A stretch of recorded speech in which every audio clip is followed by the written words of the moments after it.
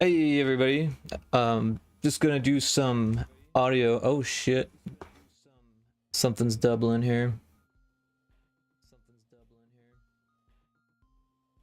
What happened here? Oh, yep, that'll happen. Alright, so hopefully that's cleared up.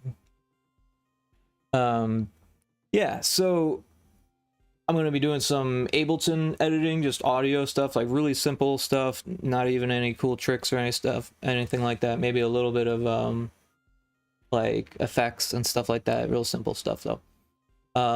Yeah, so can probably keep the music on. I see stream avatars is has failed me here. Let's see what's going on with that.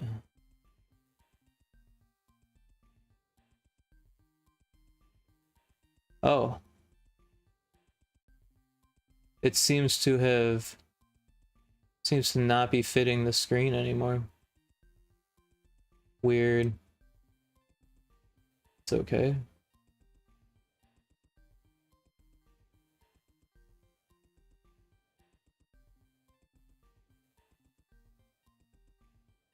Man, it's a mess. So I think what happened is the screen size changed. I'm gonna disconnect it, change the screen size. So it's I should have done this beforehand. Yeah, but how do I do this? What is it? Oh, everything's so big, it's hard to, it like doesn't look the same, right? Windows settings, gotta be it. I can't remember what I had it set to before, and that's kind of the issue here. Does that help? No. But I can shrink it down. Oh wait, did that help? I didn't look. I didn't look in the right spot. Where did it go? Oh yeah. Okay, so that should help actually. Let's try connecting it. This is ridiculous. Okay, so it's kind of there. I think that's probably where it's supposed to be. Yeah, that looks about right-ish. I don't know. Maybe not.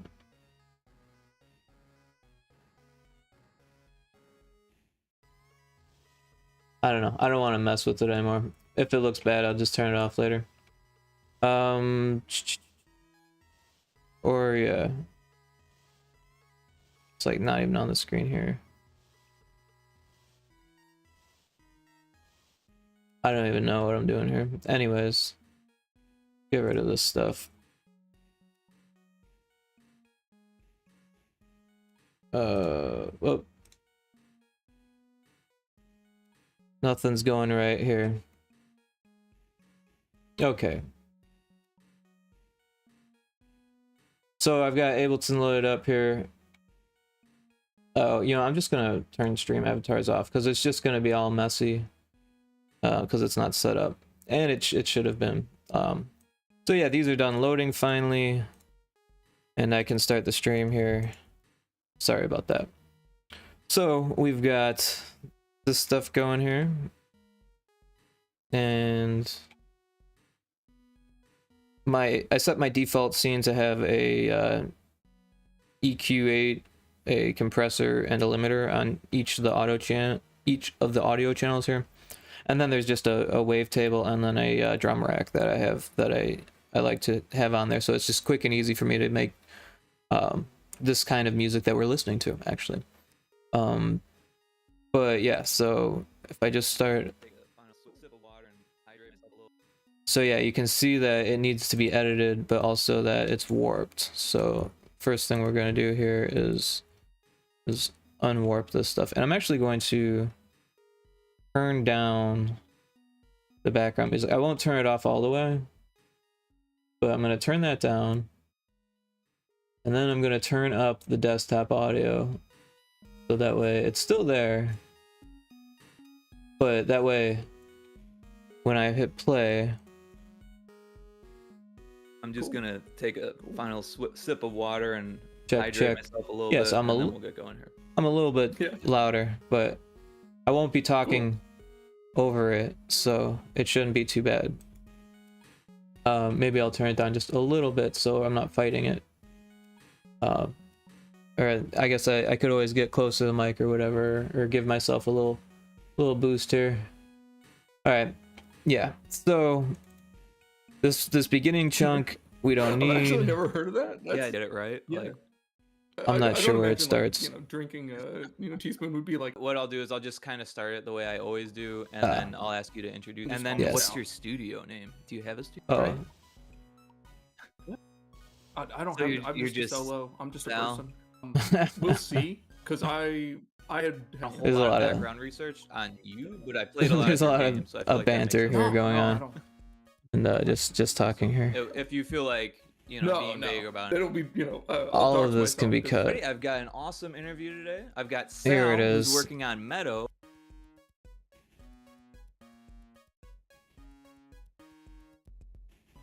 So somewhere over here. Where did I click? Too far back.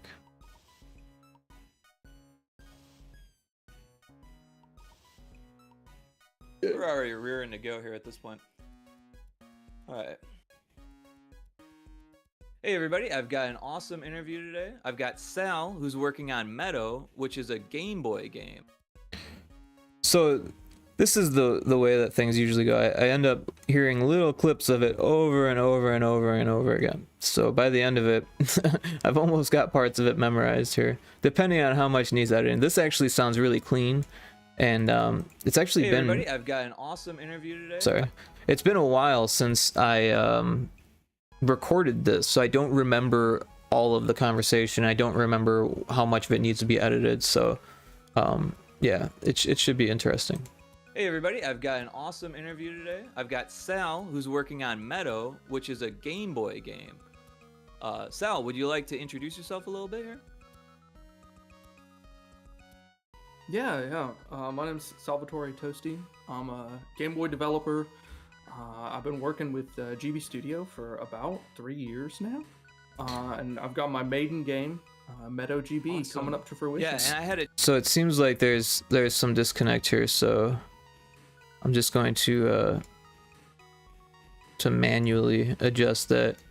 I'm not sure why that happened, but it did. Would you like to introduce yourself a little bit here? See, there shouldn't be this gap between them, and I'm not sure why that happened. Yeah. My name's Salvatore Tosti. I'll go back on the VOD Sal, and would you like to see introduce yourself exactly a what little I bit did here? there. Yeah. My name's Salvatore Tosti. I'm a Game Boy developer. I've been working with GB Studio for about 3 years now, and I've got my maiden game, Meadow GB, coming up to fruition here. Awesome. Yeah, and I had a chance to play one of the more recent builds. I know you're still working on it, so things are So still there's a getting little done, bit- but I had Yeah. a lot of There's a little bit of space here, so I'm just gonna select everything here by holding shift and then alt to scooch. Oh, the scooch. What am I doing here? Did I mess up? All right. So E to cut things, right? Control E. Sorry. Alt to do this thing so it doesn't snap, to turn off snapping. Yeah, and then clicking shift, and then what's going on here? All right, so you gotta like click on it and then hold alt and then line it up. So I've got my maiden game, Meadow GB, coming up to fruition here. awesome. Yeah, and I had a chance to play one of the more recent builds. I know you're still working on it, so things are still getting done. But I had a Yeah. lot of fun, both with the build that I had prior to that and with all of these new changes to it. Yeah, And, as of, and it's as just of, amazing how many changes you made there. Yeah. As of recording, version 0.9.0 was. all right, so I kind of cut him off there, and that kind of sounds bad. So and he's gonna he repeats what he says, so it's not like Yeah, And, as of and it's as just of, amazing how many changes you made there. Yeah. As of recording, yeah. So I'm just gonna cut that out and then remove the silence and kind of pretend like it never happened, just because it's going to streamline the episode a little bit better, make it sound better. You don't have to hear his speaking and then me cutting it off. Things are still getting done, but I had a lot of fun, both with the build that I had. And then here, just for the audio's sake, I can move to a clearing. So things are still getting done. Yeah. But I had a lot of fun. So it sounds a little bit better. I'm not sure exactly where it happened on the audio since things got moved over, but it's going just about where it needs to be. Yeah. As of recording, version 0.9.0 was released this morning. So that has all the latest changes, all the latest mini games, all the latest stuff. And yeah, it's a really like big update. I'm still kind of I keep saying, oh, it's like 3 more months and then I'll be done. The game will be complete. And that has been a consistent 3 months for like 3 years now. So, you know, there's always more to add. Yeah. Yeah, no, I know exactly how that feeling is and how it works. I have a similar project that's been going down a similar route. So the way I experienced it, at least, was that things seem to be fun for you. So you're like, all right, I'm gonna do this, make it small, and then other people find it fun too. And then it's like, wait a second, I could add so much more. These other people have these ideas. Is that the same kind of thing that happened to you? Totally. So I'm just gonna give that a little bit again. It seems like he moved away from the microphone a little bit there. Similar route. So the way I experienced it, at least, was that things seem to be fun for you. Could do it a little bit more. So the way I experienced it, at least, was that things seem to be fun for you. So you're like, all right, I'm gonna do this, make it small, and then down a similar route. So the way I experienced it, at least, was that things seem to be fun for you. So you're like, all right, I'm gonna do this, make it small. Yeah, stuttering is not something I do all the time or anything like that. It does happen, like not something I ever really think about, really. But it's just one of those things. My brain just keeps going and my mouth keeps going, and then they go in different directions, and then a stutter happens. It's like buffering or something like that. I just did it, right? I said it's like a route. So the way I experienced it, at least, was that things seem to be fun for you. So you're similar route. So the way I experienced it, at least, was that things seem to be fun for you. So you're like, all right, I'm gonna do this, make it small, and then other people find too. And then it's like, wait a second, I a similar route. So the way I experienced it, at least, was that things seem to be fun for you. So you're like, all right, I'm gonna do this, make it down a similar route.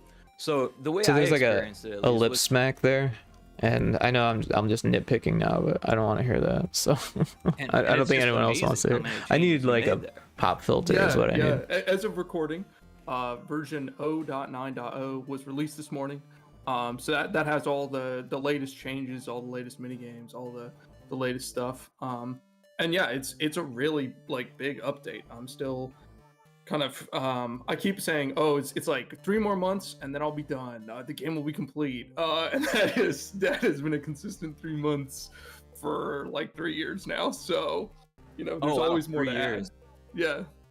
Yeah, no, I know exactly how that feeling is. So we kind of talk over each other. I know this is kind of nitpicky as well, but there's like, it seems like there's space where I can just move things around a bit to make that work. So I might as well take the time to do that, because I can't even hear what I'm saying. So this is a little bit tricky in Ableton, but it's actually easier if I cut this and then move this a bit and then put this back.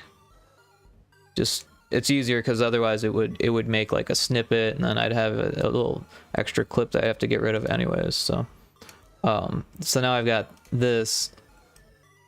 I'll cut the tail off of it and just I slide it about into place, and now hear what it sounds like. Oh, it's like 3 more months and then I'll be done. The game will be complete. And that has been a consistent 3 months for like 3 years now. So, you know, there's always more to add. Yeah. Oh wow, 3 years. Yeah, no, I know exactly how that feeling is and how it works. I Yeah. have a similar So I just got project that's excited been early, going and maybe down a that's just the similar way route. things got So moved. the way I experienced it, at least, was that Yeah. things seem to be fun for you. So you're like, all right, I'm gonna do this, make it small, and then other people find it fun too. And then it's like, wait a second, I could add so much more. These other people have these ideas. Is that the same kind of thing that happened to you? Totally. When I started the project, it was really like just a personal thing. I was like, I've been trying to make games for years. I'm at a point in my life where like I kind of either need to do it or set it aside for a while. So I was like, all right, I'll just, I'll do a game, I'll release it, even if it's not perfect. I'll get it out there. So I did like, I spent like about 6 months kind of developing the game and then released it in October of 22. And then I was like, okay, like that was fun. I'm ready to move on. And then like one or two people played it and were like, oh, this is cool. And I kept like coming back to it and being like, well, I should really polish this up. Like if this is gonna be like the game I make, like I should do a little more. I should like work on this. I should, I could add this, I could add that. And then it's just kind of grown and grown. And then from that point I was like, I think I'm gonna work on this for like a couple years and really get it to the point where it's a real game that's like of quality, and is something like substantive and isn't just kind of a personal thing anymore. So, I imagine the final release date is probably not set in stone. Then is that the case?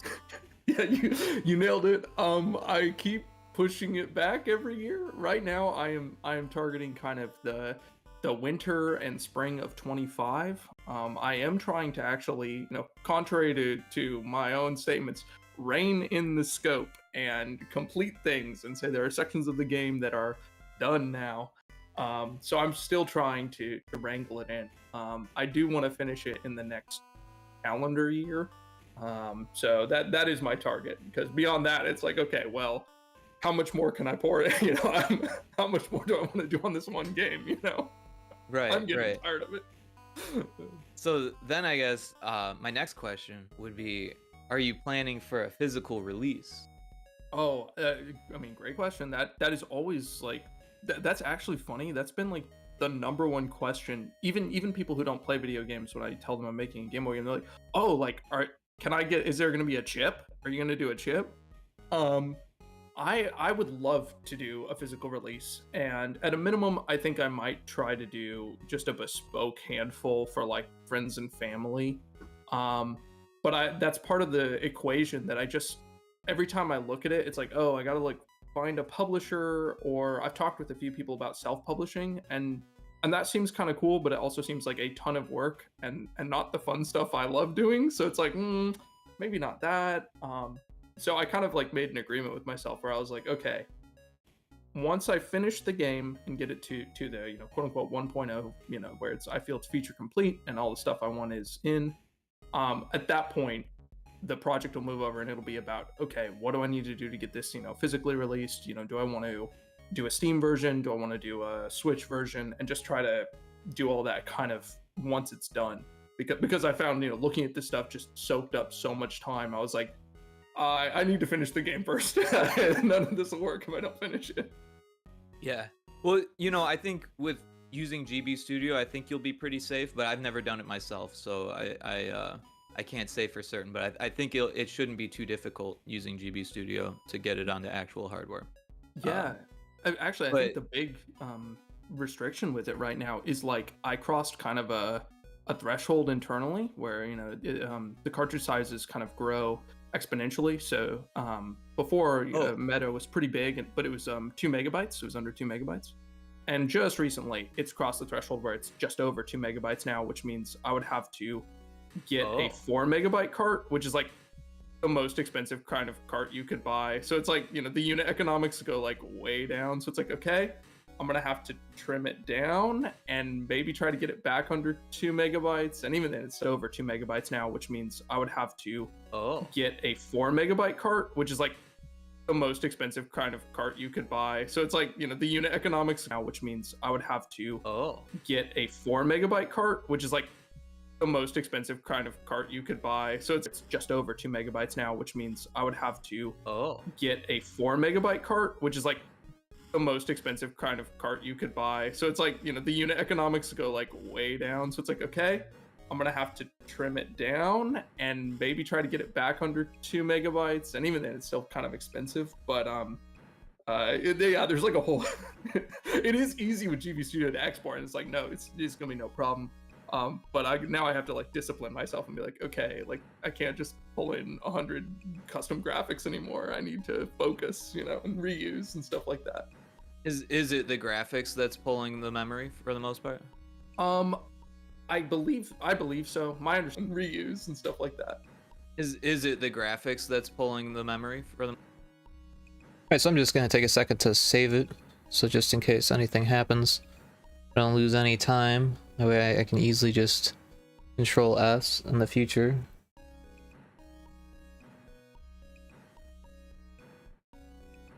Oh. What are we at? 25 now? Yep. And I'll just call it Meadow. And just interview. That feels weird. I was looking at how I spelled it on this one, but yeah, either way that'll work. Yeah, so now it's saved. This gap here, it feels natural, so I'm just gonna leave it. Hardware. Yeah, actually, I think the big restriction with it right now is like I crossed kind of a threshold internally where the cartridge sizes kind of grow exponentially like that. Is it the graphics that's pulling the memory for the most part? I believe so. My understanding is still pretty casual of that. My understanding is like graphics and music is where you kind of spend the most in terms of your cartridge. Is it the graphics that's pulling the memory for the most part? I believe so. My understanding. I'm just gonna pull that out, so it's. My understanding is like graphics and music is where you more kind close. Of spend the most in terms I don't of think your cartridge size. And I have pulled in a lot of custom. Anyone minds been working with the being pulled out? They look. I believe so. My understanding is still pretty casual of that. My understanding is like graphics and music is where well you as the kind of lip spend smack. the most in terms of your cartridge size. Super and I easy have pulled in a little lot of stuff. custom Might as graphics. well. I believe so. My understanding is still pretty casual of that. My understanding is like graphics and music is where you kind of spend the most in terms of your cartridge size. And I have pulled in a lot of custom graphics. In the past couple months, been working with an artist, and they look great. But then I have noticed that's ballooned the cart size. So I think your cartridge size. I see. And I have pulled in a lot of custom graphics. Your cartridge size. I see. And I have pulled in a lot of custom graphics. It just sounds bad, so I'm just gonna remove it. Couple months, been working with an artist, and they look great. But then I have noticed that's ballooned the cart size. So I think there is kind of a correlation there, and I have to go do more research to figure out what is the correlation, and then what is the best savings here. So I think we should hold back on the technicals a little bit and talk about the game itself a little bit. How would you describe Meadow? I would describe Meadow as. All right, so again, I'm gonna pull this back on that. Oh, pull this back on that, and just kind of remove some of the silence.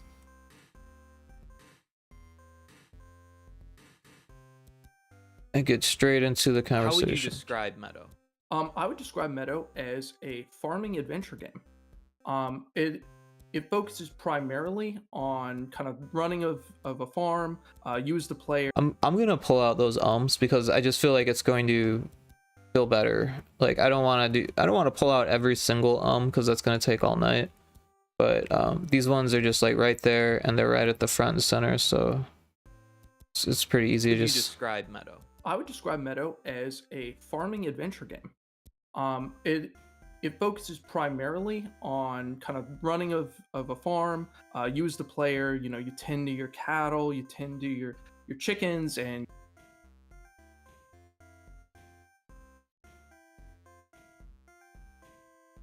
yeah. I'm sure sequel Jesus won't mind that I drop the I would describe Meadow as a farming adventure game. It focuses primarily on kind of running of a farm. You as the player, you tend to your cattle, you tend to your chickens, and you plant crops and harvest them. and do a variety of other activities on the farm, from brewing, like different ciders and beverages, making ceramics, and all sorts of stuff. But there's also an element where you, the player, are going out into the world around the town of Shady Creek, and you're kind of exploring it. You're going out and foraging items. You're meeting different characters, and you're completing their quests, and kind of interacting with the world in that way. So it's a little bit of a hybrid. If I was to really shorthand it, I would kind of say pretty close to Harvest Moon on the Game Boy, but maybe with a touch of Zelda, something like that. Yeah, that's exactly how I describe it, and I think it's a lot of fun to play. I loved Zelda as a kid, and honestly, I never had Harvest Moon, and I didn't have a great Stardew experience until recently. So I'm actually just now in that mood of like a harvesting type game. So I played Animal Crossing when it was real popular on the Switch.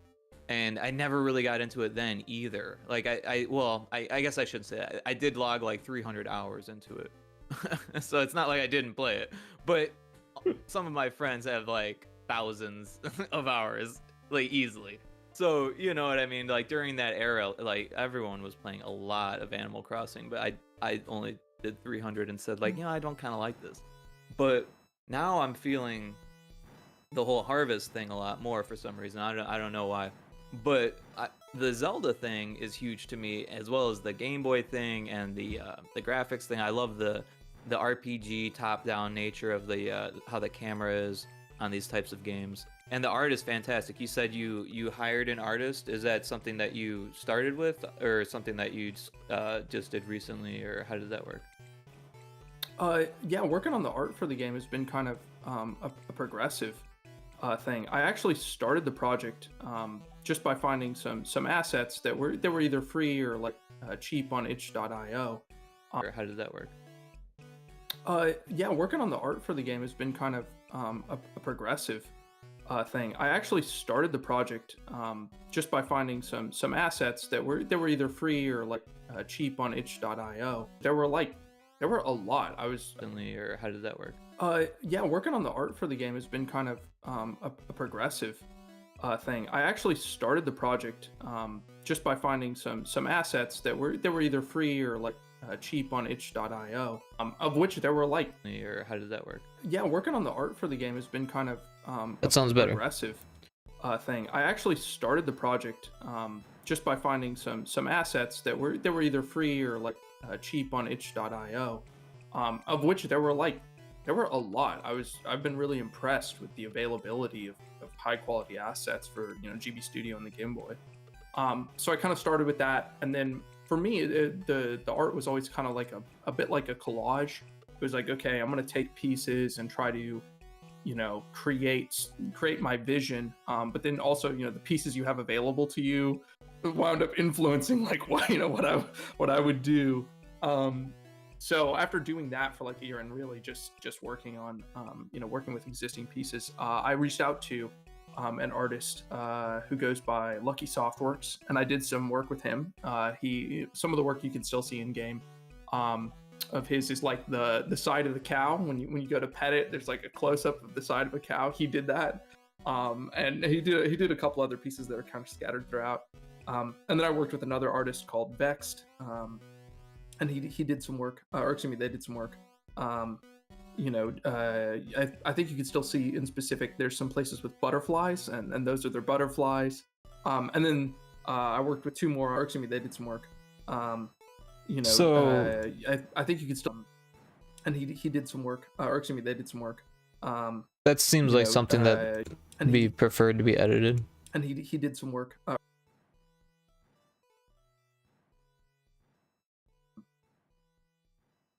Excuse me, they did some work. I think you can still see in specific, there's some places with butterflies. If I can get those it. are their butter. They did some work. I think you can still see in specific, there's some places with butterflies, and those are their butterflies. And then I worked with two more artists, a person who goes by the name of Faultbox Online, and they did some really wonderful work. They did the town. It's called Vexed. They did some work. I think you can still see in specific. There's some places with butterflies, and those are their butterflies. And then Let's clean this up a bit. They did some work. I think you can still see in specific. There's some places with butterflies, and those are their butterflies. And then I worked with two more artists, a person who goes by the name of Faultbox Online, and they did some really wonderful. I worked with another artist called Vexed. They did some work. I think you can still see in specific. There's some places with butterflies, and those are their butterflies. And then I worked with two more artists, a person who goes by the name of Fault, the town in particular. So all the drought. And then I worked with another artist called Vexed. They did some work. I think you can still see in specific. There's some places with butterflies, and those are their butterflies. And then It's like it never I happened. worked with two more artists, a person who goes by the name of Faultbox Online, and they did some really wonderful work. They did the town in particular, so all the buildings in town and like the player house and stuff. And then the artist I've worked with the most is a guy who goes by the name, his name is Dan Velasquez, house and stuff. And then the artist I've worked with the most is a guy who goes by the name, his name is Dan Velasquez, or Velasquez, and he goes like the player house and stuff. And then the artist I've worked with the most is a guy who goes by the name, his name is Dan Velasquez, or Velasquez, and he goes by DVA online, and he's done a lot of the dates for like the past couple months. And I can't name all the individual places where his art's come into play, but so much of it, like the ceramics mini game and the fishing mini game, and like the player house and stuff. And then the artist I've worked with the most is a guy who goes by the name, his name is Dan Velasquez, or Velasquez, and he goes by DVA online, and he's done a lot of the recent updates for like the past couple months. And I don't know if I should fix that. I can't. He goes by DVA online, and he's done a lot of the. Do you want to get the lips? The recent updates for like the past couple months. Or Velasquez, and he goes by DVA online. His name is Dan Velasquez, or Velasquez, and let me see if I can fix that. DVA online, and he's done a lot of the recent updates. His name is Dan Velasquez, or Velasquez, and he goes by DVA online, and he's done by the name, his name is or Velasquez, and he goes by DVA online, and he's done a lot of his name is Dan, or Velasquez, and he goes by DVA online, and he's done a lot of the recent updates. His name is Dan, or Velasquez, and that sounds a little weird. See if I can he goes by DVA get that better. Online. And he's done a lot of the recent updates for like the past couple months. And I can't name all the individuals. His name is Dan, or Velasquez, and It's just so fast.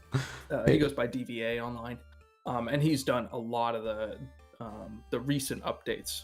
His name is Dan, or Velasquez, and It doesn't sound too bad.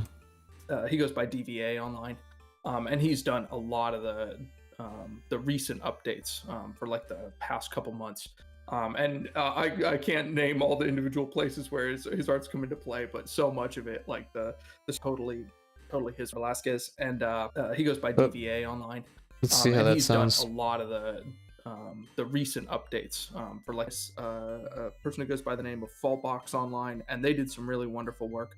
They did the town in particular, so all the buildings in town and like the player house and stuff. And then the artist I've worked with the most is a guy who goes by the name, his name is Dan Velasquez, and he goes by DVA online, and he's done a lot of That sounds good. the recent updates for like the past couple months.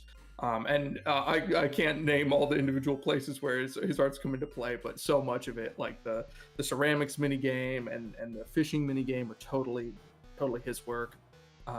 He really punched those up, and just all over. So it's kind of been like this iterative process where it's been like working with different artists over time to piece together different pieces of the game and kind of get it, into a more polished vision. Now, there was so much that I wanted to talk about with this guy, and that's always kind of the case when I speak with these game devs. And one thing he mentioned here was the ceramics minigame, and I didn't even get to that. Like, I didn't bring it up here, but man, that sounds so fun. Like, I definitely want to go back and play this game, like, as it gets completed, you know. I think that would be fun. Into a more polished vision. Wow. Yeah, that's amazing that you were able to contract out that many people to help you on this project. It's also surprising me that. So I'm just gonna tighten this up just a little bit, just get rid of some of this dead space there. More polished vision. Wow. Yeah, that's amazing that you were able to contract out that many people to help you on this project. It's also surprising me that you didn't mention doing any of the art yourself. So is that something that you did not even try? All right, so I'm having trouble speaking there, so I'm gonna try to fix that up a little bit so it's not so blatant. That's the beauty of having this multi-track recording.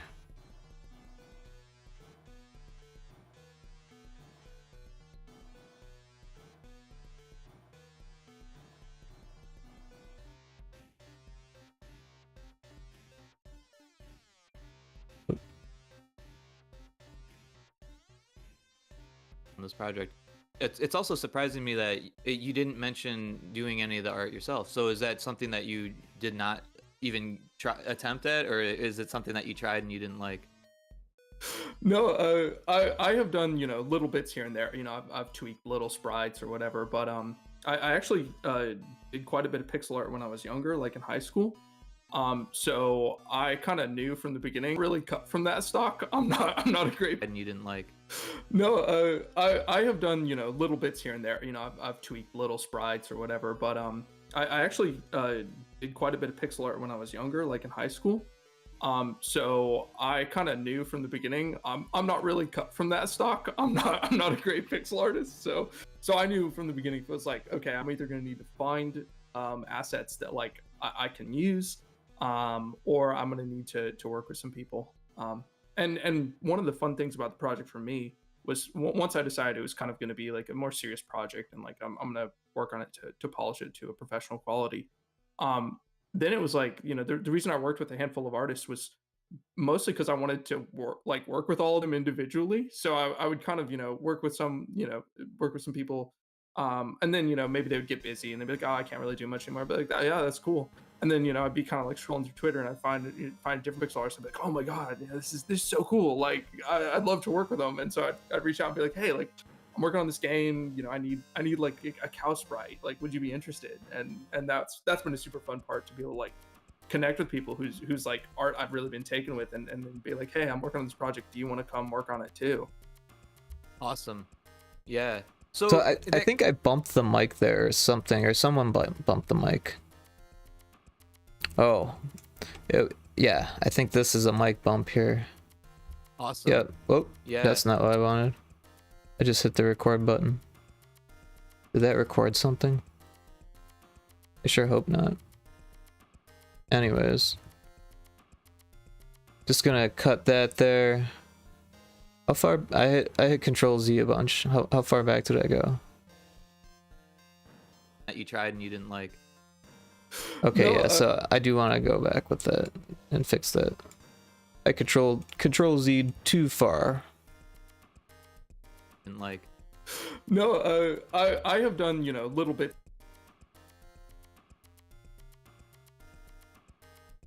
Just a little bit smaller there. There we go. You didn't like. No, I have done, you know, little bits here and there. You know, I've tweaked little sprites or whatever, but I actually did you want to come work on it too? Awesome. Yeah.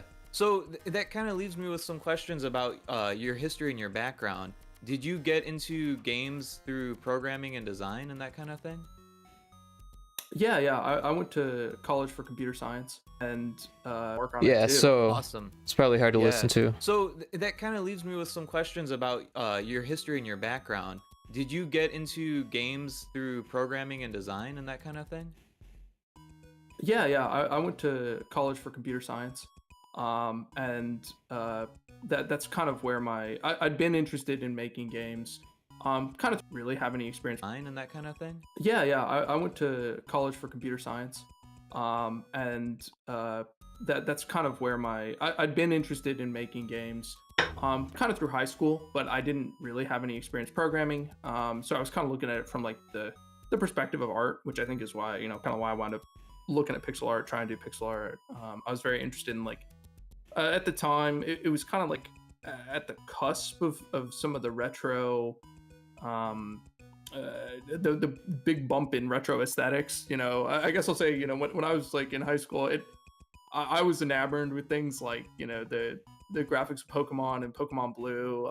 It's just a big game I played as a child, but like that was not very like poppin', even in like online pixel art scenes. People are like, yeah, this is not interesting, this is not cool. But then when I went to college, I was like, oh yeah, I like programming, I like doing this, and I was constantly trying to find ways to like make a game, figure out how to incorporate the skills that I was learning into making a game. And then once I graduated college, I was still trying to like kind of nights and weekends make games in like Unity.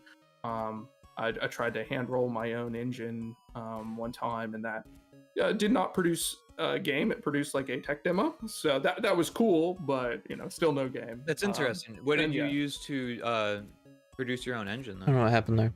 Looked like I still talked over him. That's interesting. What did you yeah. use to produce your own engine then? Or to yeah, but still no game.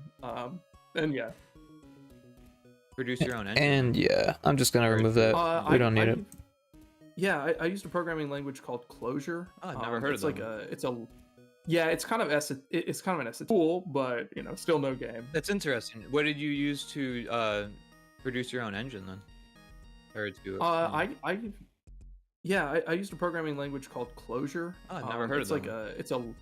It's kind of produce your own engine then. Or to Yeah, I used a programming language called Or Clojure. to I just like trail off. Yeah, it's kind of an esoteric language. It's a Lisp. I wonder if I which can is get kind of rid of an old this. family of languages, but it's modern Lisp. So I in college I came across that language. I really See if I can fix that. That's interesting. What did you use to produce your own engine then? It's pretty close.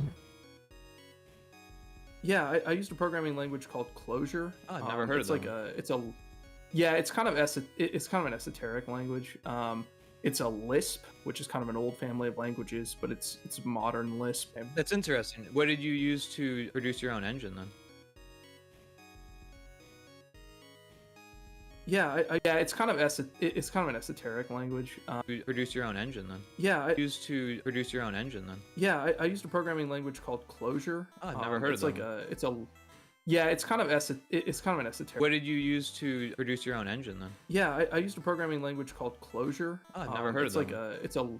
You used to produce your own engine then? Yeah, I used a programming language called Clojure. Oh, I've never heard of that. It's kind of an esoteric language. It's a Lisp, which is kind of an old family of languages. Clojure. Oh, I've never heard of that. It's kind of an esoteric language. It's a Lisp, which is kind of an old family of languages, but it's modern Lisp. So I in college I came across that language. I really liked it, and I was like, oh, I'm gonna try making a game because it has some interesting properties versus other languages. So it's available on my GitHub. It's Zoom, and it's like a little. Oh, I've never heard of that one. Yeah, it's kind of Clojure. Oh, I've never heard of that one. Yeah, it's kind of an esoteric language. It's a Lisp, which is kind of an old family of languages. That one. Yeah, it's kind of an esoteric language. It's a Lisp, which is kind of an old family of languages, but it's modern Lisp. So I in college I came across that language. I really liked it, and I was like, oh, I'm gonna try making a game because it has some interesting properties versus other languages. So it's available on my GitHub. It's I called it Gloom, and it's like a little kind of like a dungeon crawler, a little roguelike. If I remember right, like it's not even a full game. It's like you can interact with the lichen on the floor, and I think there's a rabbit sprite that runs around. So wow, is that it kind of limited? Is that 2-dimensional, or is that like early 3D style, or how is the camera set up in that? Oh, it's set up. It's 2D, and it's like a very classic kind of like kind of rogue style. I see. Okay. Like roguelike, yeah. Very cool. So, and then how long did it take you to find GB Studio from that point, I guess? Yeah. I in 2020, like late 2021, I was kind of like, okay, I'm gonna try to make a game in the next year. And so I kind of was looking around at my options, and I was thinking about like, oh, do I want to dust off that engine, or do I want to go back to Unity? I took a game development class in college that used Unity, so I was kind of familiar with it, and I tried to play around with it a handful of times.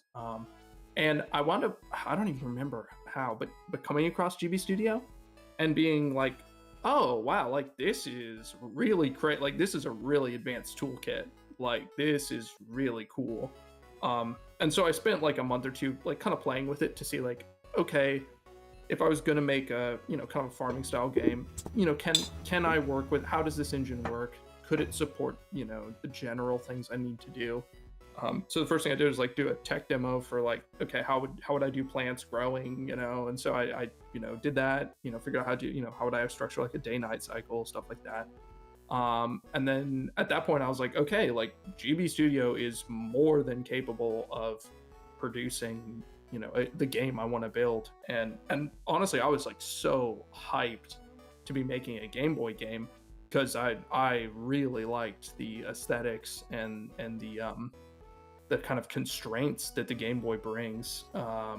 So I felt like this is like the apex of what I could have hoped for. You know, a lot of things I would be trying to do otherwise would just be an emulation of the Game Boy style. So actually making a Game Boy game really was like the apex of what I wanted to do. I kind of felt the same way once I stepped into GB Studio. It's just so surprising how well they've done it, and then with each update, it seems that most of it is changing for the better.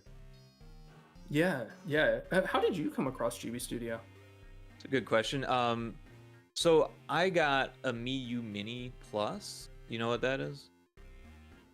Is it one of those like Game Boy emulator, like kind of fake Game Boy? I'm gonna clean up some of the silence here, just like super tiny bit, but it adds up after a while. And this episode's not like too long or anything like that, like some of the other ones I have, so it doesn't really need to be shortened. But I think generally people like it when there's like rapid fire information, not enough time for their thoughts to wander kind of thing. Or maybe that's just me.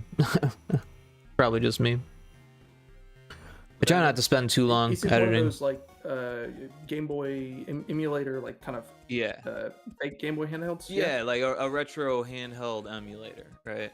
You can't put any carts in it, but it's got an SD card, right? So the first thing that I did when I got that thing in the mail was look for ways to make games on there. And GB Studio, I didn't even have to look that up because I knew about it just from Twitter. You know, being in the game dev circles and seeing developers, and I had heard about it probably maybe a year or two after it came out, but in the early days it wasn't that it seemed like, at least from an outsider perspective, because I didn't actually download it at this point, it seemed like you could only do RPG games, and that like there was like all these limitations about what you could do with it. Because all the games that were coming out, I played a few of them through game jams and stuff. They were all kind of the same.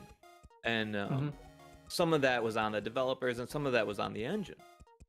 But things just kept getting better and better and better. So I was like, at first I was thinking, okay, I'm going to make like an RPG that's going to be like all these other games because that's what this engine allows. And that's going to be the quickest way I can get something on the Mii U to play. And then I realized, wow, you can actually do so much more than just an RPG. By the time that I had downloaded, it was already 3.0. And now we're in 4, right?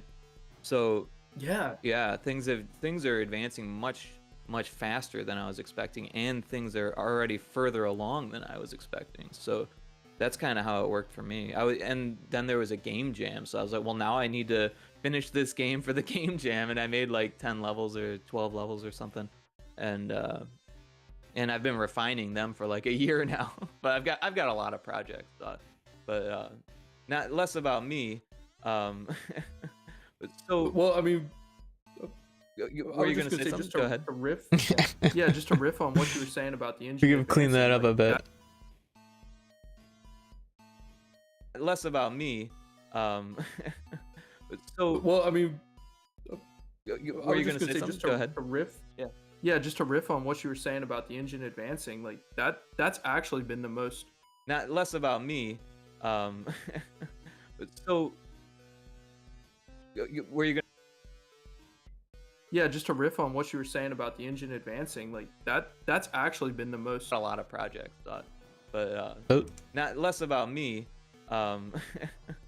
Yeah, just to riff on what you were saying about the engine advancing, That works. like that's actually been the most surprising thing to me. Coming into 3.0, I think I downloaded like 3.1 or something like that. So it was like, okay, you know, this is a substantial tool set, but like the community around GB Studio and kind of GB Homebrew has like it's exploded in like the last 12 months. It's such an exciting time to be like making Game Boy games right now, because every week there's like some new feature or like a major point release for GB Studio where it's like, oh my god, you know, they're overhauling sections of the engine, and this is, you know, things are just getting better and better. It's so exciting. This part of the conversation is so true. Another version of GB Studio was updated since this episode, or since this was recorded. So that's interesting. Yeah, just to riff on what you were saying better. It's so exciting. And like I think a lot of people don't even realize how easy, quote easy, that it could be to eject the engine and modify it and make your own modified engines, because people do this. It's something that people do. I don't know how to do it. I think that would be in C++ territory, right? Yeah, that's my understanding. I ejected the engine to make one line modification. But actually, it's funny talking about that. I up front, when I started the project, I intentionally was like, I am not going to modify the engine. I'm going to try to work with the engine as it stands, like kind of run with the grain of the engine. I'm not going to try to like do some crazy Game Boy hacks or whatever. Like I'm going to try to scope my vision to what the engine allows. Mm-hmm. So I kind of there were parts of it where it was like, okay, you know, sure, people have been demoing like really cool stuff, but it's like, yeah, I for me and my project, I was like, I'm not gonna go get super Game Boy hacker with it, like just because I was like, I need to stay focused on making the game. Oh, I like, hear that. I know I'll get distracted doing and let's all face sorts it, of crazy stuff. it's more stable if you don't modify the engine, because Yeah. the way that they're updating the engine, you probably want those updates. And the way I see it, unless you're better at making GB Studio than GB Studio themselves, then you should probably get the updates, right?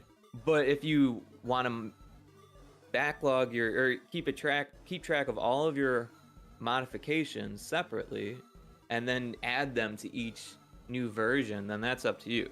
But I think that's the way to do it if you're going to do it, right? Yeah, totally. I know there's some devs out there who are working on stuff. In particular, Max Oakland. He's been doing the Blink and the Broken Robot, or excuse me, Wink and the Broken Robot. Oh yeah, I've seen that on Twitter.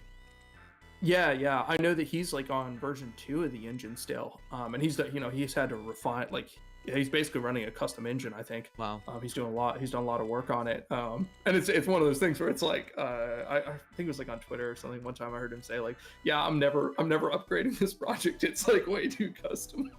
It'd be too much work. Right.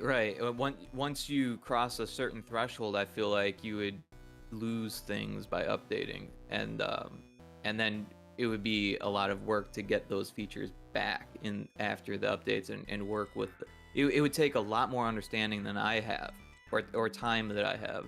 So I agree that, yeah, making modifications to the engine is awesome that you can do it, and I'm glad that I think people should do it. But if you're trying to make something like a product or something, you should probably stay away from it just and focus on what you're doing, because I mean, as Yeah. awesome as changes to the engine are, and having those abilities on, like, they'll look like, oh, I can do this hack or whatever by downloading this mod. Like, it's, I don't know, it's a different world. You know what I mean? It's like making engines Oh, yeah. versus making games. Totally. Totally. Cool. So you felt right at home in GB Studio then, I take it. Yeah. Yeah.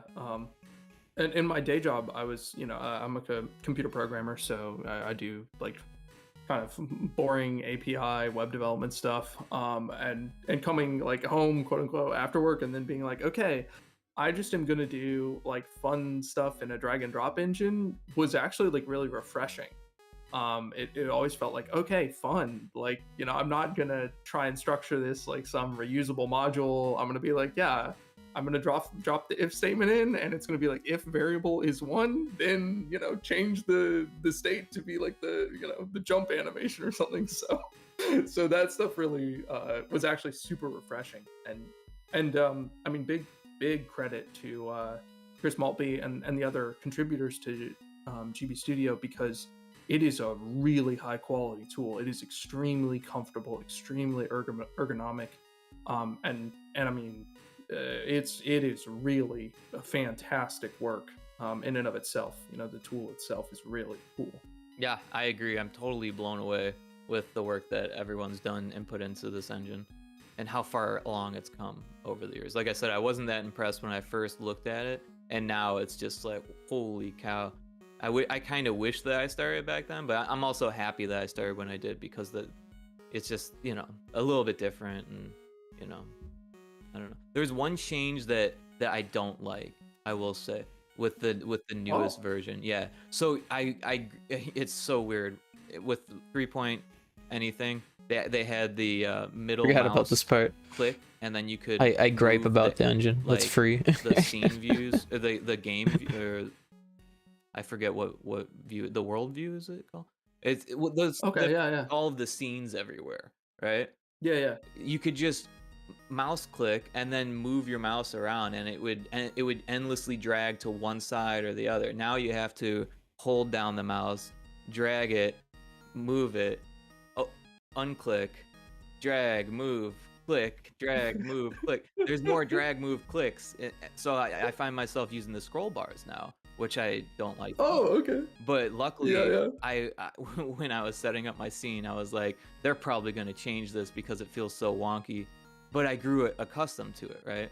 So in preparation, I set everything up in a grid anyways. Yeah. Yeah, that is like one of those funny things that I feel like it's kind of like a telltale sign of someone who's like used the engine a while, is like you develop a sense for how you want to organize the literal scenes in your game into like oftentimes it's a grid, but then there's kind of oftentimes like more where it's like, okay, well, these sections of scenes go together, so they're like in a little like atrium off to the side. Yeah, it's all grid shaped, right, by nature. Yeah. But there's like empty sections, right, that I'm probably gonna fill in later, or they're there just as a buffer so I can understand what's going on. Yeah, there's kind of like this weird like interplay between the literal negative space on your screen and the literal items and how you group them and stuff. It's funny. It's very like, it's definitely special to GB Studio, It's weird. And it leaves me a little bit anxious. Like, can you run out of space? Is that a thing? That's a good question. Have you ever run out of space? I have not. Well, that's good to know. I haven't either. And my screen is pretty big. If I zoom out, like, I still can't fit it all.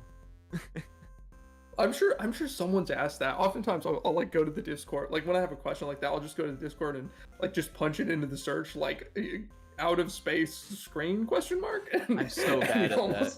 Like I'm in the Discord, but I don't ever post there. I'm quite the lurker. I'm on there every day, trying to keep up with like what's popping, like what are people doing. But like I never post anything. I try to lurk once in a while. A lot of it's over my head, and like I don't know, it's so deep, and I don't know. That's one of the few homebrew. I don't know. I'm trying to get into NES development as well. So like I'm in too much homebrew right now, so you know, I can't keep track of it all. But I love it. You know what I mean? Yeah, totally. I totally know what you're saying. But yeah, the GB Studio is just so functional to me. Like, and it's weird because there is a little bit of programming. If you look at like, was it the GBVM, right? Yeah.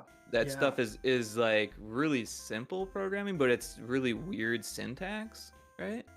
Yeah. It's, I mean, like that. I kind of skipped over this, but when I was doing the initial assessment, I'm kind of like, okay, do I want to use GB Studio or not?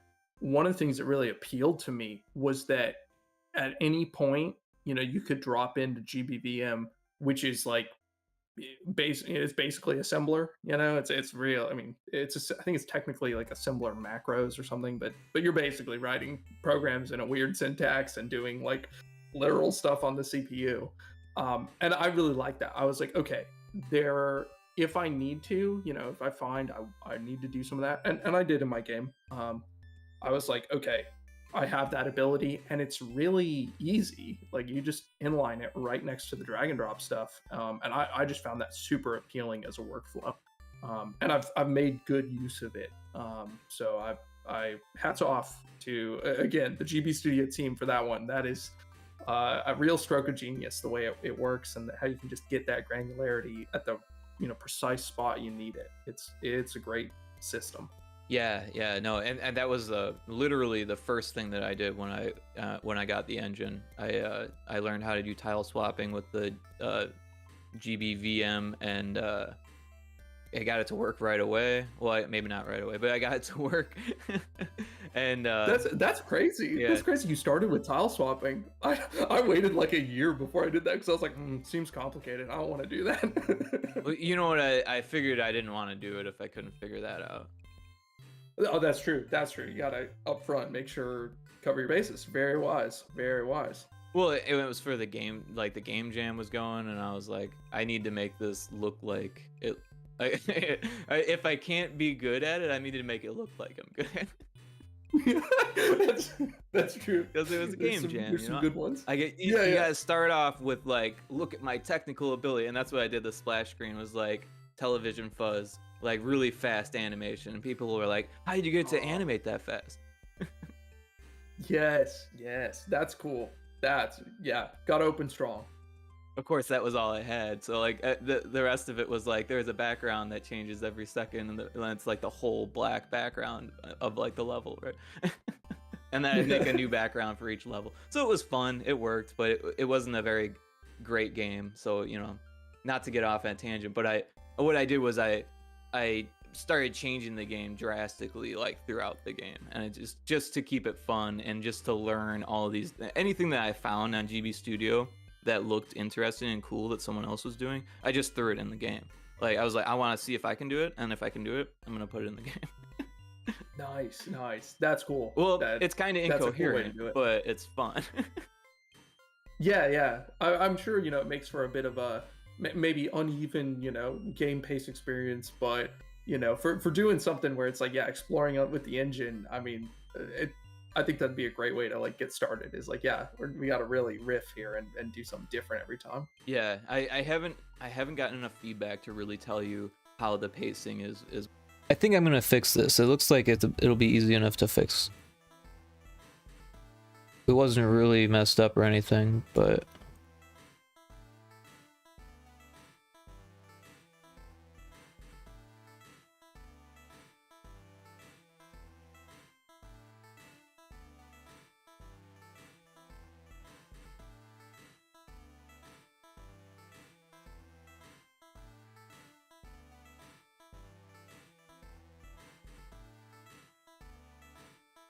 I think this is how it was supposed to go. Let's try that. Anything that's too far. I can do it, and if I can do it, I'm gonna put it in the game. Nice. That's cool. That's a cool way to do it. Well, it's kind of incoherent, but it's fun. Yeah. I'm sure it makes for a bit of a maybe uneven, there's a little bit of a gap there. Game pace experience, but for doing something where it's like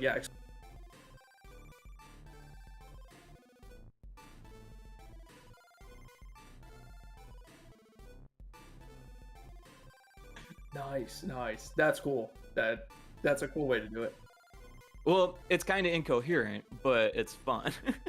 Yeah, yeah. I'm sure, it makes for a bit of a maybe uneven, game pace experience, but for doing something where it's like, yeah, exploring out with the engine. I mean, I think that'd be a great way to like get started. Is like, yeah, we got to really riff here and do something different every time. Yeah, I haven't gotten enough feedback to really tell you how the pacing is working on people, and I'm enjoying it enough where I'm just like, this is fun for me. And like I said, I've got other projects too, so like that's kind of why I started this project, was like I need something that I can just like really enjoy, and no rules. Yeah, yeah. The classic need a vacation from your vacation type of thing. Right. But you can't just have no rules if you're making a project. You know this, right? So that's why GB 100%. Studio is perfect, because it's like all the rules that you could want, right? Because I mean, it's like you're making a game that works on the Game Boy. You know what I mean? You remember the Game Boy that came out in the 80s? Yeah, it's like the restrictions are really funny too, because like at the beginning, but for people who don't use GB Studio, when you're working in the editor, as you build your scenes for your game, there's kind of like numeric indicators on the screen to help you understand, like, oh, like do you have too many sprites in your scene, or is the background too complex? So it's a really easy way, it really holds your hand and helps you understand, like, oh, I need to take details out of the background, or I have too many things moving around on the screen. It's going to cause problems. But then, like, as you get a little more advanced, it's so funny because so many of those, like, quote unquote rules, it's like, yeah, well, you can kind of, you can overcome those. You can, if you twist things around, well, you can get more space if you really want it, and you're willing to, do some contortions. So when I've been working with with the artists, it's been really hard sometimes to explain to them the constraints that I need certain sprites to fit in. In particular, I updated the sprites on like the seed bags in the game, that you purchase to plant your seeds. Because I foolishly, when I started, was like, oh, I'll structure the item screen so that it uses sprites. And that worked for a long time, but it really, overall, in my implementation, has capped how many like items I could have in the game. Right. And so what I wound up having to do was like explain to the artist, like, okay, for these seed bags, I need the left half of the bags to be the same on all of them, but the right half you can riff so long as it doesn't cross the middle of the bag. You can draw a carrot, like it can go up to but not exceeding 8 pixels, That's stuff smart. like that. And That's yeah, good. yeah. Yeah, interesting limitations for sure. And I did find the art to be the hardest part. And I'm an artist. I went to art school. But not exceeding 8 pixels, That's stuff smart. like that. And That's yeah, good. yeah. Interesting. I'm just like a little bit offset. I don't know if that's how it was recorded or if things got moved. But I feel like if I was just moved over a little bit, we could hear both of those. 8 pixels, stuff like that. That's And smart. yeah. That's good. Yeah, Interesting limitations for sure. And I did find the Yeah, art to be we'll get rid the of that. hardest part. And I'm an artist. Oh, I went yeah. to art school. And Oh, then really? I didn't. this could forgive me, I didn't be remember that. No, it's fine. I don't expect everyone Oh, to know that. where I'm am just I? saying Here we that, go. like, coming from an artist A little bit of background and game jumping there. into GB Studio, I was like, and I'm someone who's actually experimenting. Stuff like that. And That's smart. yeah. That's good. Interesting limitations for sure. And I did find the art to be the hardest part. And I'm It's like I walked away from the mic or And something. stuff like that. And That's smart. yeah. That's good. Interesting limitations for sure. And I did find the art to be the hardest part. And I'm an artist. Oh, I went yeah. to art school. Oh, really? I didn't. Forgive me, I didn't remember that. No, it's fine. I don't expect everyone to know that. I'm just saying that, like, coming from an artist background and jumping into GB Studio, I was like, and I'm someone who's actually experimented with 3 colors before in pixel art, and I've experienced with 8x8 pixel size as well. I'm experienced in all of that stuff, and still came in to GB Studio having difficulties because of all of the limitations, right? And I mean, I'm still figuring it out, but I'm also actually really comfortable in it now, and that's it's like a puzzle. It's like solving a puzzle. Because first of all, there's only so many things you can do in an 8x8 square, right? And you've only got 4 colors total, 3 colors if it's a sprite, right? If you're including the transparency, and it's a puzzle. Like just to do something original is a puzzle, but now you have to make it be original and look good, right? And it has to be good enough that people look at it and say, like, that is a thing that I know. That's an apple, or that's a seed bag, you know, right? And that's not easy, because how do you tell the difference between an apple and, say, like, an orange? You know what I mean? Like, and when you only have, I was saying 8x8, but if you only have 16x16 to work with, then the limitations are tough. It's tough. Yeah, I mean, I really want to give credit to the artists I've worked with on the project, because they've all been very skilled at expressing, you know, the shapes or the ideas, you know, the individual items or scenes, and it is tough in 3 colors to, you know, express some of this stuff. You know, draw a watermelon sounds easy until you're like, and you get 1 shade of green, you know. It's like, oh, okay, that's tough. So I really want to give them a lot of credit. They have done a fantastic job, and you know, well beyond my capability. I would not have been able to do any of that. It's a lot more difficult than it seems to limit yourself to that. And then, I don't know, like we were talking about the Game Boy hardware, it's so fascinating. The more I learn about it, the more interesting it gets. Like, the LCD screen itself is like layers of like liquid crystal that twist, right? And they twist to create the different, they're polarized is what it is. It's like you have polarized sunglasses, basically, and that's how it's getting dark, is because you're rotating these polarized you know, pieces of plastic or whatever they are, crystal or whatever, and they're rotating to not let the light through.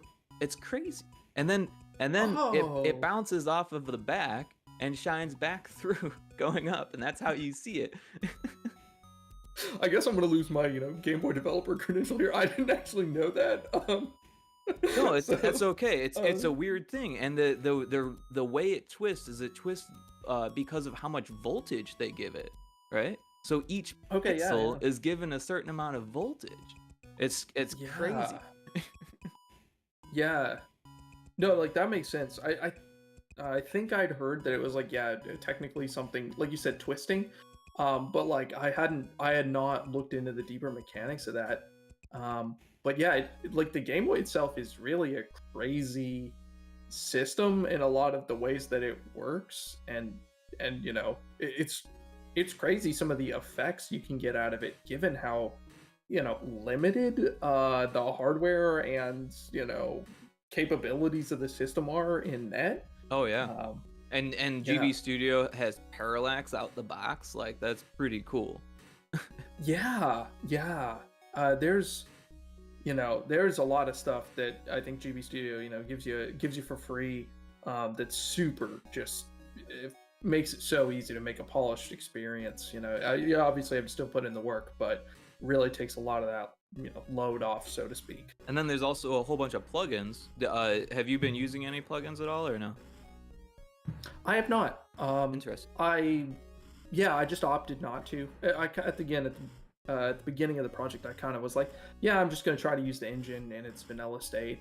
At the time that I started, there were only kind of a handful of plugins that people were, I mean, there might be more, but people were only talking about a handful, and I was kind of like, they don't really fit my use case. I'll just do vanilla. Although in hindsight, you know, maybe that restriction has been kind of limiting given the explosion in development of plugins. But yeah, I don't use any plugins on Meadow right now. It's interesting. Yeah, no, it's not exactly the Unity asset store or anything like that. It's still slim pickings of plugins that are actually useful for you or for anyone. But there are quite a few now. I mean, I imagine there's been a steady increase, I believe, you know. Yeah.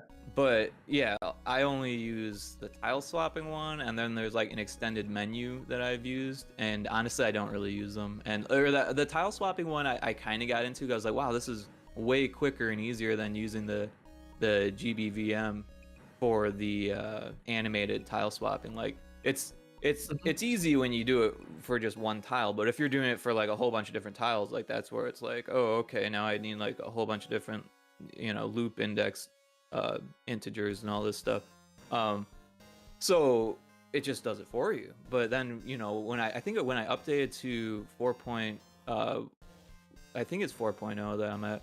I don't think I grabbed 4.1, or maybe I grabbed 4.1. I don't know. Anyways, it's the tile swapping like stopped working after like a certain amount of tiles. So I was like, I think I'm going back to GBVM. You know. And that's what I did. Yeah. I was just like went right back to GBVM, you know. And it's weird because it works on some of the older scenes that I had set up before, but like trying something new with like a whole bunch of swapping like just didn't work. So I was like, yeah, back to the old ways. And yeah, because that's all the plugin did. It just did the GBVM for you, you know. Yeah, yeah. I saw that plugin kind of like when it debuted, and I've seen a lot of people talk about it, and I absolutely was like, oh, that would be nice. That would have been nice for some of these scenes, but I was like, I'm too lazy to go back and like redo my scenes with the plugin. I was like, that's whatever. I'll with it. Yeah, no, and that's the thing. If you've already done the work with GBVM, it's probably more stable that way, anyways. Yeah, yeah. You know, kind of the devil you know type of thing. Yeah. So outside of the obvious, or Clean you that could up. include the A little bit of space here. Let me The hear devil you again. know type of thing. yeah. So outside of the obvious, or you could include the obvious. What kind of inspirations have you found for your hobby, or also Meadow in particular? Yeah, yeah. For Meadow in particular, we kind of I've mentioned it a handful of times, but as it was a game I really enjoyed. You know, kind of the devil you know type of thing. Yeah. So outside of the obvious, or you could include the obvious. What kind of inspirations have you found for your hobby, or also Meadow in particular? Yeah, yeah. For Meadow in particular, we kind of I've mentioned it a handful of times, but as a child, I played Harvest Moon, and I really loved it. It was a game I really enjoyed a lot. So when I was trying to decide what kind of game I wanted to make, I did have a couple particular things where I was like relaxing for the player. Meadow in particular. Yeah, yeah. For Meadow in particular, we kind of I've mentioned it a handful of times, but as a child, I played Harvest Moon, and I really loved it. It was a game I really enjoyed a lot. So when I was trying to decide what kind of game I wanted to make, I did have a couple particular things where I was like, I want to make a game that's like relaxing for the player. I obviously played Harvest Moon as a child, and then I played Stardew Valley, you know, as like an adult. And I was like, I like those games a lot.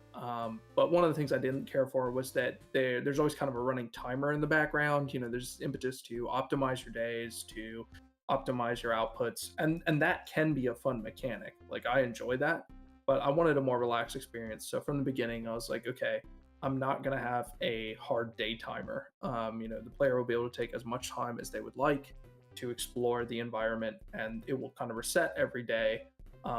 And maybe encourage, you know, some form of like routing or, you know, efficiency, but that's not going to be demanded of the player. All right, let me cut you off just say that is my favorite part of like your own spin on this genre, because man, playing Stardew, the first time I played it, that I hated it because of that. It was so stressful for me. Once I realized how quickly the day went, I was like, oh shit, I don't know what to do. You know, and it was ruined for me until finally I went back years and years later and tried it again, and I was like, wait, well, first of all, they changed the game a whole lot since then, and second, it was like, wow, this is a lot better. Yeah. I had kind of a similar experience. I tried before the pandemic in 2019. I'd spent I think about 100 hours playing Stardew, and Okay. I'd really enjoyed it. Wow. And I was like, oh, this is fun. And then I tried to go back and play it like during the pandemic, and I was just too stressed out, and like I couldn't enjoy the game because it was demanding things of me. And I was Right. just like, I can't play an experience like this right now. It Um, as soon as you wake up, you have to think fast about what you're gonna do and how you can yeah, do it like the most optimal way possible, and like how you're not gonna run out of energy on the way home from the mine or whatever, you know. yeah, yeah. So I was like, I'm just, I'm gonna just take a different tact on that. Um, but one of the other things that I, like kind of just from the beginning, I was like, okay, I'm gonna try and base this game off my memories of how these games felt. So even though I like Harvest Moon and whatnot, I haven't really played a substantial amount since I started the project. And I haven't played Stardew Valley since I started the project, just in an effort to kind of be like, I want this to be about the things I remember these games being like as a child. And in particular, when I was a kid, I had a Game Boy, but I did not have like a Nintendo 64 or a console till I was a little older.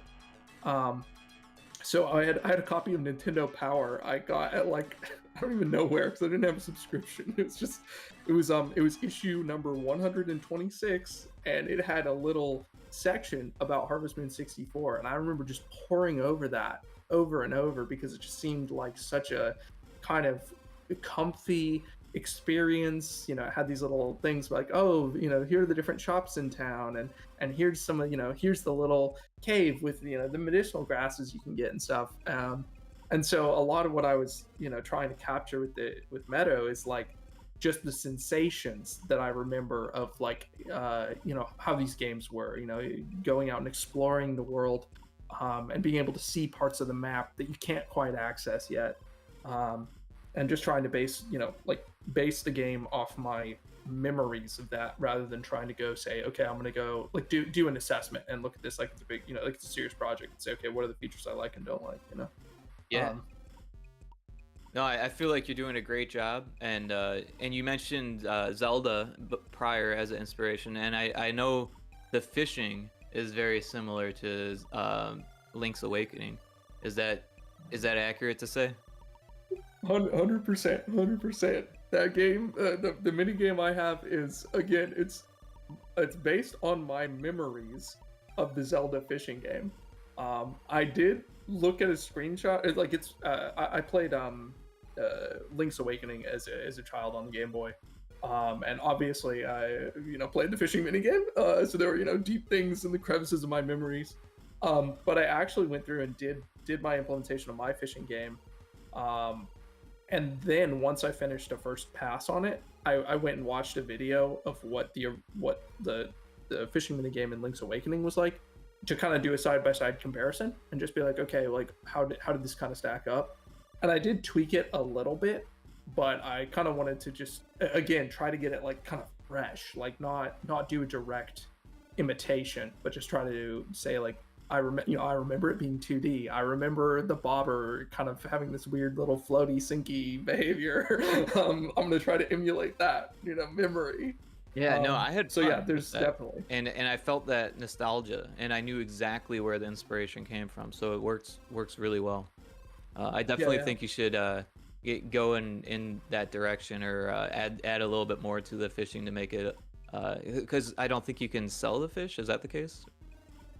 As of the latest version, as of recording version 0.9.0, you can sell the fish. Nice, You can nice, sell your catches. Yeah. nice. I don't have the user's name, but someone left a comment on the itch page and was like, I really wish you could sell the fish. And I like literally slapped my forehead and I was like, oh my god, why didn't I think of that? Of course you should be able to sell the fish. What the heck? So I had to like go implement that. That was a big thing I worked on in the last couple of months, was like implementing the mechanics around fishing and catching your fish and putting it in a a separate screen. You have a little fishing basket now that you keep your catches in for the day and all that stuff. Nice. So that brings to mind a question. How often do you update? Is it regularly, or is it just whenever you feel like you have a change that needs to be put up, or anytime you make a change, or how does that work for you? Yeah, I try to do updates about once a quarter. I've tried to hit that about 3 months. This last update went kind of long in the tooth. It wound up being 6 months between releases, which was kind of longer than I like, but I just wound up being what it was being. Um, so yeah, my goal is to consistently release updates for the game. Um, Not only to kind of like keep building interest, but just for me, if the project goes too long between releases, I kind of get tired, and like it begins there begins to be this like weight, I feel, where it's like, oh my god, there's so many changes, like I gotta go double check all this stuff, I gotta test all this, make sure it's working.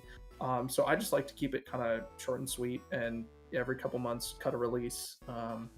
And just kind of cut the releases based on like whatever I've worked on. So I don't have like this is the cooking update. It's just like, yeah, I worked on the cooking this time, so I guess it's the cooking update. That's awesome. And then you only have the itch page and your Twitter, or is there other ways that you market the game? Yeah, those are the primary ways. You can find Meadow GB on itch.io. You can also find me on Twitter at Sal_T_GB. And there is a website for the game, meadow.fun. It's just a small website, kind of some screenshots and stuff and links out. So it's kind of a little homepage, but Nice. All the updates are posted on itch and Twitter. Nice. Yeah, I didn't check out the webpage. I didn't see that, so that's awesome. I'll have to take a look at that. Then is there any other marketing that you've done or planned for Meadow?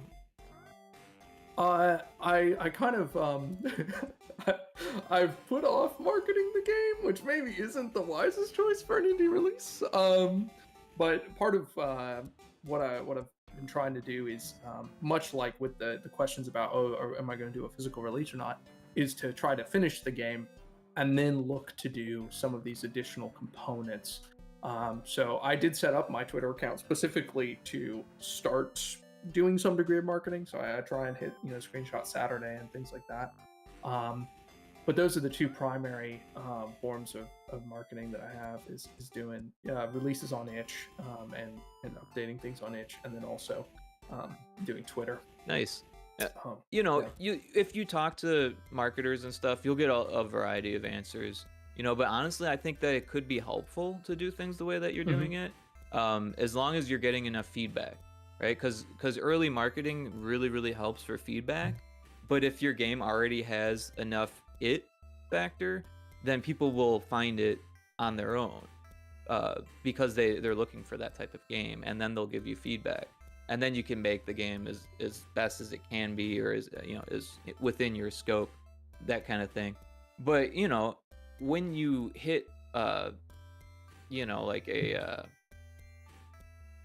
like a terminal velocity, right, then at that point you can start the marketing, and at that point YouTube or whatever the trends are and all that stuff will be fresh, is what I'm trying to say, right? Because if you've only stayed on itch and Twitter, then jumping onto Steam and all the bigger things will be huge, I would think, especially if you already have a polished game that's like got a following on these other platforms, if that makes sense. Yeah, totally. And that's kind of part of the strategy of I guess just that's inherently evolved. For me, this is just kind of a like nights and weekends project. I probably will wind up charging some amount if I put it on a shop like Steam or the Switch or something. But my goal for the project is just to like release it and have it be freely available for people to play as kind of like a personal like art project, almost. So part of it is like I will need to do marketing, but also it's kind of not the goal in the way that like doing a full commercial release would need to be. Sure. So you wind up in this weird interstitial space where it's like both important and not. Yeah. But it's I mean, to me it seems like the kind of game that people would naturally gravitate towards if they saw it. Yeah, it's definitely I think, as you're pointing out, just in its nature, there are going to be people for whom it really resonates, and it's something that they're interested in. And there's probably plenty of people who will look at it and just not be interested at all. Um, but yeah, there's definitely a group who it'll resonate either because it's a Game Boy game or because it's kind of comfy experience. Yeah, yeah, and you've done a great job with that. The theme and everything, all of the mechanics that you would expect from a game like this are easy to find and easy to use. Oh, So I'm just gonna take a quick break here. We're about an hour and 30 minutes in. It shouldn't take more than 5-6 minutes here. But yeah, just give me a second to take a break, and I will be back as soon as possible. Where is the thing? Yeah, so just hang out for a bit, and gotta get rid of the stream avatars here. Alright, yep, I will be back. Thanks.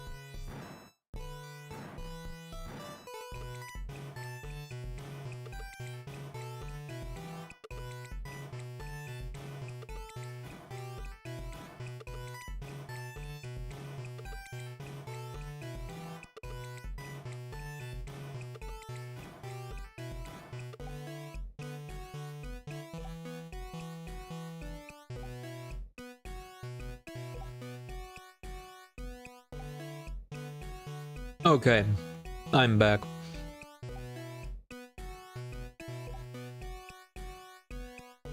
Yeah, I was gonna let the dog out, but the dog's owner came home, so... Did I go too far?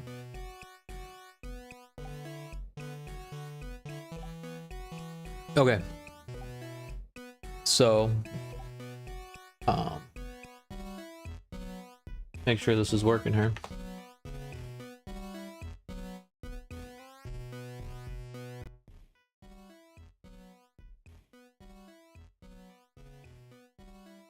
a game like this are easy to find and easy to use.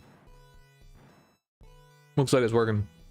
This are easy to find and easy to use. I'm glad to hear that. I'm glad I've really tried hard to smooth and streamline the gameplay experience. Replaying I replayed the first version of the game this morning just to refresh my memory, and it was rough. It was not a great gameplay experience, so I definitely have tried hard. So I'm glad that has resonated, and you're able to feel that the kind of smoothing of the experience. That's interesting. So what were the early like versions of the game like early notes and early ideas for concepts and that kind of stuff, or things that you've removed, or anything that's interesting along those lines? Yeah, it's funny. Some of the early notes I have they're kind of general. I kind of spoke earlier about wanting a relaxing experience. And one of the things that hilariously, like from the beginning, you could sit down at your kitchen table and as the player in your house, and you could restore your energy.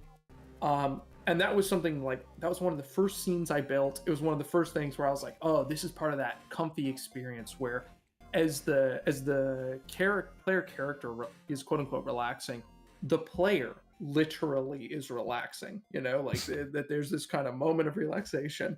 So that has virtually remained, it's virtually unchanged. That particular scene, that particular experience, it's constant. I love it. I love it. And I was thinking about it. I don't drink a lot of coffee these days, but I do drink tea on occasion, and like that's the vibe that I got from it, that it could be coffee, but it's also could be tea, and it's just so like warming and inviting, and you cannot complain, even though you're like just watching the coffee bar fill up kind of thing. Yeah, it's cozy. It's not the most engaging experience, but I felt like and I guess it'll be up to the audience to decide if this is effective or not, but I felt like it was an effective way to decelerate the gameplay even more and be like, yeah, if you need to rest as a player in the game, you as the player should also rest for a moment. So yeah, it's kind of funny. And also I deliberately left it ambiguous as to whether it's coffee or tea, because different people enjoy different hot beverages, and I'm not here to insert my preferred beverage. Right. And I felt that right away. Like I as a designer, I was like, oh, that's well done. Like a nice, it could be any hot beverage, kind of steamy hot beverage. Exactly. And the platonic ideal of a steamy hot beverage. And there's something just so cozy about a mug filled with a steamy hot beverage. I don't know what it is, but it's like it's a trope of coziness. Yeah, it's 100% like a like one of those like game dev life or game dev hacks where it's like, oh, hack the player's brain. You want to feel cozy? Put a hot beverage on the screen. And it works every time. Yeah. It made me think, man, I haven't had tea in a while. I need to get a cup of tea here. Yeah, I guess that's kind of maybe the ideal Meadow playing experience. A hot beverage by your side as you comfortably sit with your Game Boy, in your coziest chair. Maybe on a crisp autumn morning or something. Actually, going back to stuff that didn't make it in the game or has changed over time. The player after a few days, the player can travel to an island where they can do a little more exploration. The hot air balloon, right? More. Yeah, the hot air. They take a hot air balloon to the island, and then there's some things you can unlock. Initially, I actually planned for double. The island was originally twice the size, and I made a bunch of maps and stuff. But then I just couldn't figure out what to put in them that would be interesting. I kept playing the game and going to the island, just being like, this is it's just too big. So I just cut out half of it one day. I was just like, oh, whatever, I'll figure it out later. And I never kind of figured out what to do with that piece. So there's half an island floating out there in memory somewhere, unused, undecorated. Oh, well, that could be helpful to dig into later if you need the memory, right? Exactly. Yeah. there is I have not made an optimization pass on the game at all, so there's definitely room to trim back and see, you know, can we just get rid of all the unused stuff, and how much, you know, room does that get and stuff like It's that. so surprising to me that you hit you said 2 megabytes is that quickly. Yeah. And now you're hitting 4, is that what you said?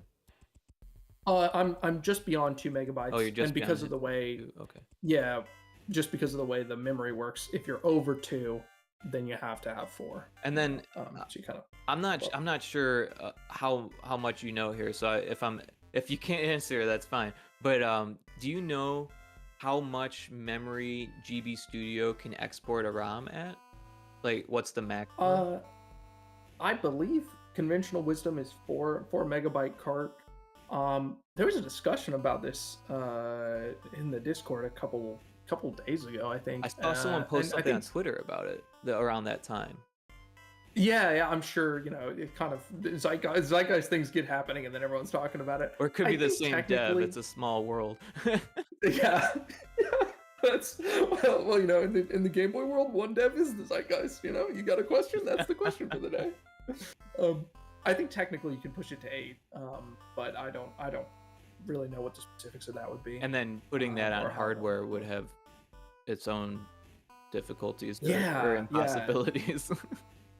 Yeah, it kind of opens up, you know, I'm not really a hardware guy, so the questions about like, yeah, you need like additional components to help, you know, manage the fact that you have 2 4 megabyte things. I have no clue what the requirements would be. I don't know either. Yeah.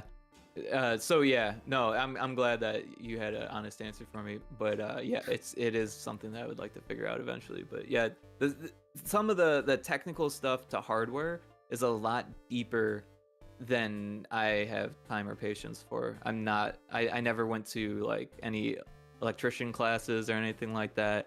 I don't have any engineering background, you know, like I'm an artist that picked up some programming. You know, that's I think that's actually kind of the fun part, you know, about like working on the Game Boy in particular is because the toolkit is like so powerful now.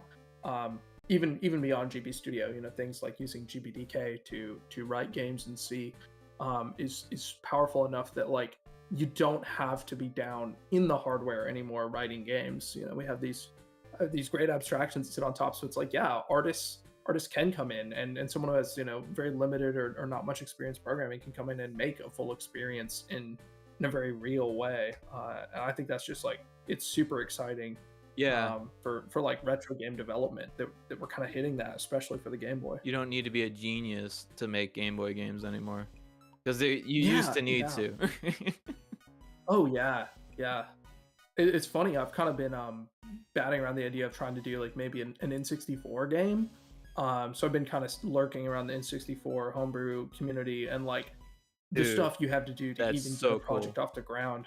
I am cool. Like right there. I can't take credit. I didn't realize we were next to each other in this, but I've been watching videos on N64 homebrew, and it is intimidating. Holy cow! Like I thought NES dev was intimidating. N64 dev is like, whoa. But one day, man, one day I would love to do N64 development, whether it's just part of it or doing it all myself. Like, I don't even care. Like, that's such a cool system to work with.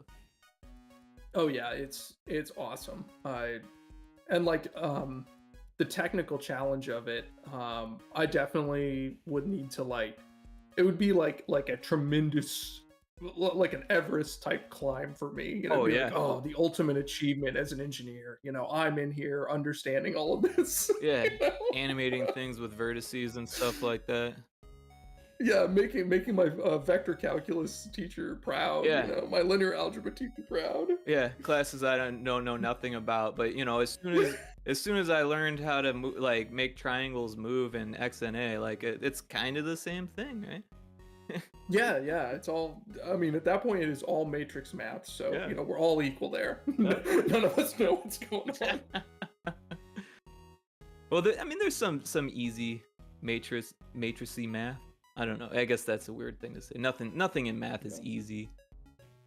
Heck, making a camera was difficult in XNA.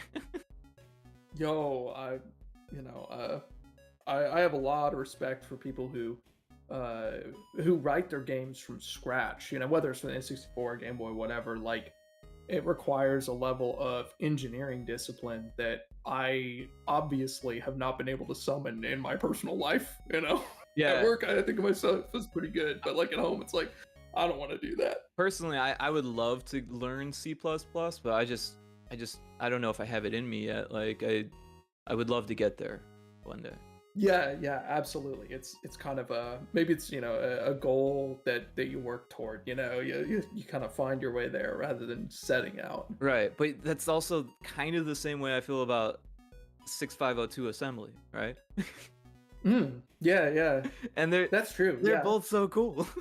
Like, how do you Yeah, choose? yeah. How do you choose? Like, and they're both opposite ends of the spectrum. Oh man, programming is I don't know. What kind of classes did you take when you were in college? I took mostly Java classes. That was, you know, I went to a Java school, quote unquote.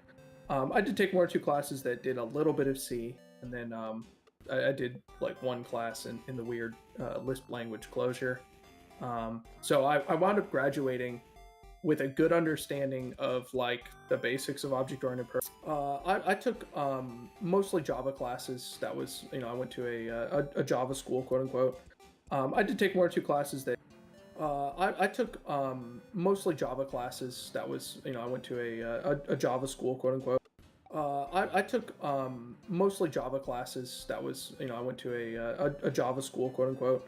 I did take one or two classes that I took mostly Java classes. That was, you know, I went to a Java school, quote unquote. I did take one or two classes that did a little bit of C, like one class in the College. I took mostly Java classes. That was, you know, I went to a Java school, quote unquote. I did take one or two classes that did a little bit of C, and then I did like one class in the weird Lisp language closure. I took mostly Java classes. That was, you know, I went to a Java school. Take when you were in college. I took mostly Java classes. That was, you know, I went to a Java school, quote unquote. I did take one or two classes that did a little bit of C, and then I did like one class in the weird Lisp language closure. You were in college. I took mostly Java classes. That was, you know, I went to a Java school, quote unquote. I did take one or two classes that did a little bit of C, and then I did like one class in the weird Lisp language closure. So I wound up graduating with a good understanding of like the basics of object-oriented programming, and then this kind of other perspective where it's like Lisp, where it's like nothing is like other programming. Like, so it was like I was very weird, but I kind of left without a good understanding of like C, the mechanics of C and pointers and things like that. I didn't feel very comfortable using pointers, and so that definitely has, like, as I look at this stuff, it's like, okay, I'm gonna need to buckle down. And I think I'm trying to remember. There's some quote in computer science where it's like there's two hard things. It's like recursion and pointers, and I feel like I have a good grasp on recursion, but I don't have a good grasp on pointers. So it's like, okay, I'm gonna need to really learn here. Yeah. Going back to the textbook. Yeah. I'm not a programmer. Are these design patterns? They're kind of like pointers and recursion are like programming concepts. You know, recursion is kind of like concepts which, you know, call into themselves, you know, forming, you know, series of chains of calls, where they're kind of uniform. It's kind of like concepts which, you know, call into themselves, you know, forming, you know, series of chains of calls, where they're kind of uniform. And pointers are like pieces that you use when you're programming C concepts. You know, recursion is kind of like concepts which, you know, call into themselves, you know, forming, you know, series of chains of calls, where they're kind of uniform. And pointers are like literally mechanical pieces that you use when you're programming C to point to places in memory. Oh, okay. And say like, yeah, this, you know, this player vertice is here in memory. And it's kind of it's very like I would describe it as hardcore when you're using pointers, because you're like, yeah, I'm pointing to like 8 bytes in memory, Yeah, and I know using what memory it is, addresses and stuff like that. Yeah, exactly, Yeah. exactly. So Right. Yeah. No, I'm not ashamed to say. I haven't done any memory allocation or anything like that, so it's all like, whoa, like trying to like dig into that stuff is, yeah. Yeah, this might be apocryphal, but I did hear, I think it was Quake. Originally, of course, was written in C, but I don't think it uses very many pointers, because it's all allocated using what's called the stack, which is kind of just a different style of memory allocation than using pointers, which is kind of crazy. Like, it's a big departure from virtually every other game which heavily uses pointers. So I think about that sometimes when I think about the stuff where it's like, well, if they did it, maybe I could do it, and I wouldn't have to learn all this weird stuff. Yeah, if Carmack can do it, maybe I can. No. Yeah, exactly. Yeah, simple. Just become John Carmack. Easy. Oh man, that's cool though. Yeah. So Yeah. outside of homebrew and video games, do you have any hobbies like just in your personal life, things that you do to get your mind off of games or to get inspiration or anything like that? Yeah. I definitely have wound up focusing a lot on homebrew, and that hilariously has become like the primary focus of my personal life, even though I wanted it just to be a kind of side thing. But now I'm like, I always tell everyone, oh yeah, I'm working on a video game. I do, Game Boy games and stuff. But I also, I of course love playing video games. So I recently got an N64, and I've been kind of acquiring a small collection of games. So, but I also, I of course love playing video games. So I recently got an N64, and I've been kind of Game Boy games and stuff. But I also, I of course love playing video games. So I recently got an N64, and I've been kind of acquiring a small collection of games. So I was playing Perfect Dark yesterday. Playing a game I dreamt of playing as a child, but did not. Oh, you didn't have it as a kid? Wow, I loved that experience as a kid. One of my favorites.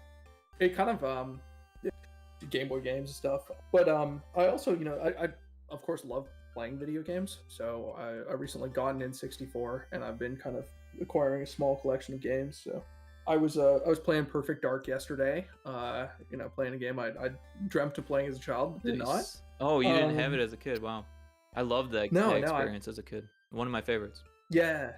It kind of Perfect Dark's actually like kind of funny, because like I said, as a kid I didn't have it, but I kind of knew of it, and it seemed so cool, like just the coolest game in the world. And then when I was in college, I came across there's like a Japanese advertisement for Perfect Dark where it's like it's all just red and black, and it's like a woman on a couch with like a rifle, and it's so cool. I was just like, oh my god, this game is this has to be crazy. I need to look that up. So yeah, it's a killer image. It's one of those things where it's like, I can't say that it like hasn't directly inspired Meadow, but it absolutely was like it's burned into my brain. It's just like, I want to make something that cool. So yeah, I've been playing some N64 games. I recently played a game on the PC called Sulaco. I don't know if you're familiar with that. It's like first person shooter. No, I don't think I am familiar with that. What's Yeah, that like? It's a first person shooter, and it was built on the Doom engine. I think GZ Doom. Oh, I know Yeah. GZ Doom. Very cool. Yeah. It's like a modern game. I think they just released into early access earlier this year. So I picked it up, and it's kind of a tactical shooter experience. If I remember right, they say it's inspired by like Fear and oh shoot, I can't remember the other game that they mentioned, but that's been super fun. I think I did see it, but I didn't grab it. Now I wish I did. Yeah. Well, still plenty of time. I think they're still working on updates for that game, which is sick. I can't wait to play them. And that experience, actually playing that game, was super kind of motivating for me, because I was like, wow. I definitely think that Sulaco is like a masterwork on the Doom engine. Like it's a crazy good game, and I was just like, oh man, spiritually we're doing the same thing, using an old, system to build a beautiful game. I should strive for this level of quality. Yeah. No, I mean that's interesting to me because when I started I was like, or me back in high school I should say, I was modding Doom and using the Doom builder and stuff like that. Or Oh, no yeah. way. Well, and the build engine as well, and just that's kind of what, like, that was my first step. That was even before college. That I was like, oh yeah, I was just wandered into modding. Yeah, that's sick. That's so cool. I really actually have a lot of admiration for people who get into game dev and get into modding and don't kind of have the like any formal background or experience or whatever. Because I always just found it too intimidating. I kind of had to get up to a threshold where I felt like, okay, I'm comfortable and confident at the computer before I even was like, okay, I'm gonna try to make a game. Yeah. So I was like, no, this is scary. And then real quick on the GZ Doom engine, I just wanted to mention I played this game called Doom Infinite. Are you familiar with this one? No. It's really something. It's Doom, and I think it's Doom 2. I don't, maybe it's Doom and Doom 2, but it's roguelite. Really? Yeah, I can't remember maybe it's Doom 1. I can't remember which one it is, but the levels are randomized. So there's like a hub world almost kind of thing. Uh-huh. And that's got some random stuff going on with it, and then you go into the levels, and some of the levels have randomization, as well as all of the enemies are randomized. There's like enemies that have like perks to them and curses and stuff, and there's other new things like built in as like, holy cow. And That's crazy. You get points for kills and stuff like that. There's way more enemies, like the enemy size, the scale size changes and stuff like that. Oh man, it's fun. I don't want to get too into that, but yeah, I was like, whoa. I appreciate the recommendation, because I'm definitely gonna go download that. That Oh yeah, sick. it's still in beta, but it's free, and it's like definitely worth playing if you like Doom on PC. Yeah, that's sick. Yeah. But yeah, so in your area, is there like a local homebrew scene or a local indie dev scene, or do you have any like social networking in real life kind of thing? No, actually. Oh. When I started making this game, I was living in upstate New York, in a small town in the middle of the pandemic. So I didn't. There was like no one around who was even, I think, programming very much. So there were no indie devs around. Wow. And I've moved to California since then. But I don't live in a major city, so there might be people around, but I haven't met them. And I don't know anyone online who's like from where I'm at. So I kind of am the lone Game Boy guy. There might be others, but I haven't seen them. Right on. Well, hey, it might be worthwhile to poke your head out and take a look around and at the local dev scene or the nearby city or whatever. I found that to be really helpful when I was living in Phoenix. There's a lot more devs than I expected. Oh, okay. I'll definitely check it out. Yeah, I found that to be really helpful when I was living in Phoenix. There's a lot more devs than I expected. Oh, okay. I'll definitely check it out. I will say I do live close enough to LA that I could drive there. And last year I went to they had like a little Day of the Indie Devs showcase in downtown LA. Oh wow. So I went and got to play some indie games, and in particular I went to meet Kobe Soft Joe. And he was kind of showing off his game. But he's one of the artists I worked with, because he did the cover for Meadow that you see on itch.io. Yeah. Nice. So I went, like I'd never met him before that, and I just approached him online and was like, hey man, I think your art's really cool. I need a cover for my game. Like, would you be interested? And I was also like, yeah, like your style is like exactly what I'm shooting for. So would you be down? And he was like, oh yeah, for sure. Nice. So so yeah, then last year I got a chance to meet him, which was super cool. So That's awesome. I guess I'm not totally isolated. You know, I make occasional pilgrimages. No, I mean that sounds like a really excellent opportunity. You know, to just play games or to network and meet some people, and just have fun. Yeah, just kind of chill out. Yeah. Very cool. So it sounds like you do most of your networking online then. Yeah, that's primary spot where I've met people and have interacted with people about Game Boy games. Yeah. So like Discords or Twitch chats, or what kind of online hanging out do you do? Yeah. Obviously, like Twitter's kind of a spot where even though it's kind of in funny shape now, where I think it used to be a lot more central, and now people are on different websites and all over the place. It's still there's still a fair amount of like indie dev stuff going on there, so it's kind of a natural focal point. Oh yeah. Yeah. The GB Studio Discord is like I kind of lurk there a lot. I don't post a lot, but it's like the best place to keep up to date on what's going on, what projects, like what are people doing. You know, kind of like who's in the scene, who's doing different stuff. And then I have been hanging out some in some different like Twitch chats, just to people like working on games. In particular, oh man, I'm blanking on her name. It's like Fee. Oh yeah, Prototype yeah. Fee. Amar, great to see you. Thanks for stopping by. Appreciate you saying hi. Haven't seen you forever, but I haven't streamed in forever either. So, but always great to see you. Been a pretty quiet stream session here, just kind of listening to this podcast. But yeah, I definitely appreciate you stopping by. Thank you. Type Fee. Yeah, Prototype Fee. Yeah, I've been hanging around because I think she started streaming kind of recently, so I've been just seeing what's up. Her game looks really cool. Super excited to kind of see how that comes along and develops. Oh yeah. And And then, shout out to Prototype Fee for awesome stream, cool game, GB Studio dev. Also, Yeah, she's a yeah. AAA dev, which is interesting. Yeah, I've heard her kind of like allude to that and kind of mention that, which I can't. I mean, I guess I can imagine being a programmer at work and coming home, but I can't imagine programming games at work and coming home and programming more games. Well, it's nice Who because knows? GB Studio has so little programming, and she's a programmer, right? Yep, this is true. That makes you know, sense. I guess I should look to my own experience. You know, this remains true. Yeah, no, Um, it was cool to I- run into you in her chat. That was Yeah.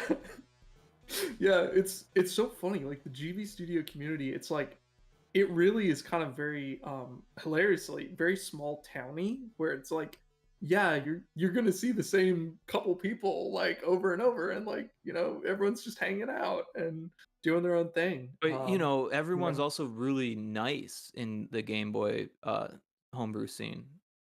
Have you experienced that? Yeah. It's Yeah, just so warm and welcoming compared to like Nest Dev or any other N64 dev.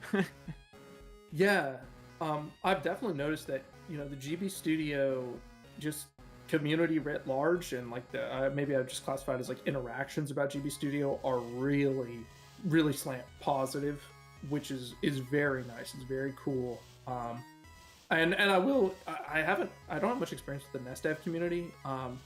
I've just lurked in the N64 homebrew community, and they seem very chill as well. They're just more like serious almost. You know, it's like kind of like it's more hardcore. So it's like, yeah, everyone here is, you know, hardcore, and you need to be ready to do real programming stuff. You know, Right. Yeah, I didn't mean to make It's a those different vibe. communities sound less appealing.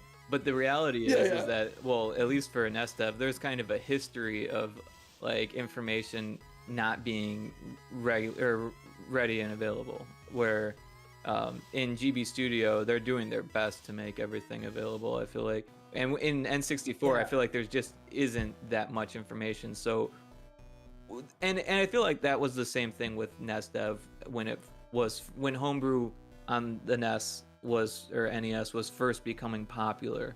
It was like you had to do all of the work yourself. You had to backwards engineer the hardware to figure out how it works. So it didn't make sense to go telling everyone what your hard work figured out. You know, Yeah. it's giving away your hard work for free. and that was kind of the mentality, I think, of early homebrew, where that has completely washed away for GB Studio, it feels like. Yeah, that is totally true. It's definitely just a totally different perspective on information sharing, especially. And in fact, I think that maybe if there was a problem that the GB Studio community faced in that regard, it's that there's so much good information being good way to catalog it. It feels like. Yeah, that is totally true. It's definitely just a totally different perspective on information sharing, especially. And in fact, I think that maybe if there was a problem that the GB Studio community faced in that regard, it's that there's so much good information being shared, and there's no good way to catalog it. Like that's the problem that we have. It's kind of the opposite. But yeah, and it's funny actually, kind of to riff on this point. I've listened to some podcasts and I'm just kind of generally aware that there's like historical baggage in the like NES dev community about like NES Maker versus quote unquote hand rolled like NES games. A little bit. And I feel like I feel like the GB Studio community kind of has a similar thing. It's not 1-to-1 by any means, but like like GB Studio games, I think historically maybe have kind of had a rep of being like really like simple or like kind of I don't want to say low effort, but like a lower bar to clear than if you had to do it all yourself. Yeah. But I feel like that's kind of been shifting in the last 1 to 2 years, and I don't want to write off anyone's previous work, but there's definitely been like I think a concerted push to make more rich, detailed experiences. And also, as GB Studio has developed and advanced, it's enabled that to, at least in my opinion, to the point where like some of the experiences I see coming out of GB Studio are like maybe close to indistinguishable from a quote unquote hand rolled game. Yeah, they're really high quality and really, fantastic. In terms of like their complexity. The complexity of the games that are being produced is going up. Which is cool. I agree. This is a really interesting a topic for conversation for me, because there's a few things going on here. What if I could fix that? First of all, you've got GB, pretty messed up. I agree. This is a really interesting a topic for conversation for me, because there's a few things going on here. First of all, you've got really interesting a topic for conversation for me, because there's a few things going on here. First of all. A topic for conversation for me, because there's a few things going on here. First of all, you've got GB Studio. Cool. I agree. This is a really interesting topic for conversation for me, because there's a few things. Cool. I agree. This is a really interesting topic for conversation for me, because there's a few things going on here. First of all, you've got GB Studio is massive compared to roll your really interesting topic for conversation for me, because there's a few things going on here. First of all, you've got GB Studio is this is a really interesting topic for conversation for me, because there's a few things going on here. First of all, you've got GB. This is a really interesting topic for conversation for me, because there's a few things going on here. I agree. This is a really interesting topic for conversation for me, because there's a few things going on here. First of all, you've got GB Studio. Really interesting topic for conversation for me, because there's a few really interesting topic for conversation for me, because there's a few things going on here. First of all, really interesting topic for conversation for me. All right, that's as close as it's gonna get. Because there's a few things going on here. First of all, you've got GB Studio is massive compared to roll your own Game Boy engine, right? Because it is hard to roll your own Game Boy engine.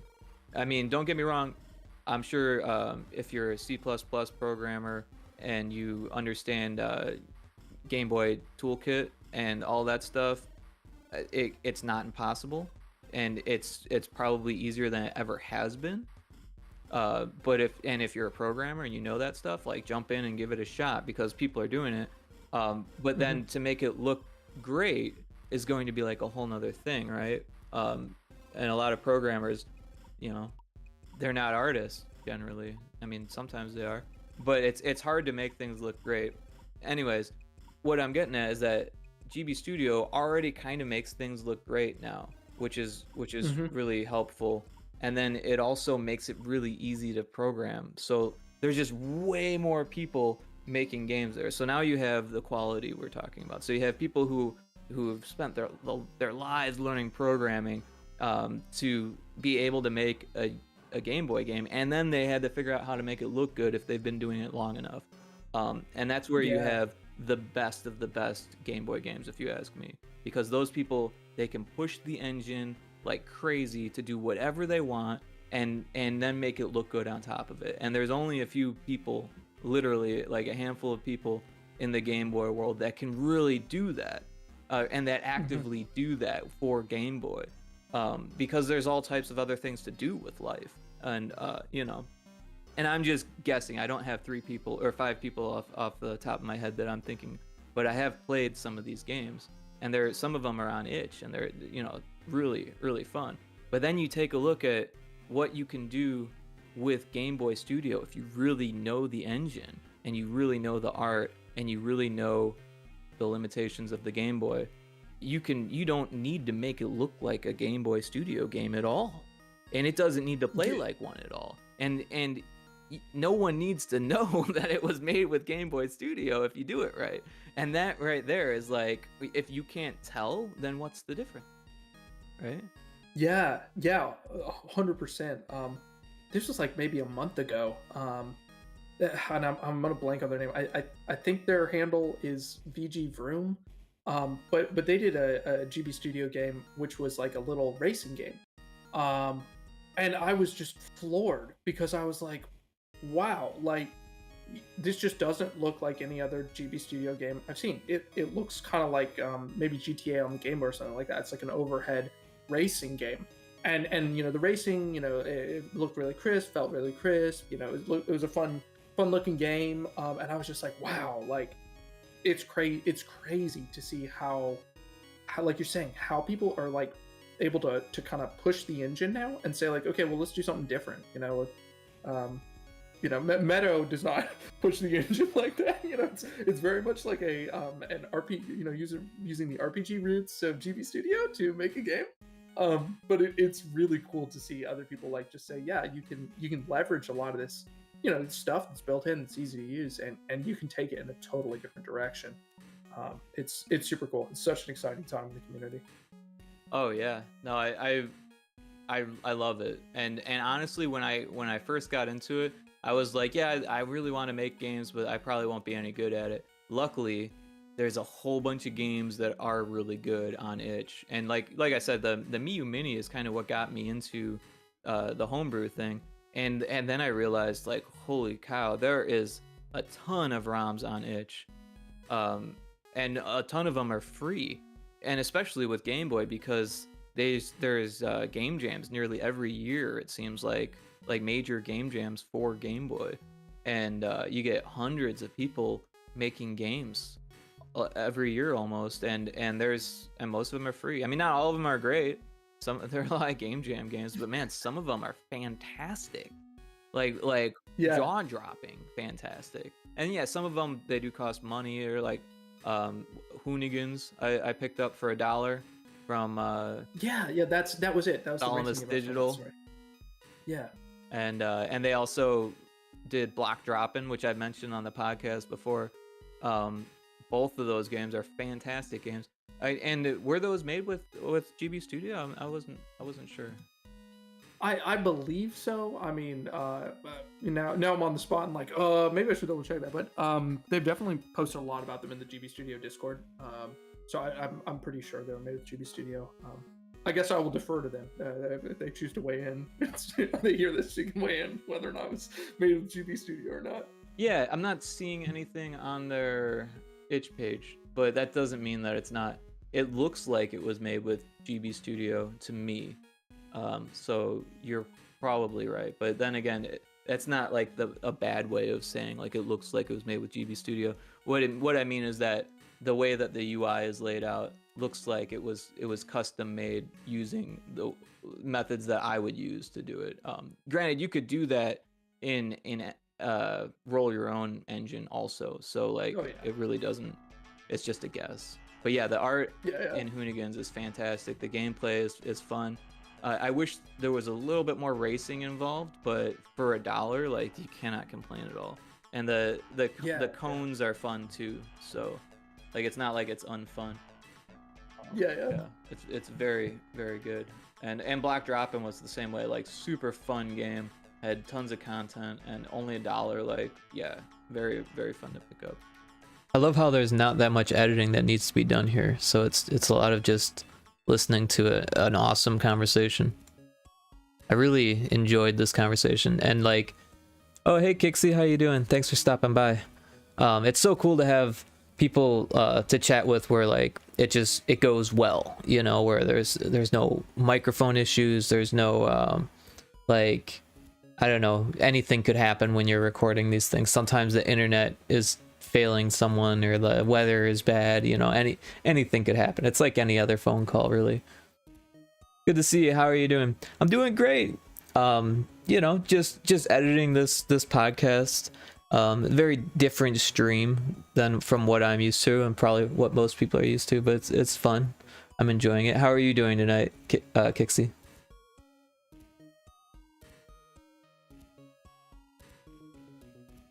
Did you stream last night? I did actually. Yeah, it was a late stream. I forgot to post it in your Discord, but it was fun. Actually, Prototype Fee rated me, which is really cool. So I had some people to chat with. You know, that's always nice. Okay, funny story time. I'm doing well, thank you. Oh, is that I'm doing well, thank you? Thank you? I'm doing well, thank you. Should there be an inflection on that one?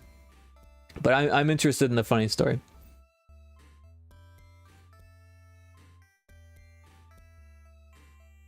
We'll take a little break from the podcast editing since it's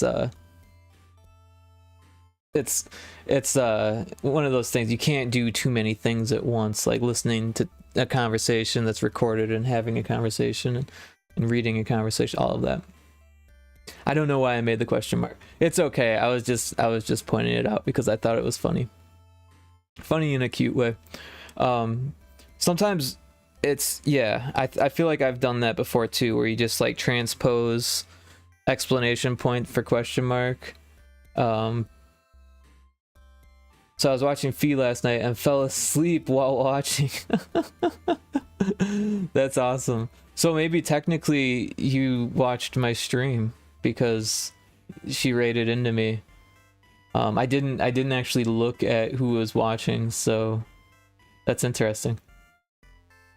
That's funny you fell asleep on the stream. I hope you were like okay for waking up for work and all of that stuff.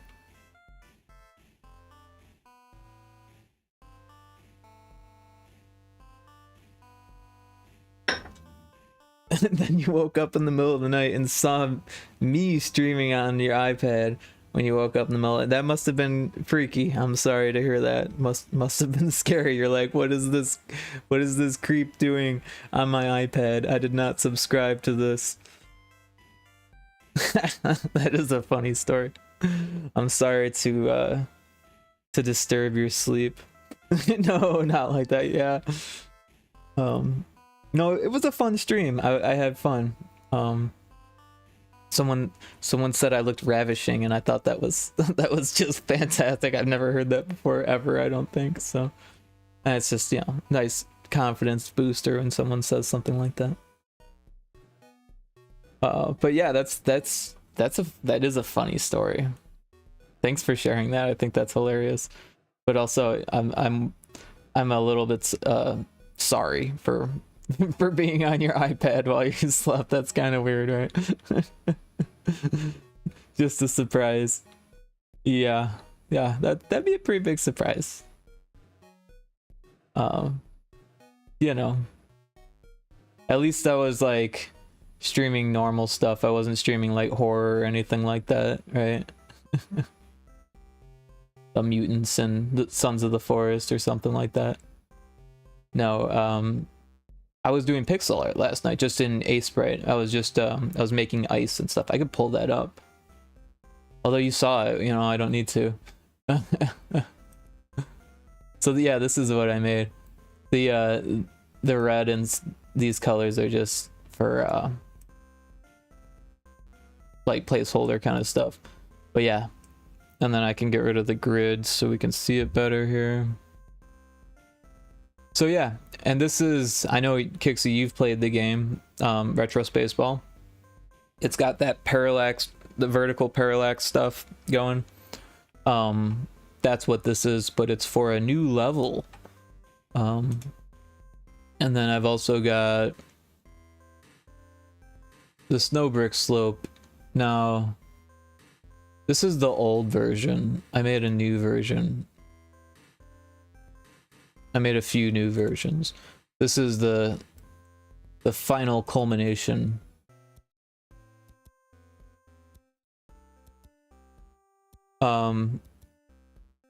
Yeah, so this is for a snow level, for a snow planet, and that's kind of where I'm going with that. Kixie says, my hands were on the typing button, so I was worried maybe I typed something weird in my sleep. That would have been very weird. That would have been strange. But no, I don't think you typed anything. I probably would have noticed. I probably would have been like, oh, Kixie's here. But no. Yeah. No, I was actually watching Fee's stream a little bit. But I was like lurking, and I didn't want to get involved in chat. But I did see that you were in there. I wanted to say hi, but I didn't want to get pulled away from what I was doing, so. I didn't know you streamed in the middle of the night. It's, you know, I don't, right? But I do. So I don't know. I used to all the time. I used to like streaming in the middle of the night. It's really, I don't know. It's not a good time to stream because there's not a lot of people on.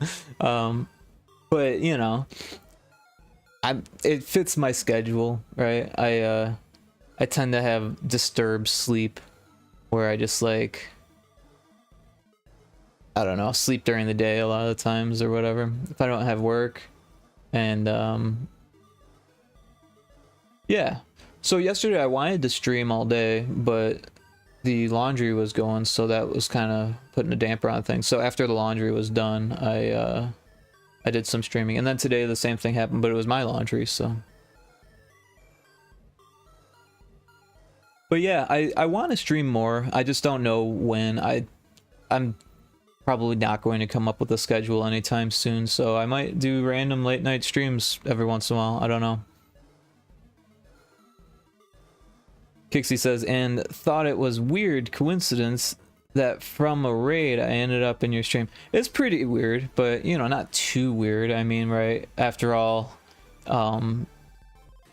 I was the one who told you about Prototype Fee's stream, I think, right? Because I was like, do you know Prototype Fee? And you're like, no, I don't. And then I was like, oh, well, you should check them out. And so yeah,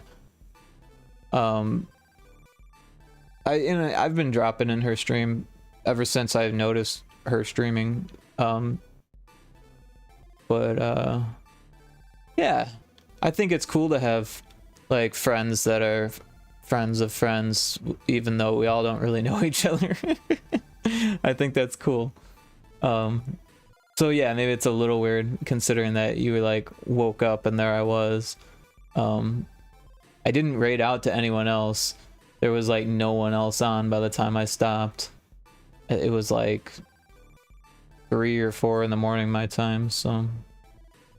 But like I said, my sleep schedule gets kind of flipped. And then, oh, you know, I pulled up Sprite and I put it on the wrong screen. I was like, why is this not doing it? I was like, this is what I was talking about. I was looking at my stream and I was like, wait a second. That's Ableton still, even though I'm looking at Sprite, yeah. I forgot, for some reason Ableton didn't want to do like the multi-screen stuff very well, so I was just like, all right, I'll stream from this monitor, and I had to swap everything. But yeah. Yeah, after I woke up for real and my brain started actually processing, it started to make sense. Yeah, that must have been kind of a strange transition to go from sleeping and then, like, I don't know how that works. Sometimes when I'm sleeping, like, my eyes will just like drift open a little bit and I'll like dream about what I'm seeing. So who knows what you were dreaming about. I hope I didn't cause you any nightmares. That's so funny. I'm so glad you told me about Fee. I love her. Yeah, you know, it's like, I feel like there's a bit of a generation gap maybe for me. I don't know how old she is, but I feel like I'm older than everyone. I'm like, I don't know. I'm not like super old, and I act pretty young, but there's a lot of things that I can't keep up with. And so like a lot of the anime stuff, like, that's so over my head. Like the conversations in that chat are just like beyond my ability to comprehend, I think. And yeah. So, and also like when I first went in there and chatted, I think it was the first time, Fee was like excited, and that kind of freaked me out. So, like, it's hard for me to bring myself to chat because I don't want people. It weirded me. I was in her chat because I didn't really know her, and like she was like looking through my Twitter apparently. It's like, oh, you do this, you do this, you do this. I was like, yep, I do, and that feels weird. And then it felt almost like sarcastic for a second, like they were making fun of me almost, you know, because I just felt so out of touch with like what was going on. I feel better about that now, obviously, but like at first it was like a little overwhelming, and I don't know. Now I've warmed up to the idea that someone's excited for my existence. Someone that I don't really know. But yeah, she's super cool. I love the interest she takes in people. Yeah, I have not, like, maybe I haven't been in enough streams to really know or to have a great idea, but I get good vibes from her. You know, she's real. It seems like she's I don't know, maybe because she doesn't have like, maybe because of her persona being like a VTuber, she doesn't have to have like a filter, maybe, and I think that might help, maybe, I don't know, or maybe I'm just rambling. But yeah, no, I like GB Studio, and I like the idea of like a AAA dev making indie stuff. So like those three things combined are like what I really enjoy about her stream. But also I just really like I get kind of like attached to people, and Kixie, your stream is kind of the same way, where it's like I get like, I like your voice, you know, and I like Fee's voice, and like I get into like listening to people, and maybe that's why I like podcasting, but like that's kind of the way I feel about that. I don't know, maybe that's not a complete thought, but yeah.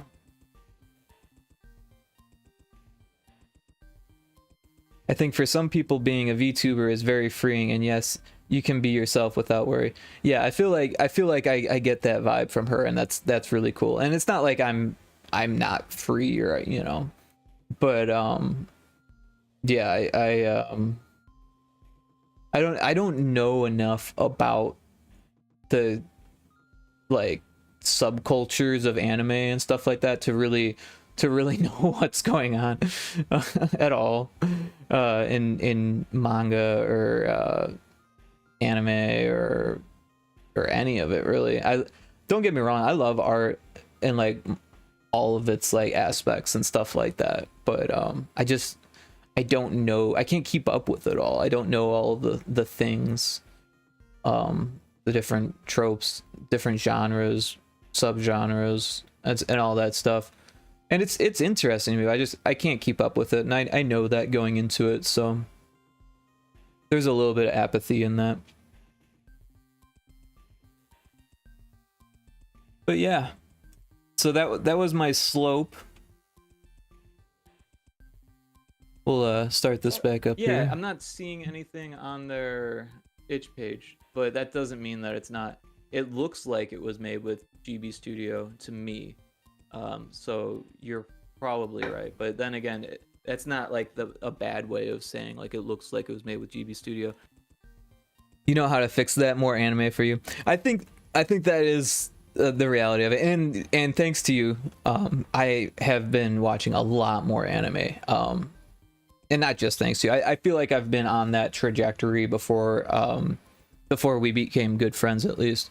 Because I remember even when I was like working at the framing shop, the picture framing studio, I was like searching out for anime, and I think it all started with like me rewatching Cowboy Bebop, the anime, obviously, like, because I watched it on Adult Swim back when I was in school, like in high school, and I loved it, but I missed episodes, and then I would see them out of sync or out of order and stuff like that. But I knew I loved the show, and I never had the box set or anything like that. So and this was what, maybe like 2018 or so, I started watching anime like that, you know, and I was like, I finished that, I need more.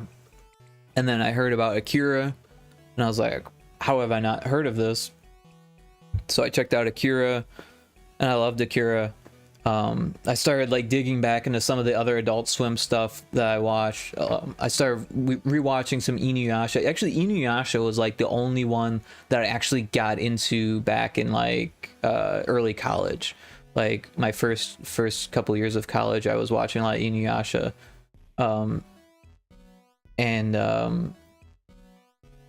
liked Inuyasha, but it's also kind of weird, right? I mean, I don't know. I guess a lot of anime can be kind of like almost sexist in some ways, and like just kind of archaic in other ways, and like, I don't know, not as progressive as I would like.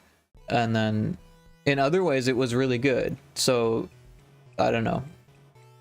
I feel like it's not a terrible starter anime, but it's also not the world's greatest series. Cowboy Bebop's so good. Yeah, no, I really liked Cowboy Bebop. I mean, I still like it. Obviously, the live action series was not as good. It was okay, I guess, but yeah, that last episode was like, what's going on here? Yeah, but what? Trigun was cool. Vampire Hunter D I was really into. Lupin the Third, I had watched some of that from Adult Swim. Like old stuff, you know. I mean, that's what I was interested in, and that's what I found. That's what found me, I guess. And honestly, I still have a spot for old anime. Every once in a while, I'll search out 80s anime that you haven't told me about, Kixie. Not that you don't know any 80s anime, I'm sure you do. And you probably know some that you haven't mentioned to me, but like, yeah, there was one, I can't remember what it's called. I have it on a list somewhere, but it was like, there was like motorcycles and cars and robots and pretty girls, and you know, it was like all the stuff that the 80s had to offer in an anime. You still need to watch Puella Magica Madoka Magica. I've heard of this and I've looked it up a little bit, and you did tell me about it, and I did watch the spoiler video that you told me not to watch, and I just haven't gotten around to that. You know what I've been watching? Honestly, I've been watching Agrasuko, or is it Agrasuko? So however you pronounce it.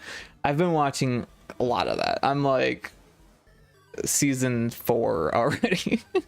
And I just started watching it. It's just like candy. It's like one episode leads into the next one, and then it like sometimes it kind of picks up on its own thing and then leads into the next one. I don't know how to say it either. It like Agretsuko is how they say it in the show, right? But when you read it, it's like Agretseku. Oh, Agretseko. Yeah, it's hard to say this stuff, but it is a good show. It's a little weird. Like I'm more addicted than I want to be. I feel like at this point, so maybe I need a break or something like that. But like it has some funny, strange tangents that I wasn't expecting. Like she becomes a well, like just like all the things that she becomes, right? Because at first she's like hiding the fact that she's doing the karaoke, and then like later it's like the whole office knows that she's like into karaoke. It's like, kind of thing, like but like at first it's like this weird thing, like, oh my god, maybe she's in the karaoke and she's trying to hide it, and then like by the end of it it's like everyone's in a band basically, or something. Like everyone's into music, everyone's got their own musical vice. In Idol, yeah, when she was in Idol, that was what I was thinking of. You're totally on my thought there. You know what I was thinking about. Yeah, she becomes an idol just like out of nowhere. It's funny though, I really like Feneko and the deer. I can never Tansugo. I don't know how to pronounce her name. I really like Feneko and the deer. I don't know what Feneko is. Is she a mouse, like some type of savannah mouse or something like that? I don't even know what she is, but she's like Jane on Daria.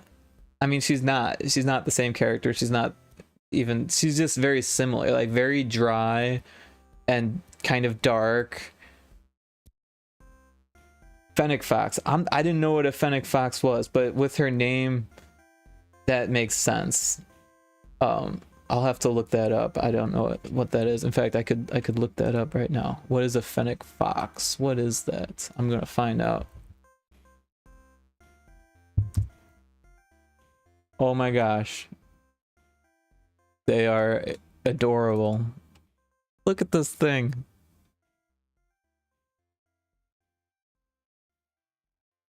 Yep.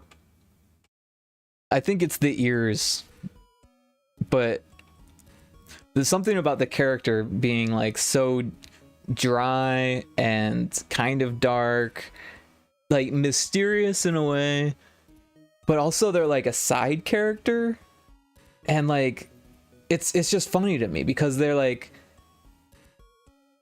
only there to like help the story and the main character and the other characters. Like was Haida, the hyena. He's like, first of all, I didn't really like him, and then I grew to like him more, and then now it's like I feel like, yeah, I don't know what to expect from the next seasons, but it's just so weird that Feneko, I think that's what her name is like almost a non-character, but she's a very much a supporting character, and for some reason I like that. Haida has to grow on you. Yes, yeah, I definitely got that vibe. Almost like the writing for Haida got like better at like making the audience like him. You could also call that just like a character arc. But yeah, I feel like when they first started writing him, they didn't want him to be liked, and then it's easier to like him as you progress. Yeah. And then I was also playing, what is that game, Match R, at the same time. I can pull that up too so people know what I'm talking about here. Oh, Match R game. Wasn't that what it's called? Match R? Is it one word? Yeah. Match R now hiring. So this game, the art is super similar to, oh, this is the gameplay, isn't it? Where's the characters? I'm surprised they don't have characters on the the screenshots. You can kind of see what's going on with the art, though. I guess the characters are part of the reason for wanting to buy the game. But yeah, they're very, very liney, right? Lots of lines and solid colors and facing either like straight forward or straight sideways. Yeah, so I was playing a lot of this game and watching a lot of that show at the same time, and it was very like in sync, we'll say. Consider streaming eventually. I got really into it, and then I beat it, and then I was kind of done with it, and that's kind of a shame, because I was like, and was really enjoying it, and I was unlocking stuff, and then I got like a really good build, and I was like, oh great, now I can see if there's a fourth boss, and there wasn't, and I was like, oh man, I kind of wanted there to be a fourth boss, or like a fourth level, and I feel like there was room for that. Of course, it would have made the game take longer and that much more effort or whatever, balancing and all of that stuff. So that they probably know what they're doing, but there's like three whole more characters that I didn't even play or even unlock yet, and I already got through the last thing. So yeah, you know, it's not a bad game at all. It's actually a really good game. I just wish there was more, maybe? I don't know. But they definitely do have a similar vibe. And it's fun for streaming. I think it would be worth it. Yeah, no, you did mention this to me, and that's why I grabbed it. Because, you know, I was looking at it before, I think when it was a demo, and I was like, eh. Honestly, I think part of the reason why I didn't grab it was because I didn't want to use a mouse. And I was like, I'd rather use a controller. And then I was playing a lot of Gems of War for Switch. I don't know if you know what Gems of War is, but it's like a AAA style mobile game.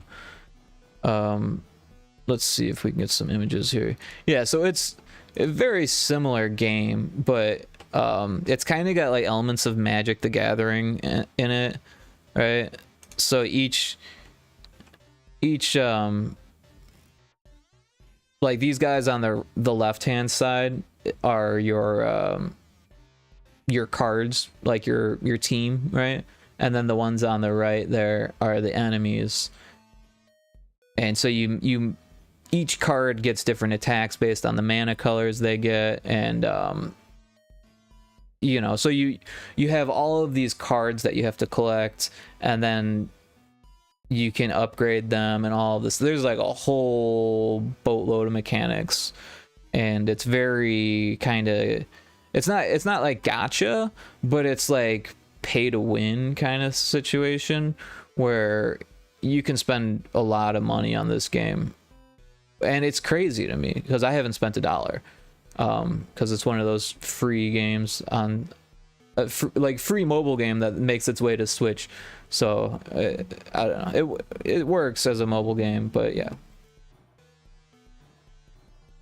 that's cool. Why are match games so addictive? I think it has something to do with the sound effects, but also just like that feedback of like getting the match, and then when things fall, like when you get combos. I think the combos is huge in matching games for me anyways. That's what I live for. I think that's kind of why I got into Gems of War, is because the combos are really great, you know.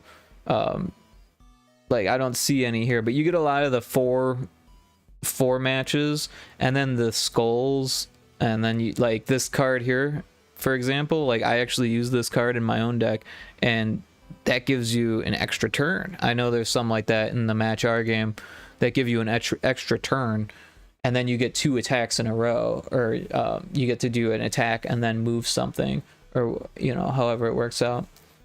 But yeah, it's funny. I think, was it Candy Crush kind of changed the world?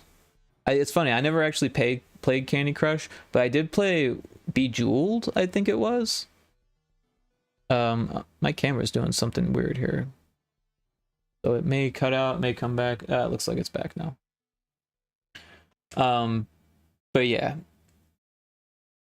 I almost wanted to get into making a match 3 game, but I just never did.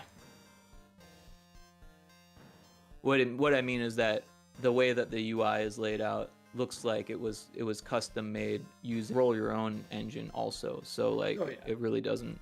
It's just a guess. But yeah, the art in Hoonigans is fantastic. The gameplay. I've already edited or pre-read that. I don't know how to say it. It's been a while since you played Matchar. It's definitely something worth jumping back into. I had fun with it for sure, and I'll probably pick it back up. But I've been playing a lot of that UFO game, that unidentified falling objects, and honestly, if I finish this, that's probably what I'm gonna play, because it's so addicting. Kixie, I don't know if you picked that one up or not, but it's so good. You just bought it. It's so good. I am very impressed with it. And it's apparently a pretty big game. I've only played 3 levels, and I think there's like 3 more that I haven't played, and I think there might be more than that. It's hard to say. But yeah, the gameplay is a lot of fun. I mean, it might not be for everyone, but I think it's pretty. It's one of those like nail on the head games where they did it just perfect. You know, it's like you're sorting blocks, and then you have a few different abilities that help you to get the best combo that you can get, right? And then there's also these power-ups that you can customize too, which is really cool. But I do also want to bring up this other game, which it reminds me of. Let me pull this up here. I can't remember the name, so I have to like look for it. Maybe I'll just find it on Steam. I can't remember what it's called, but it's got box room. It's called Box Room. This game is awesome too. Let's see here. Go to the store page.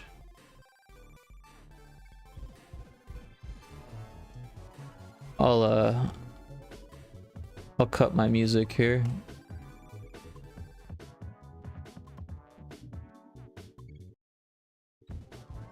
Yeah, so this game looks dope, but it is I bought it. It's fantastic. I didn't finish it. I want to get back into it.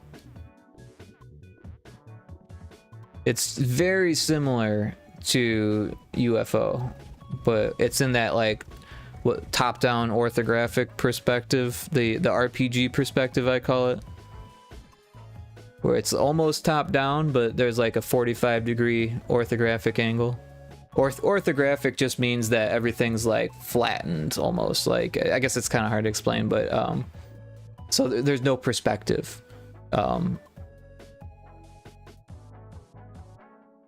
Yeah, or like right here, the perspective is faked basically, right? He's standing. He could be in a 2D view where he's side scrolling or not, because it's kind of flattened, right? That's the orthographic. But yeah, a little bit of a tangent there.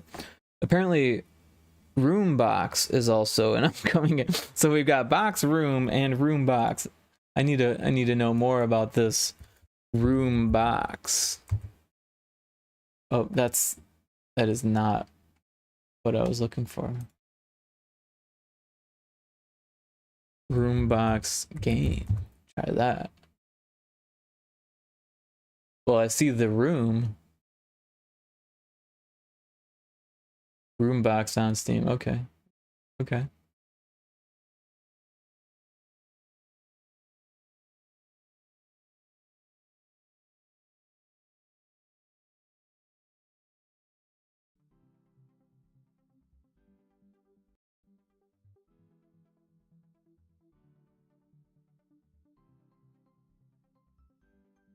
Well, doesn't look like the kind of game that I normally would want to play, but you gotta give someone credit for making it. It looks like a game maker, or maybe something else.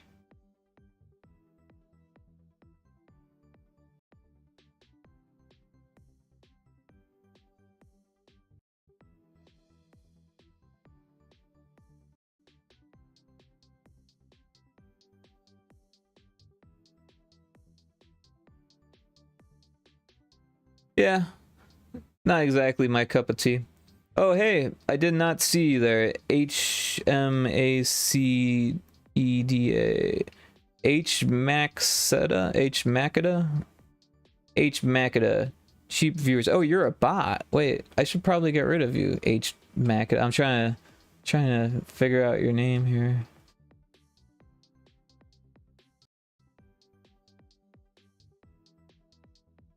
I don't know how to get rid of it.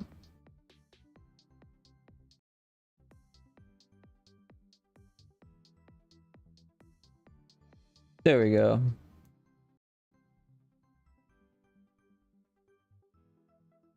Added box room to your wish list. I like all the colors and lines. Something about those cascading lines that are just nice to watch. Rick wants expensive viewers. Yeah, I'm not about to purchase viewers. That would be pretty weird. Pretty weird to do. Also, I feel like you would be like, what's the word? Endangering your account in more than one way. Like, because not only would you be like, oh, well, you're breaking the terms of service for one, but I feel like in those things you probably need to give some authorization or something, or I don't even know. I don't know how that works. I don't really know what it really does for you anyways, right? That doesn't mean that it's not. It looks Discord. sorry. Yeah. Having viewers doesn't do anything unless they're actually real and care and want to watch. I mean, unless you're just trying to get to affiliate or something like that, right? If you're like, oh, I just need enough viewers to do this, but that's not going to help in the end, because then you'll get to affiliate and you won't have anyone watching your stream and you'll have paid for it.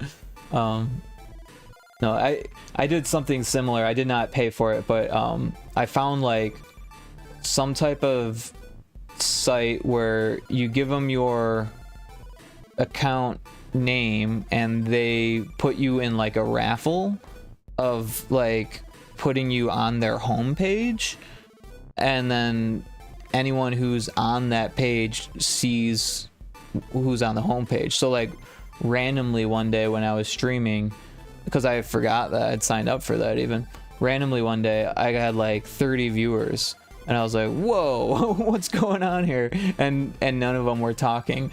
And then I realized what had happened. It was from that site. So, and that did actually help me reach affiliate, which was because I was like, oh, well, now I have my 3 average viewers or whatever. Like, well, that was easy. But yeah, I've been trying to play Prophecy. It is scary and I have to take breaks, so it will take me a while to finish. It is good though. Well, that's good that it's good. I think I watched some of that on Indy's stream. Now that is Cryptic's game from chat. I think that's what his name, Cryptic, I think he's in your Discord too, right? Is this who we're talking about? His game? Oh, Ludum's game. Okay. Because Cryptic's got a game too, right? I can't keep track of everyone's game. I should be better about that.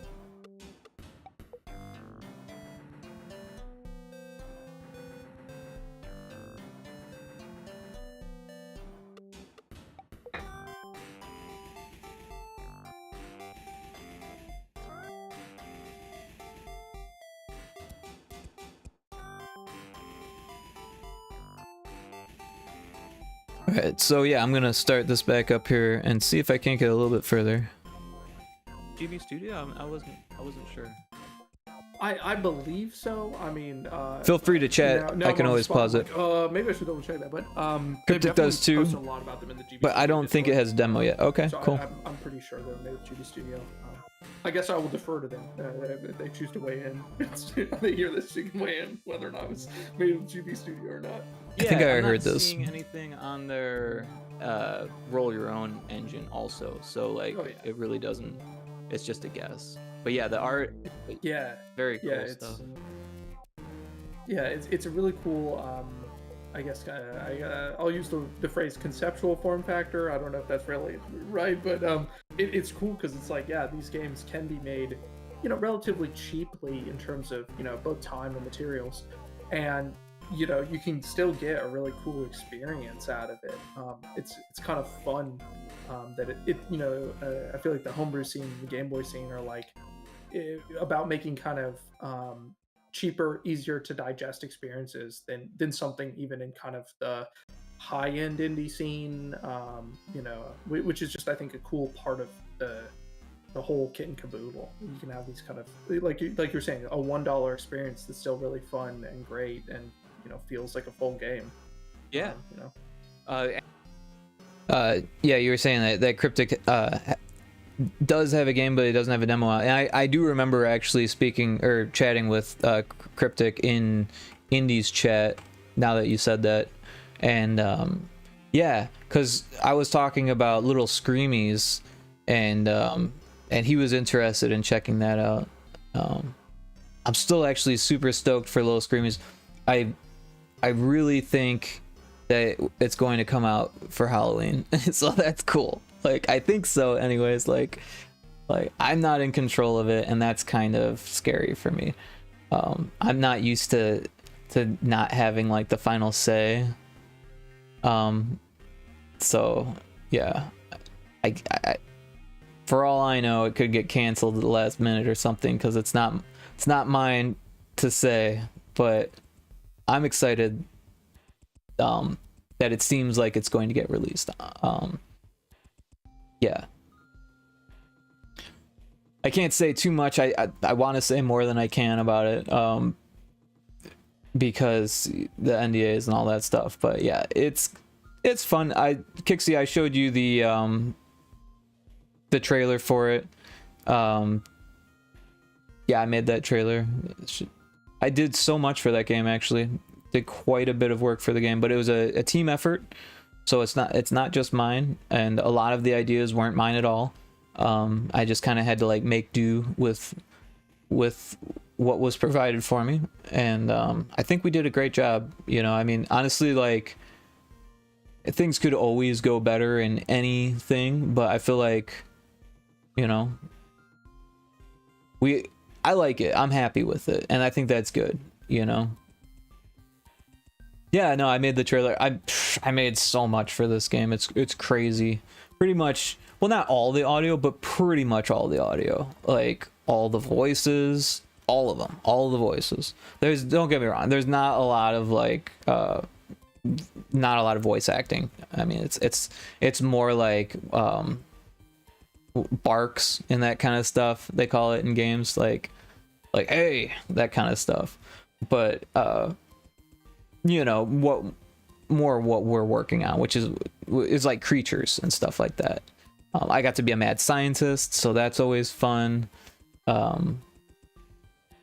Yeah, it was to the point where I was doing so much in the game that I needed to actually like not do everything, because it was, we had a whole team, and it's like, get everyone on board, like get everyone doing their thing, figure out what everyone's best at, delegate, and that was where I like got to do something for the first time, which was manage and delegate. So I thought that was very cool, even though I ended up doing so much development for it. Some of the cool things I got to hand off to other people, like the art. I'm so used to doing all of the art and like all the art direction and all of that stuff, but we very much had like a design by committee thing going on, especially by the end of it. And that it was like in a good way, where like we had like trusted opinions on what needed to be changed and how we needed to change it. It was cool. Yep, very excited for that. But yeah, back to the podcast So here for a little bit. Great, and feels like a full game. Yeah. And I got at least a couple hours out of that one, I think. I don't think I even finished it. Yeah, exactly. Yeah. So I mean that's fantastic for $1. And they are good experiences. They're nostalgic driven. They're well done most of the time. The pixel art. I mean, if you're charging $1, they're well done. You know what I mean? So there's a lot that goes into it. Absolutely, Kixie. I couldn't say it better myself. There is just so much. The more you think about it, the more time and effort you end up putting into it, and it's endless, really. If you wanted to, you could spend the rest of your life on any one game trying to get it perfect, and not all games are worth that. But some games are like the way that I'm working on Retro Spaceball. Don't get me wrong, I don't want to work on it for the rest of my life, but if I needed to, then I would be happy doing that. If that was an opportunity where like, hey, I could work for Retro Spaceball, I could work on Retro Spaceball and get paid to do that for the rest of my life, that's what I would do. It's not looking like that's going to be the outcome though. Just judging by the amount of like publicity and people that are interested and stuff like that, it seems like it's going to be smaller than that. And I think a lot of people are like waiting for me to just like, release it already, like finish your goddamn game kind of thing. And it's like, I really like it. First of all, I'm not like excited to finish it, right? I like it and I want to see it finished, but I don't want to stop working on it. I want to enjoy this. I'm enjoying it. Why would I want to stop? And I think a lot of people are like, oh well, don't you want to make money off this? Like, maybe, yeah, but like I can make money off of something else while I enjoy this too. Like that would be fine. I don't know. I think there's a lot of pressure that people put on game devs, and I don't know. I used to let it really get to me, and I think I've let it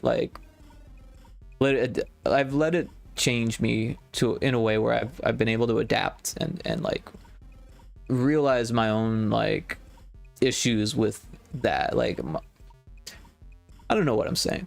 Basically, Screenshot Saturday was really rough for me. I think I even told you about this before, Kixie, where it was like I was like basically putting myself into a nervous panic to finish something for Screenshot Saturday, and I was doing it every week, and it was so tiring because not only was I doing Screenshot Saturday, but I was trying to do something pretty much every day. I think Sundays were the only day that I didn't actually post something to social media, and I was doing it across multiple platforms, but Twitter was where I was spending most of my effort, and that was just, it was so much.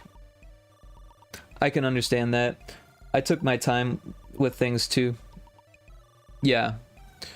Sometimes it's good to take your time, I'm not sure what in particular you're talking about, but like I can think of a whole lot of things where you want to take your time, like painting and drawing and stuff like that. It doesn't make sense to try to do it as quickly as possible. I mean, I don't know. I can bring up Andy Warhol again. If you're Andy Warhol, then it makes sense, I guess. But I don't think that's the goal of art. It's not to make money. It's confusing when you're an artist, because you need to make money and that's the job, but it's not the goal of art.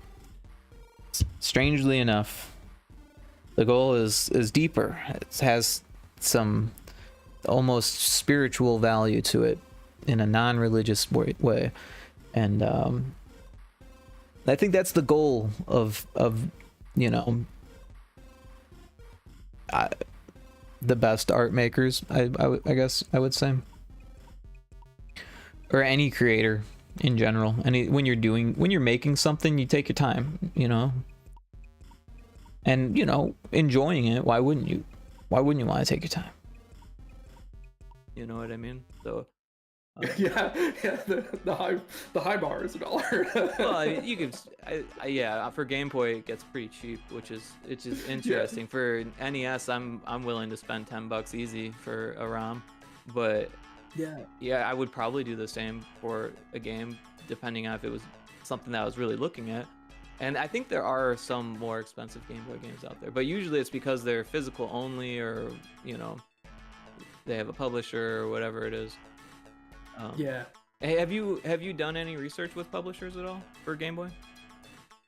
By chance? Like really surface level. Okay. I have, yeah, like as people would mention publishers, or you know, occasionally I'd kind of, you know, they'd come into my peripheral vision. I would make a note about them, but I haven't really looked to say like, okay, you know, how do these publishers weigh up to each other, and you know, Word. what do they do? Yeah, I'm kind of. There's like barely any editing that actually needs being taken place at this point. You can kind of see earlier I was cutting more. If you look up at the top here, you can kind of see where the cuts are.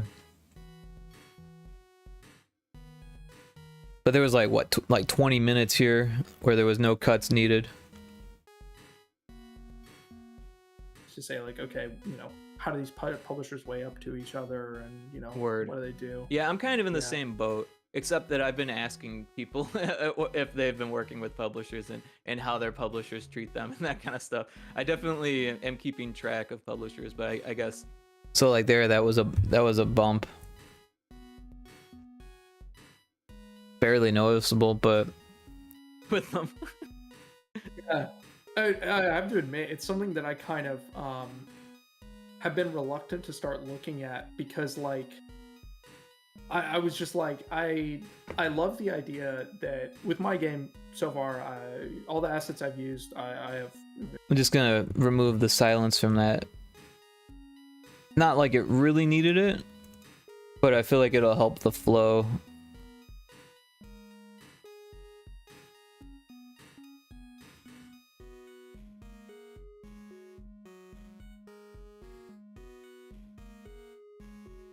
Yeah. I have to admit, it's something that I kind of have been reluctant to start looking at, because like I was just like, I love the idea that with my game so far, all the assets I've used, I have, you know, paid for, and all the artists I've worked with, I've paid up front.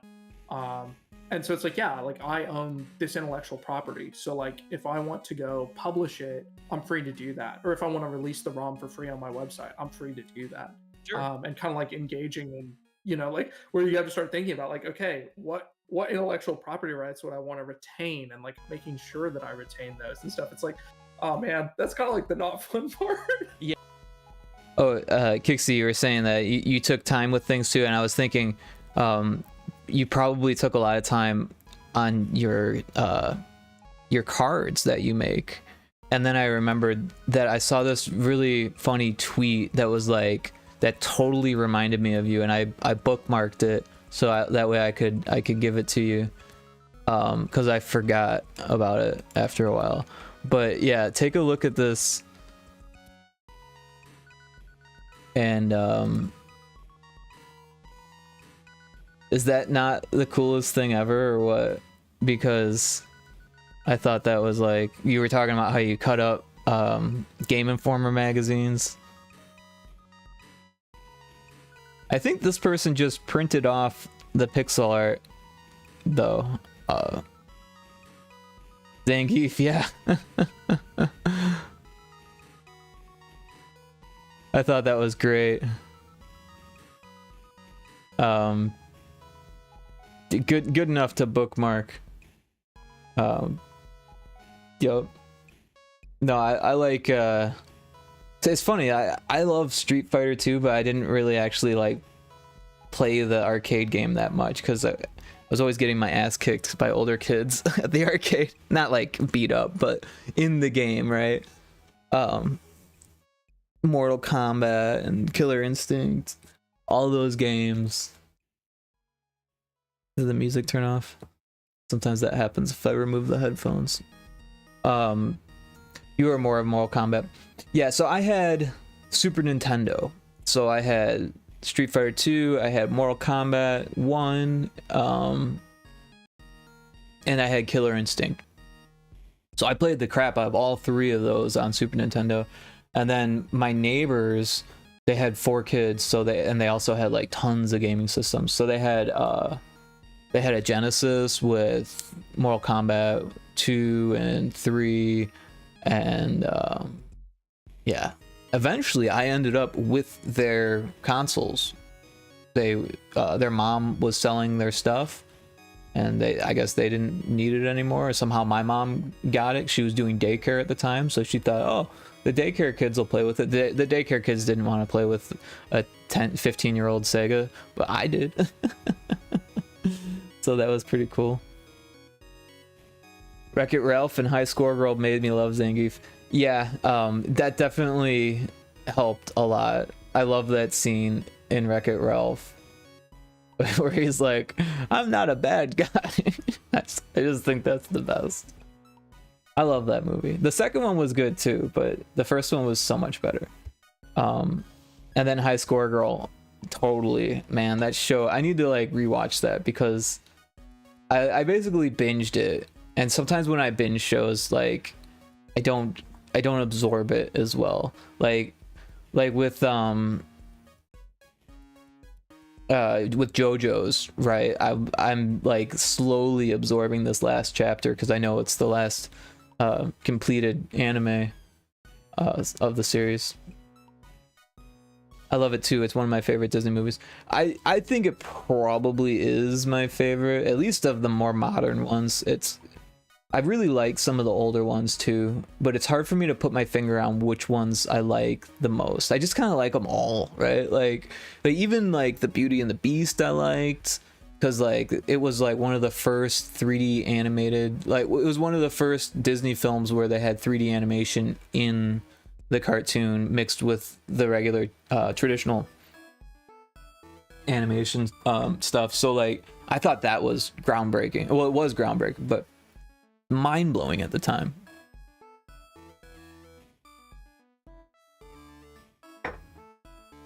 Penelope's your favorite Disney princess? Yeah, she's super cute. And then what's her name? Sarah Silverman is just so funny. She's hilarious. Like her stand-up stuff is a little bit mature or like not PC for what I'm normally into, but she's just so funny. And like the films she's in are hilarious too. Like she's always a hilarious role. Like she's good for sure. I'm trying to remember what other Disney movies I really liked. Like going way back, I got into Robin Hood as a kid. That one I really liked. That song, I can't whistle it because the mic won't pick it up very well, but the whistling in Robin Hood like still sticks with me. I haven't seen too much of her other stuff. I liked Robin Hood. Oodalali. Oodalali. Yeah. Man, I liked a lot of Disney movies growing up. Aladdin. I even had like Return of Jafar, and I had the third one too on VHS. The ones that didn't come out in the theater. Those were all pretty good. Oh, The Lion King. I loved The Lion King when I still am into cats. I always liked cats. I've always been a cat person. And The Lion King was like, you know, big cats essentially. And I was like getting really into like emulating art at that point. So I was drawing all the Disney Lion King stuff. You saw Return of Jafar too. I still get those songs stuck in my head strangely. They weren't like really good songs either, but they were like funny enough, and I watched the movie enough because my mom used to do daycare, and so I would watch these movies with the daycare kids after school. So like one of the girls, she was only like maybe a year or two younger than me, So we could play video games we'd play video games together all the time. We played Super Bomberman for hours and hours and hours, but we would watch Disney movies religiously, and we'd watch them so often that me and Megan was her name, we would actually know the words, and we would say them as they happen. Like, that was what we did. And it wasn't just Disney movies, it was a lot of movies from that era. Did you play the Aladdin game? So there were 2 Aladdin games, as far as I know. There was the Genesis version and the SNES version, and I had the SNES version. And then I don't think I ever played the Genesis version, but I know it's different. I like Iago. I was trying to figure that out. Yeah, Iago is hilarious. What the heck is that guy's name? I can't think of it, but he's hilarious. I saw his stand-up stuff too. He's really, really funny. I mean, his voice takes some getting used to, but if you liked Iago, then yeah. I didn't know how to spell the name. No, I figured it out. It took me a second, but I was like, oh yeah, Iago, yeah. It's so weird. I quote movies like that, just like randomly. Like Babe. Remember the movie Babe? I think that was a Disney movie. And they says, "That'll do, pig." I say that still. I try not to, because it could be offensive to say to someone. Like, if I'm alone, I'll say that. Like, what is wrong with me? That actor is in the 2012 Teenage Mutant Ninja Turtles 2. You never saw Babe. Babe was good. I don't remember if it was Disney. I think it was, but I'm not sure. But it was good. It was like Animal Farm, but for kids. I actually never saw Animal Farm. I don't know if they made that into a film or not, but the book was not for kids. So I'm still stuck on what the heck is that guy's name. It's like on the tip of my tongue. I should just look it up.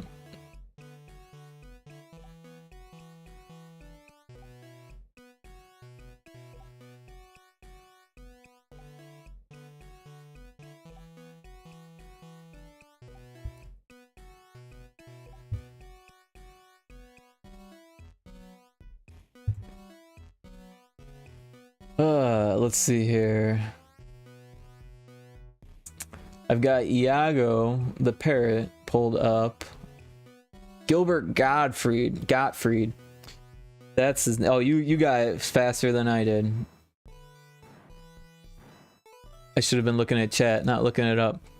Yeah, Gilbert Gottfried. He's pretty funny guy. Again, his stuff is a little bit racier. It's comedy, like his stand-up stuff, but like super funny. You know who has racy or had racy stand-up comedy was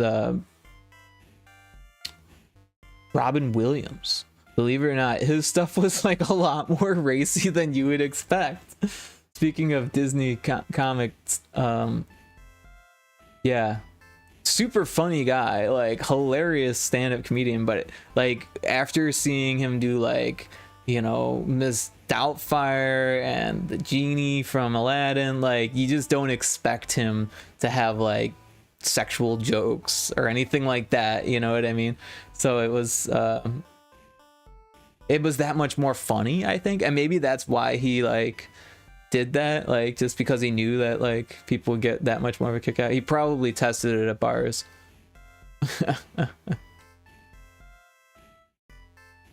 Yeah, You know? I haven't signed a deal or anything like that before, but I'm learning more about them. And yeah, usually the way I see it is that every contract is different. So you just gotta, like, if you're going that route, then you talk to a lawyer who does this kind of thing, and you let them know that you want all of your IP rights, and that's pretty normal these days to retain all of your IP rights. But if you forget about Yeah, that kind of thing, they will screw you sometimes. So, but luckily, what I've been seeing is that the the Game Boy publishers they seem legit for the most part. I'm not saying blanket. I'm not using blanket statement here, but yeah, from what I've noticed, they're all small enough and they're all legit enough to like only want to publish games that they believe in and only do projects that like are going to benefit them and other people. Like it's like one of those things that it's, I don't know, you look at the indie space as a whole and you see all of this scummy publisher behavior where yeah. that could happen to anyone, but it doesn't seem to be happening as often on the homebrew side of things. I don't know why. I think it's because it's so tight knit that if you were to make a mistake, then that would be your business, right?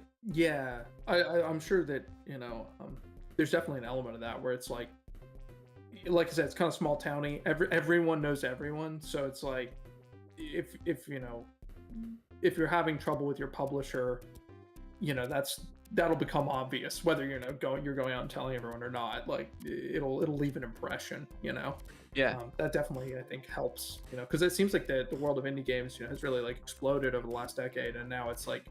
It's so huge, it's like a big sea, and I think it's just easy then to get kind of lost in the sauce, so to speak. Oh, and yeah. have bad experiences and no one knows. Lost in the sauce. Totally. I like that. Like you said, it's so small towny. Everyone kind of knows each other. Like here I am asking you if you've had publisher experience, and and if you did, you'd probably let me know. Like, hey, don't work with this guy, or don't work with these people. And for me, it's like I've witnessed so much because I've been anti-publisher like for a long time, but now that I'm like embedded a little bit, I feel like there's people that I might actually trust. You know what I mean? Mm-hmm.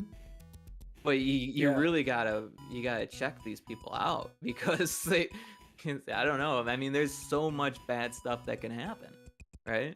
Yeah. It's a pinch point, so to speak. You can wind up really messing yourself up if you sign the dotted line. You're not paying attention. Yeah. On the other hand, The Little Mermaid, that's another one that I've really liked. I don't know, the songs were just fantastic. The animation was good. I liked all the sea creatures and the fish. Mermaids. How can you say no to mermaids? Of course, when I was a kid, I thought it was like super girly. But it was like, I really liked it, but I was afraid to like it as a kid. It was one of those weird things. So I think it's one of those things. Yeah. Yeah. The Little Mermaid.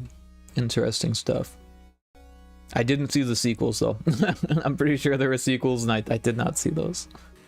I was just like, I love the idea that attention, Yeah. On the other hand, it could get you a lot more sales, a lot more visibility, that kind of thing. Ursula's song, was that Poor Unfortunate Soul, right? Poor Unfortunate Souls. That was scary. That was scary. Like the end was probably the scariest, but that song was definitely second. I liked Under the Sea and Kiss the Girl, and probably more that I don't remember. Part of This World, is that what it's called? Oh my god, there is this chiptune cover of Part of This World. I think that's what it's called. And it's amazing. But it's like Mega Man style. It's like Mega Man style cover of a chiptune version of The Little Mermaid, Part of This World, and it's fantastic. It's like the coolest like thing, and then at the end it goes into but instead of the last beat, it goes into the pew choo choo from Mega Man dying. It ends the song at a Mega Man death sound effect, and that was good. But yeah, Under the Sea is fun. It's just a great song. The lyrics I don't know all of them, but something about it's better where it is wetter under the sea, right? Yeah. And then of course the pan drum.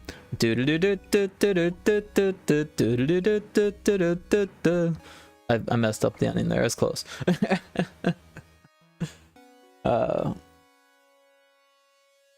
Yeah, you know, when I was a kid, I liked Cinderella, Snow White, but not as much as like my folks did. I think my folks like wanted me to like that stuff more than I did.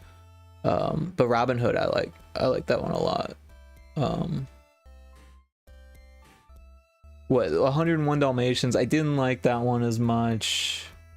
Like I thought it had a cool art style at the time, and now I don't like that art style as much. Like it was good, but it was kind of sketchy. Like I don't know, compared to some of the other stuff. I could probably just look at the bookshelf. There's literally a shelf of Disney films right behind me.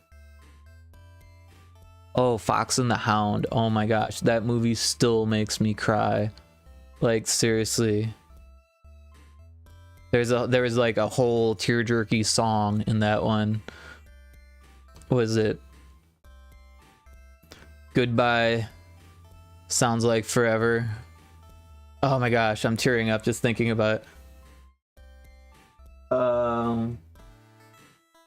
Dumbo. I liked Dumbo when I was really little, but I don't really know why. I was like too young to understand why I liked it. I think I just liked the colors and the shapes. Free Willy is back there. That was I watched that at least 10 times because I liked it at least that much. Not sure why.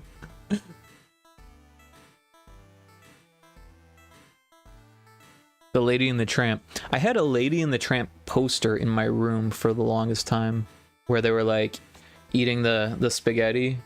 I think that's kind of weird, but I didn't really like the movie.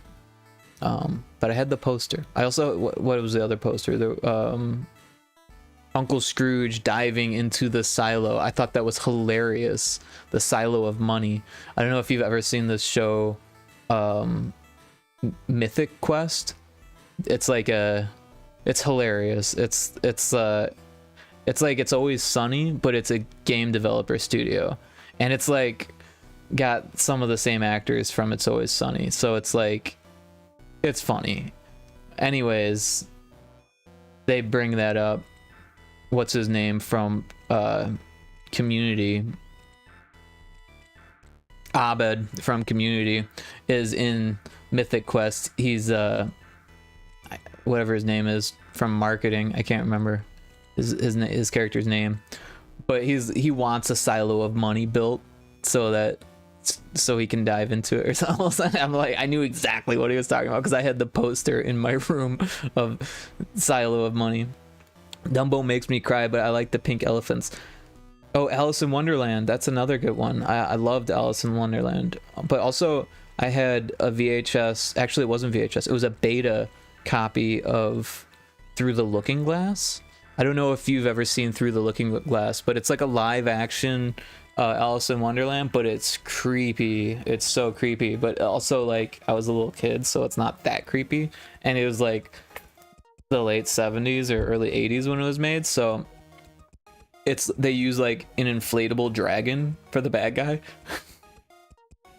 And scared the crap out of me when I was a kid. I thought who knows, maybe dragons are inflated, and it was just so creepy. It lived inside the mirror, and that was enough to make me freak out.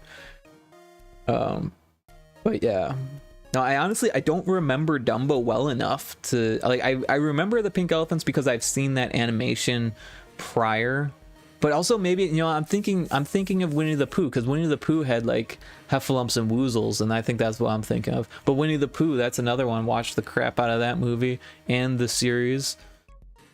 A standout part of the series, they were in the Under the Bed, and they put the in front of it every time they referred to it, because they were in like a whole different world known as the Under the Bed, and I remember that. I thought that was cute.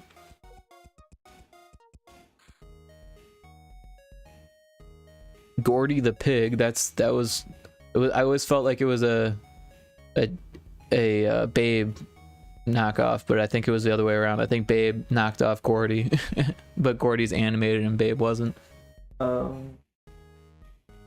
Hercules is back there.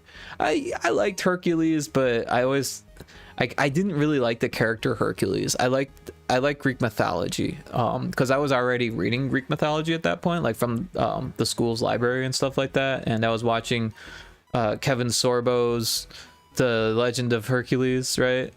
And so I was into mythology when Hercules came out, and I felt like it was okay and I enjoyed it, but I didn't like the character. It just felt so like juvenile, I think is the term. It just felt like it was for little kids.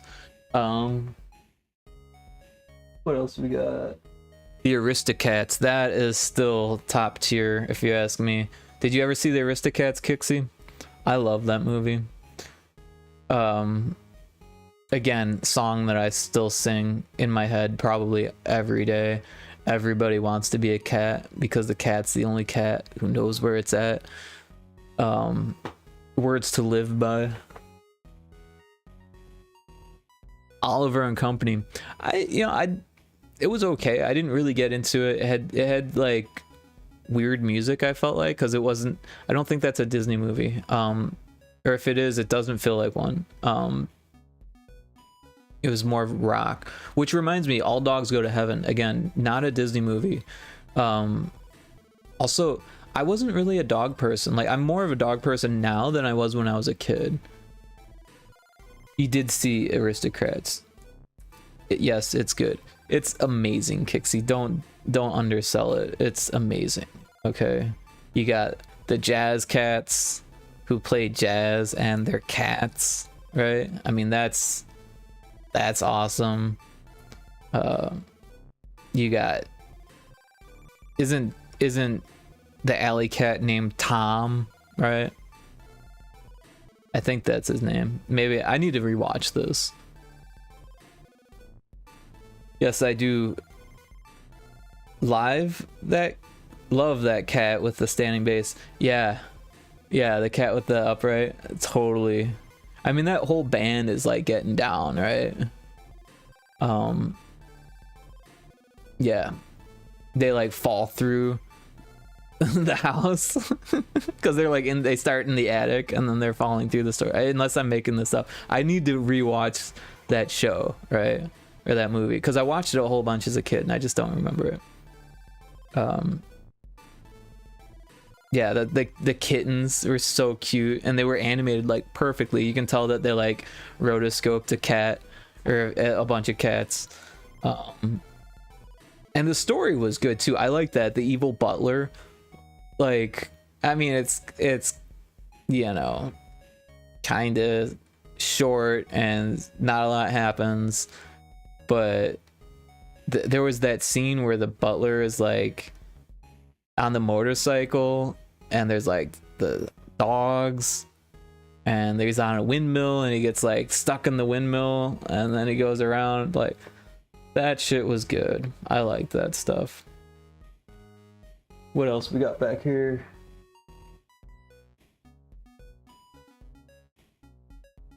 The Jungle Book. That's another good one, you know. Music again. What was that? I wanna be you, something like that. What was it? The orangutan monkey guy, king. Wasn't he a king? Oh man, it's like it's coming to me in like fragments. It's been so long. Yeah, I want to be like you, I think is the name of the song. That was a good one. Yeah, I always thought that story was weird because it's like he like moves from like animal species to animal species. Like he starts with the wolves, right? But then he ends up with the bear, and then he ends up with the chimp, and then he ends up with like the snake and the panther, right? And like it's like, I don't know, just doesn't seem very realistic. But I guess it was based off of a true story. No, someone was found living in the woods or something like that, and they made the story based off of the idea that someone could live in the woods. He was like 14 when they found him and he couldn't speak or something like that. I don't know the whole story.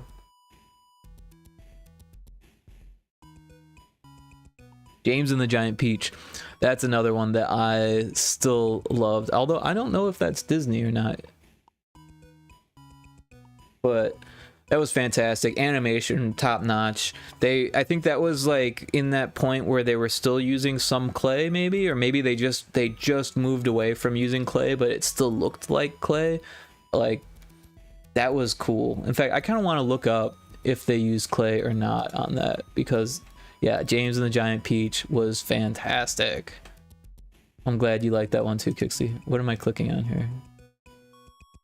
Where? All right. James and the Giant Peach. I cannot spell today.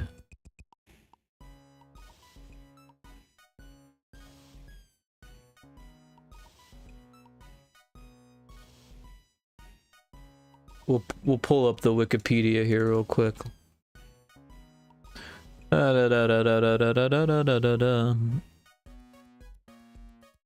This is a combination of live action and stop motion animation. So yeah, it was actual clay. That's so cool to me. So I'm sure they'd use some effects or animation outside of just stop motion, like to get the lighting effects and stuff like that, but I don't think that they used 3D animation then. Maybe they used a little bit. Yeah, no, they did. I remember now. Because there was like the big shark guy. I don't think that was clay. I'm trying to remember, but you know, it's been a long time. I need to rewatch that one. Richard Dreyfuss was the centipede. I didn't know that. Richard Dreyfuss was in Jaws. These characters were awesome though. And again, I like the story. I like the idea of the kid with the evil step parents living in the nasty home, having to do all the work. Not saying that I can totally relate to that, but I definitely felt those feelings when I was a kid, without a doubt. Obviously not to that degree, but when you're a kid, you kind of exaggerate your feelings. The Nightmare Before Christmas is back there. I loved that one. Again, the claymation mixed with the 3D animation just like set my world in motion, because I was determined to be an animator at that point when that stuff was happening. The Jetsons is also back there. One of the first animated 3D animated films. You wouldn't think that, but it was one of the first.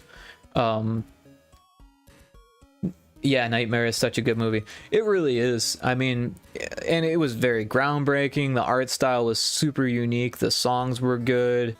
It was a little dark, but in a way that was palatable. Very Halloween.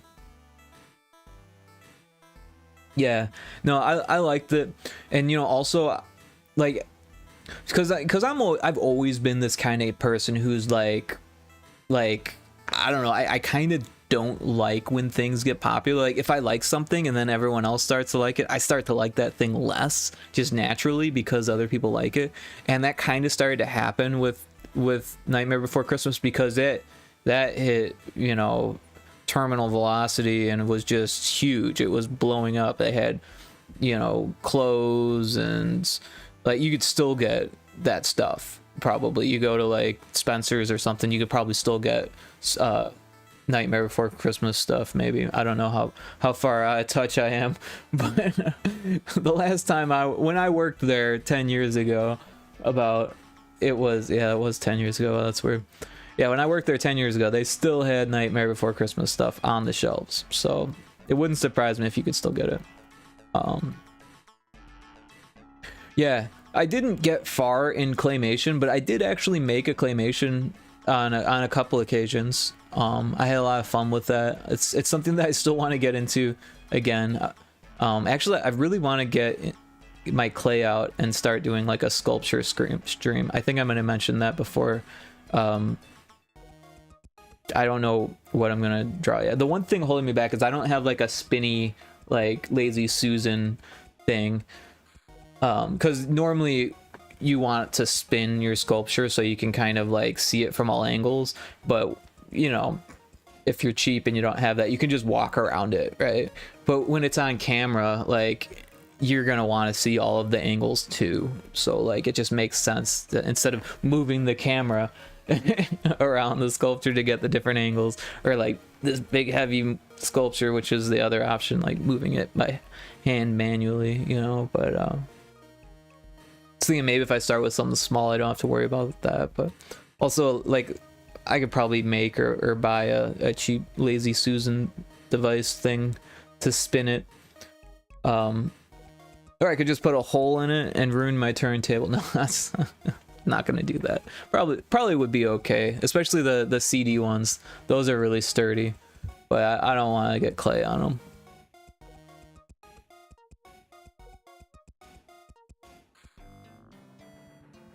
I was just looking through the other movies back there. That pretty much clears out all the good ones. There's also some other ones back there, like live action movies and stuff, like the Tim Allen in Jungle to Jungle. Like, well, that movie kind of sucked. Huh? I don't know why that's back there.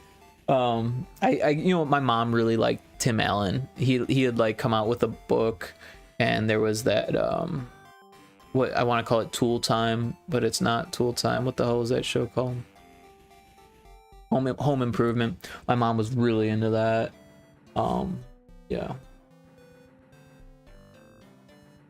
But yeah, I don't really like Tim Allen that much anymore.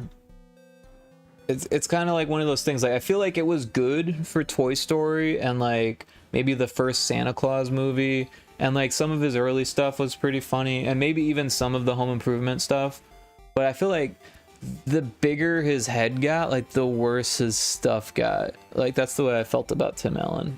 Like he still had a great voice, but I don't know. He's better as a voice actor. Yeah, I agree. He's definitely better as a voice actor.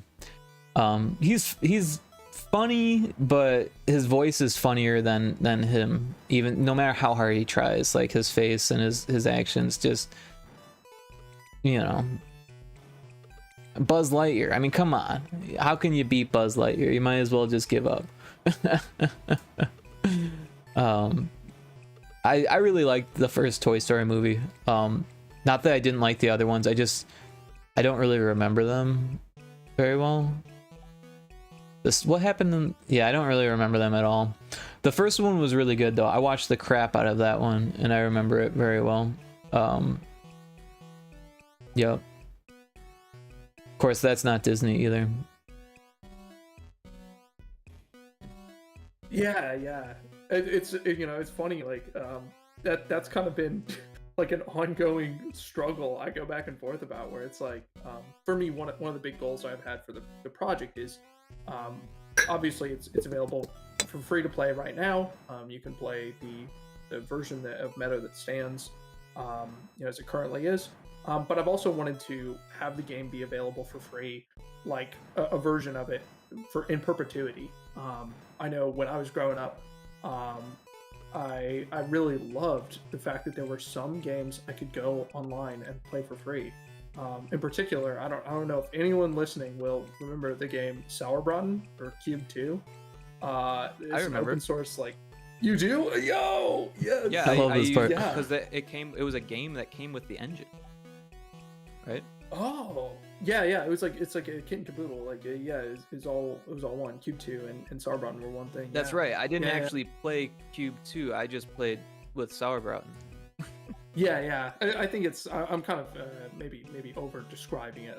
I think they're the same thing. But one like, was a game and one was an engine, but it was a game that had an engine in it. It was weird. Yeah. It was a very weird thing. I bounced off of Unreal to Sauerbraten is what happened, because I couldn't figure out Unreal. So I was like, wait a second, this one doesn't require any programming. Yes. Yeah, I spent so many hours as a teenager playing, like playing deathmatch online or editing maps, and just I love that. And like the fact that it was freely available actually wound up being really important. So I could, I could go out and find it and just play it. So that kind of experience stuck with me, and I was like, I for sure want part of this to be, non-commercial. But there's also a part of it where it's like, if I wind up putting this on a marketplace, even if I genuinely want to price it at free or a very low price, like you run into this problem where it's like, okay, well now you're like in the shovelware bin, and it's like, oh, I don't, okay, now I gotta think about like, okay, what do I need to do to make sure I don't wind up in the shovelware bin, but also still, have an affordable, reasonable price and stuff like that. So that kind of, that's been an ongoing, internal conflict. I've been trying to figure out like, what do I want to do about releasing the game, like, Sure. and so then I've turned away from that and been like, well, I'm just gonna finish the game. Right. I don't have to think about that. Yeah, well, you know how it is. Sometimes it's better left to just have your brain gestate on the idea while you work out something else. But your head's in the right space, and that is a difficult question to answer, right? Because I'm kind of in the same boat as you, where like I used to play itch.io games around like 2014. I was like, hey, I have a computer that can play games. I don't have any money to buy games. So I would go to itch and find free games. I'd be like, this is awesome, this is great. I want to be good enough one day to make a game, put it on itch, and give it out for free. And then within like a few years, I actually did. I was like, this is awesome, I have a game out on itch, and like, don't get me wrong, I want to make money off my games too, but I love that you can put a game that's unfinished up for free, and that way the people who want to play a game that's free, they're gonna find it, and they might not really care that it's totally unfinished, or that it's not unfinished, or that it is unfinished, because they didn't have to pay for it, where someone who paid even $1 would expect the game to be finished. There's definitely like an element of like, you start getting into like human psychology stuff where it's like the value people place on a free item versus an item that that you had to make some kind of exchange for, and what's your net inputs so you can feel you're getting a good net output. It's something I've thought a lot about, where I'm like, I want people to walk away from both a free or a paid version feeling like they got more than they put in, and that the experience was richer than they'd anticipated. But what that means, what the practicals of that are, it's a question for another time. No, I could see that being something to noodle out in a notebook over the course of a few months at least. So I'm gonna take a break. It's been almost 4 hours here, so I do want to come back and stream some more. Hopefully finish this and maybe get onto a video game. But yeah, I'm gonna take a break. It shouldn't be more than 10 minutes, probably less. Just going to do a quick bio break and take care of some stuff, and then I'll be right back. So I'll leave the music going, and hopefully you're still here when you get back. Oh, you're going to your iPad? That's very cool. Yep, so I will be back shortly. Thank you.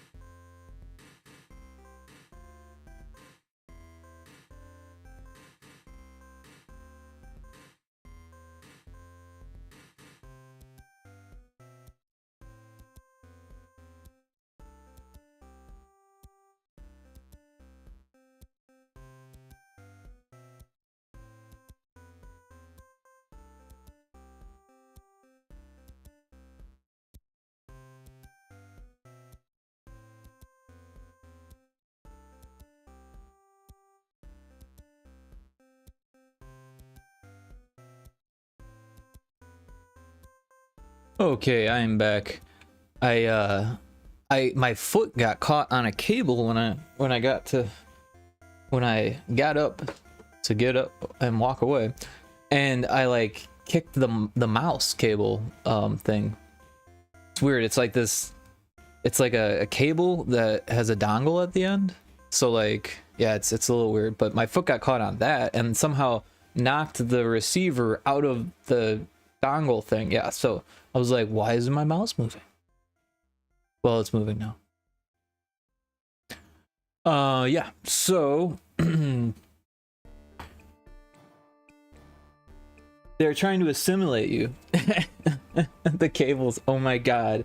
It's so bad. The setup is actually kind of cool. Like this whole thing behind me kind of makes it a little bit of a pain in the ass, but it's better off this way because there's too much stuff back there. There's like 2 exercise bikes, a exercise ball, a dog bed, a DJ table, a window. Like there's just too much stuff. Like I don't want that type of distraction. Also, the lighting in here sucks so bad. And this kind of helps, I guess. I don't know. I tried to color grade it a little bit so it's not orange. But yeah, it's been an experience. Lulu is meowing. You might hear Lulu meowing.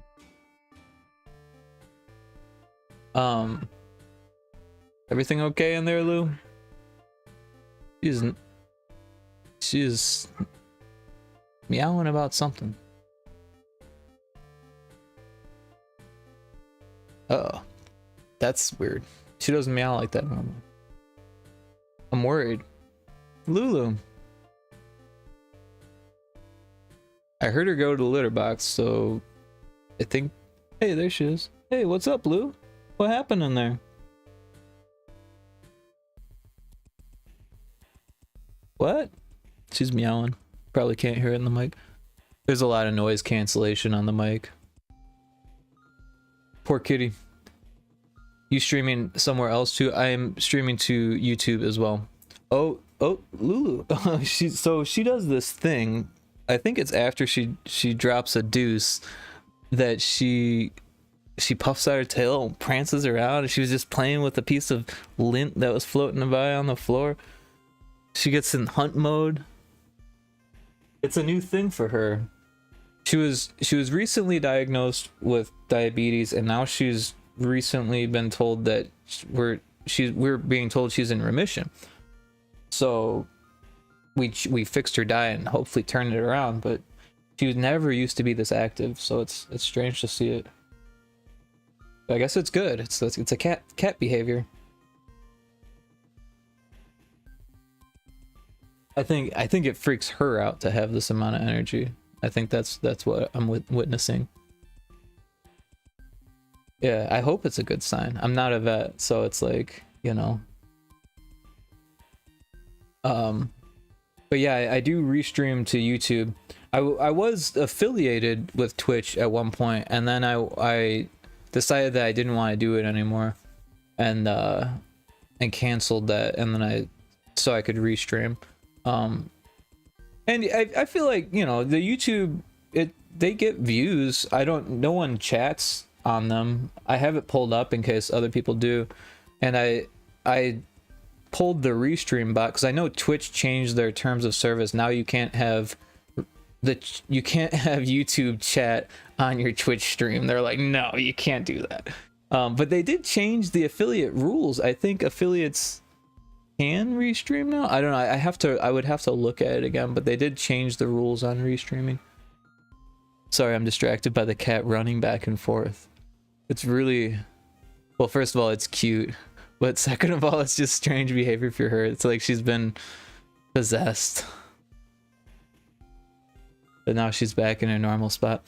There's like a chair that she sometimes likes to sit in. Usually it's her chair to say like, you've been on the computer too long.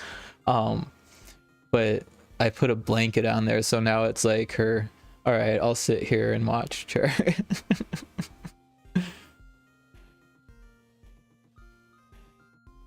But yeah, the cables are such a mess, and then I've got this like USB hub with like 7 different slots in it, and they're all filled, of course, all the time. I have to like figure out which ones I want to use.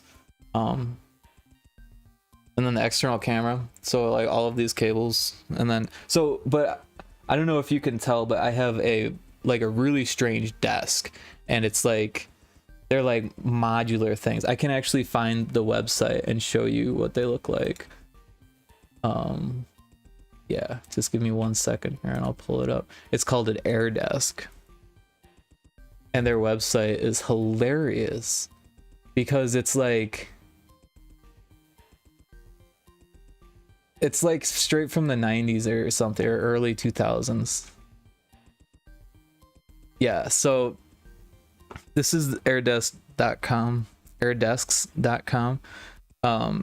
And this is an Air Desk, and this is what they kind of look like, right? So I got 3 of them, but I got one that's super tall.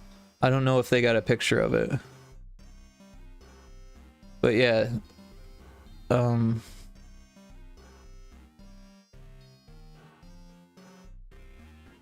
this website sucks so bad.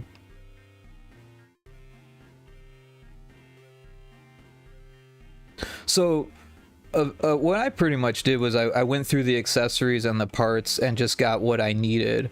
Like I got this deluxe mouse arm, and that's what I'm on now. Of course, mine has some cracks in it. Might break soon, and then it's $65 for a new one. I've got this keyboard arm accessory. They're not cheap. And then the double heavy bass add-on. I got one of those for each of them. So that's not cheap either. $80 each on top of what they normally cost, which I think is $80 or something like that. Unless the prices have changed, I don't think they have though.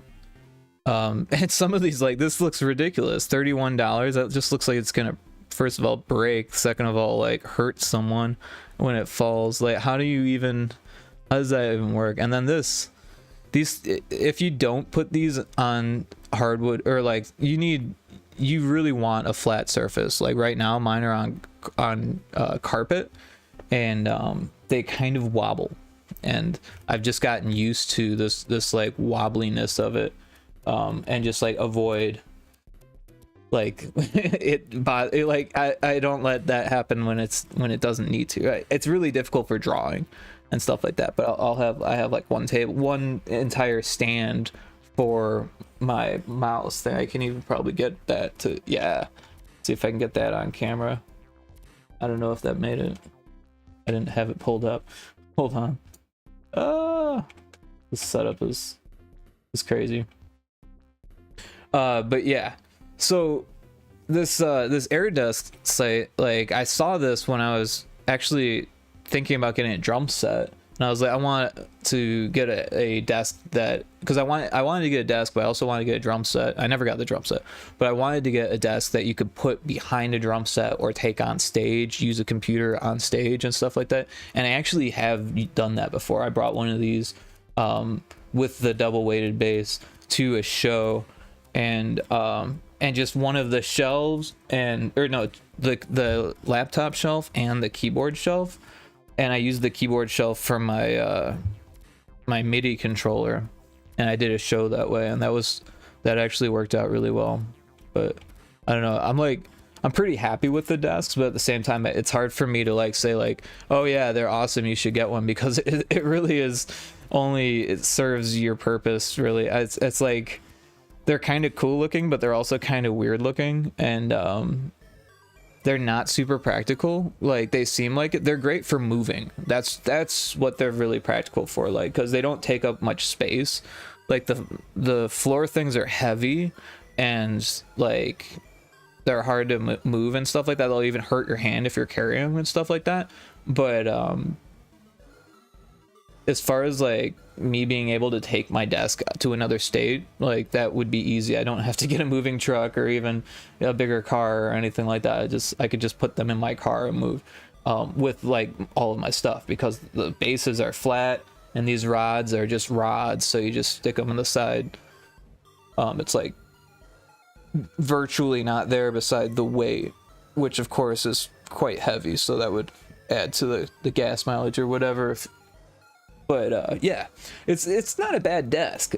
I don't remember how much I spent on the whole thing, to be honest, and I don't think I had my my business set up yet, so I didn't write off any of it. But super handy for this setup because I've got my laptop and my MIDI controller on one, which actually has my microphone on it. I figured out a way to get the microphone on there, and then I got the camera has its own tripod, and then I've got another bass and mast system with 2 monitors on it, connected to a different computer, actually, like a slow old desktop, a XPS Dell XPS, and it's not terrible. It can play some games even in stream and browse the internet, but it doesn't have a SSD. It's slow. It doesn't have the RAM you would want today. The graphics card, it's capable. I think it's not far off from the one what's in my my laptop, really. But like you can do VR with it, but the Bluetooth thing busted on it, so I have a dongle. Actually, the Bluetooth busted on both of my computers. Fucking crazy.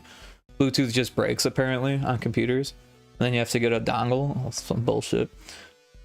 But yeah, so I can't use VR on that computer without the dongle. So I guess if with the dongle I could, because for a while I was just like, well, I'll do it on my laptop, and then that stopped working. I had to get the dongle and my headphones. So I had no way to connect my headphones.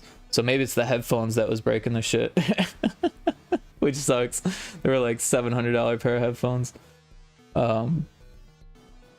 Yeah.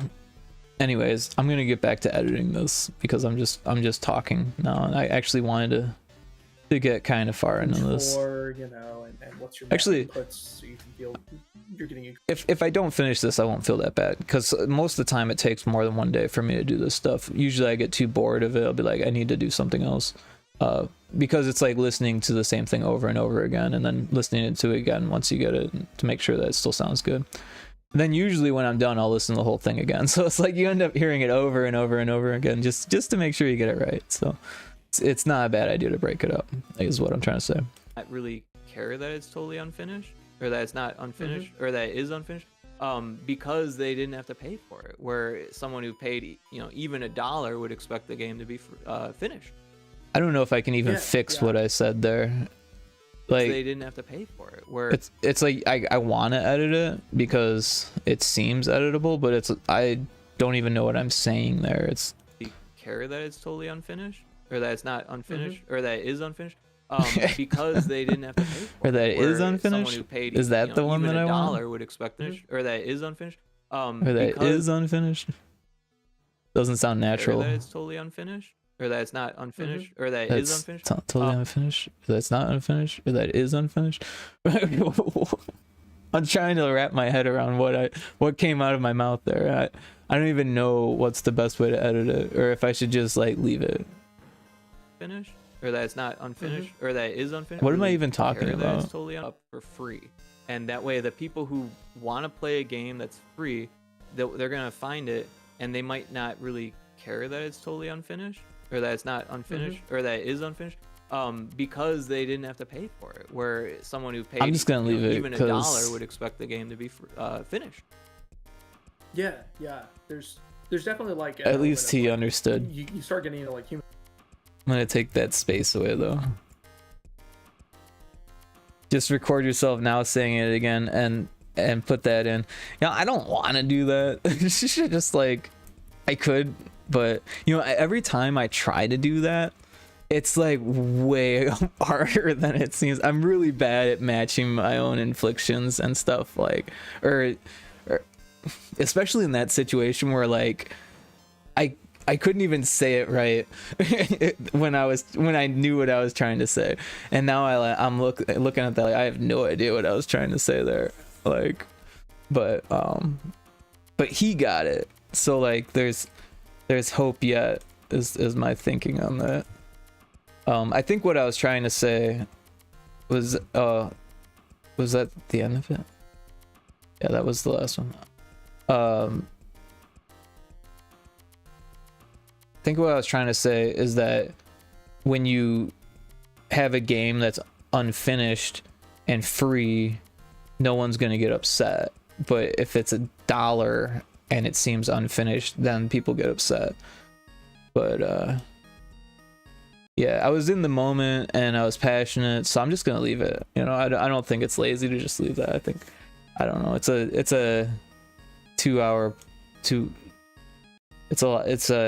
130-minute podcast, 135, so 140-minute, 100. It's a lot of minutes. I don't know. Ableton's not great at telling you how long something is. They'll tell you how many minutes it is. You get to the end of it. 140 minutes.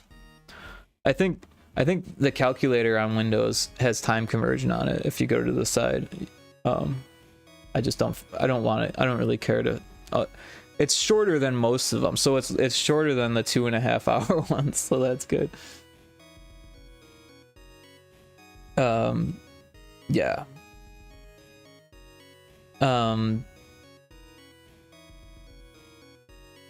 Yeah, but like I was saying, it's so hard for me to match my own infliction. It's like I don't even try to do that. If I wanted to like redo that, I would have to redo like that whole sentence or that whole paragraph or whatever the heck came out of my mouth there.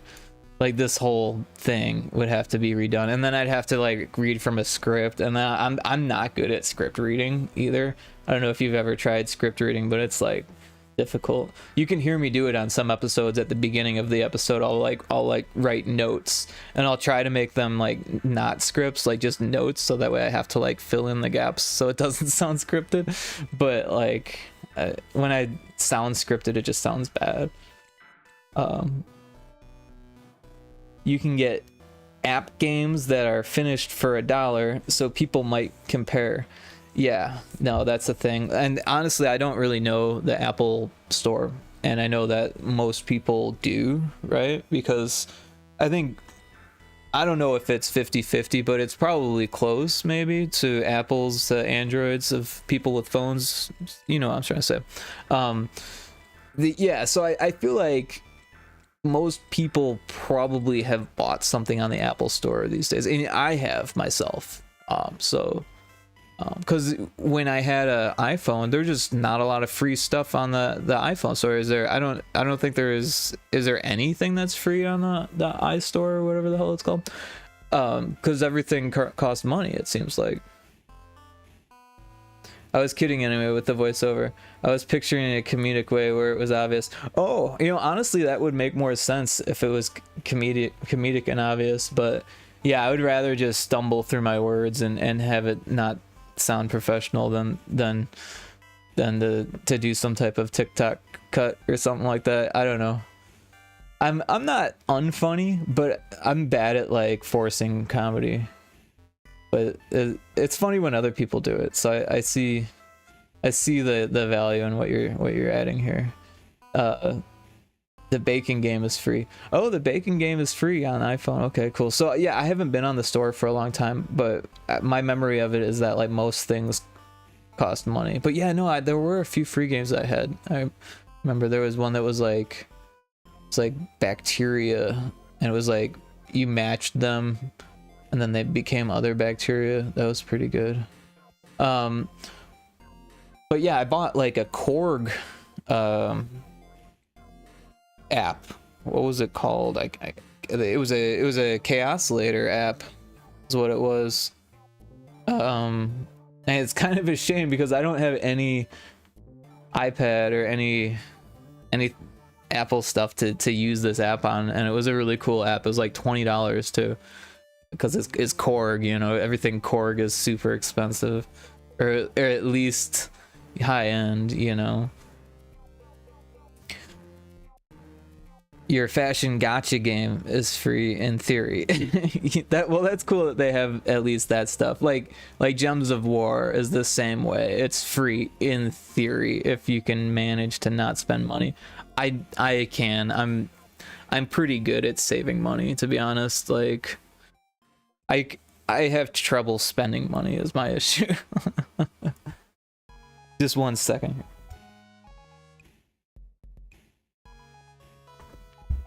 I had a fan going and it started to get chilly. There's actually been like cold fronts coming through.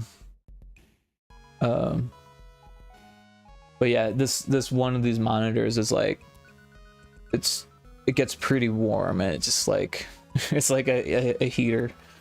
Also, the desktop at my feet gets pretty warm too. It's for considering it's not doing anything. Yeah.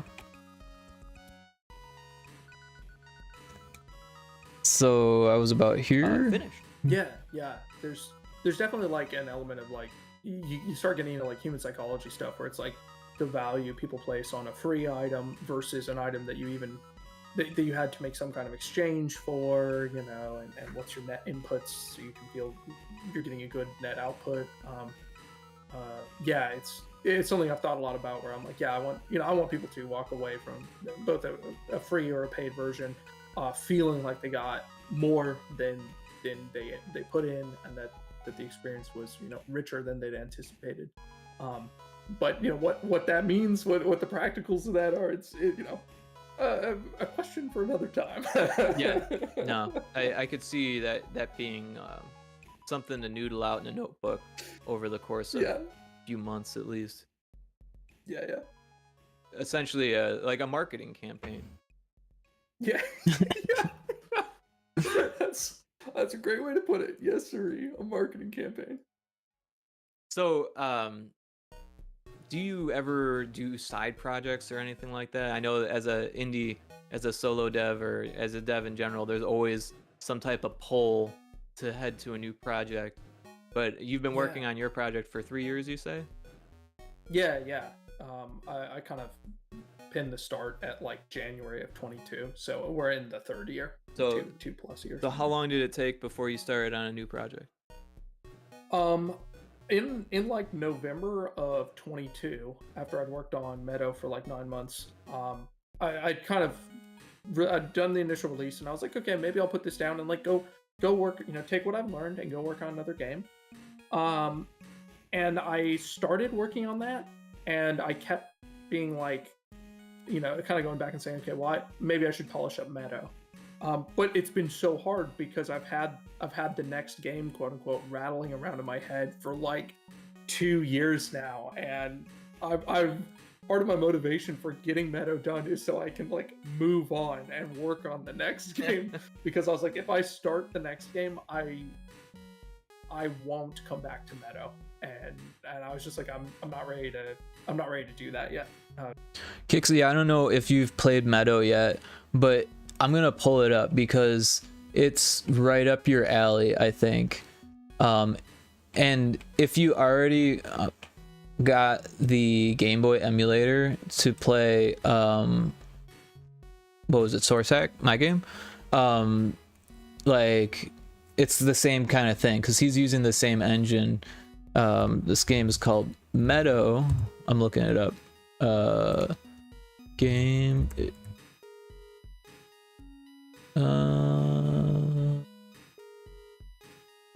Meadow Game Boy. Yeah, so if you type in Meadow Game Boy in Google, you can find it, but I'm gonna pull it up here. So you can actually just play it from his itch page. Just hit the run game button, or you can download it you want the GB one if you're going to use the emulator. Pocket is for analog, which is it's a different thing. It's actually like I want to say it's like a handheld console thing, because that's kind of what it is, but it's there's a little bit more to it than that. They like reverse engineered the Game Boy hardware and like re-engineered it into this like cartridge handheld. So it's kind of like the Miu Mini, except it has a cartridge and it has completely different hardware. And instead of like emulating the hardware, it's like reproduced the hardware. It's way more expensive. What's the name again? Oh, I was like, oh, I'm going to show you this, and then I stopped. It's called Meadow, by Sal Tosti on itch. So yeah, Meadow is a farming game, and it's a lot like Harvest Moon. Even though I haven't played Harvest Moon, that's what I learned from the podcast. But it's a lot like Stardew Valley, but it's kind of simplified because there's no day and night cycle, and that makes it like so much more relaxing and chill. I can show you basically here. Let me turn off my music because this has awesome music.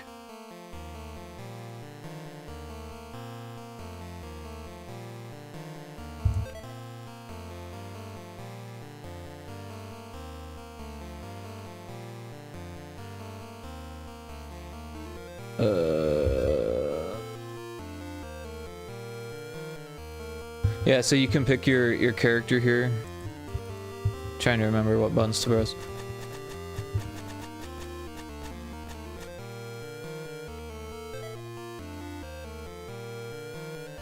Oh. That was the wrong button. There we go.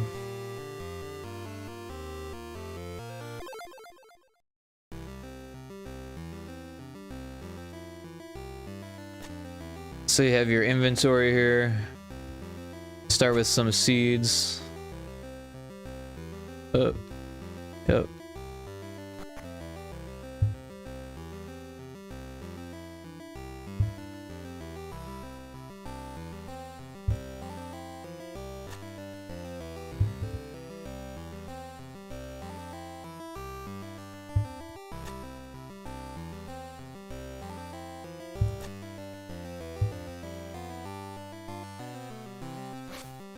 Yeah, and the lightning bolt is your energy.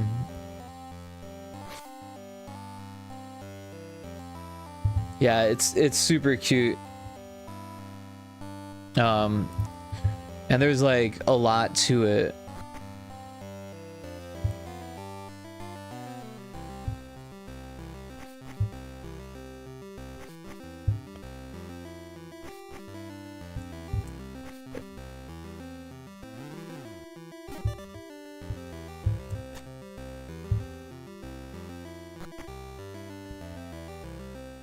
So this is my inventory, and you can see my energy and how much gold I have. And then, oh, what did I click there? There's the to-do list, feed a chicken, ship something, talk to Mabel. So these are all things that I want to do before the day is over, obviously. But the day is over when I tell it to be. So I think that's awesome, because that was like the one thing I didn't like about Stardew when I first got into it, and eventually I got over that, but yeah.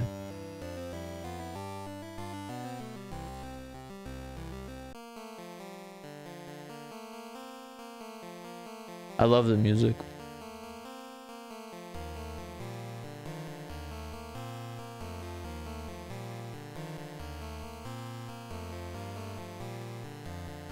Oh, there is a full screen here. I was small screen. I was looking for it, but it blended in so well I didn't see it. Oh.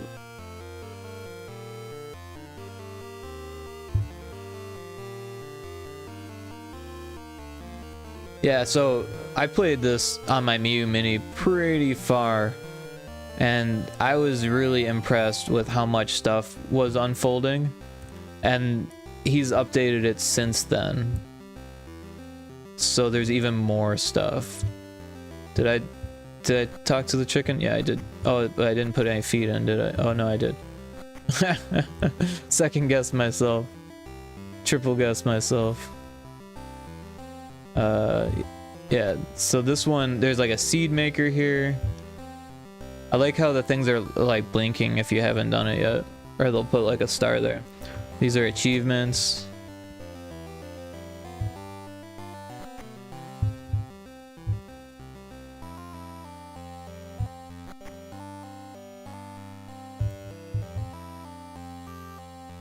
And this is how you get your energy back.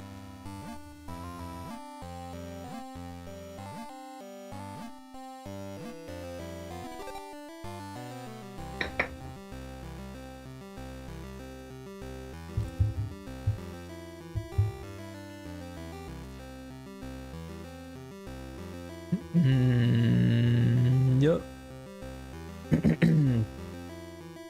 So yeah, this game is pretty cool. I definitely recommend it.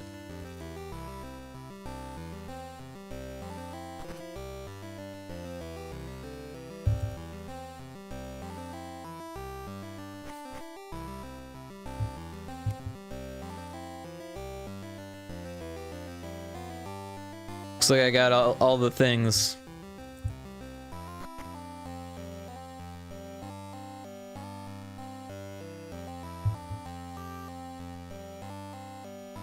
Yeah, so I'm not gonna keep playing, but I totally recommend playing past that point because there's so much more to the game. It just keeps unfolding, a lot like the way you would expect from like a Animal Crossing or something like that, where they don't give you the whole game at once,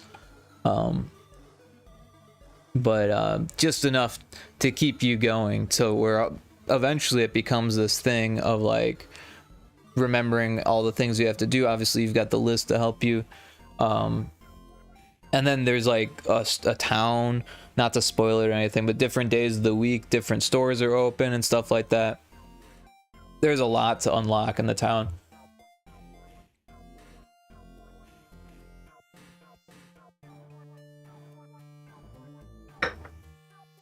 Excuse me. But yeah, no, I like that game. I thought it was super cool. The dev actually reached out to me because I have like a list. I showed you the list. Take it in sequence. Wow. Yeah. Excuse me. I feel some of that. Although I am capable of working on more than one thing at a time. Like I don't stop anything. Yeah. I mean, I have a lot of admiration for that. Part of the reason why I feel like I would not come back to Meadow is just because the next game that I want to make is like much more of a technical challenge on the Game Boy. I want to do like an RPG, Cool. and I also want to I really want to try to do more with the narrative side.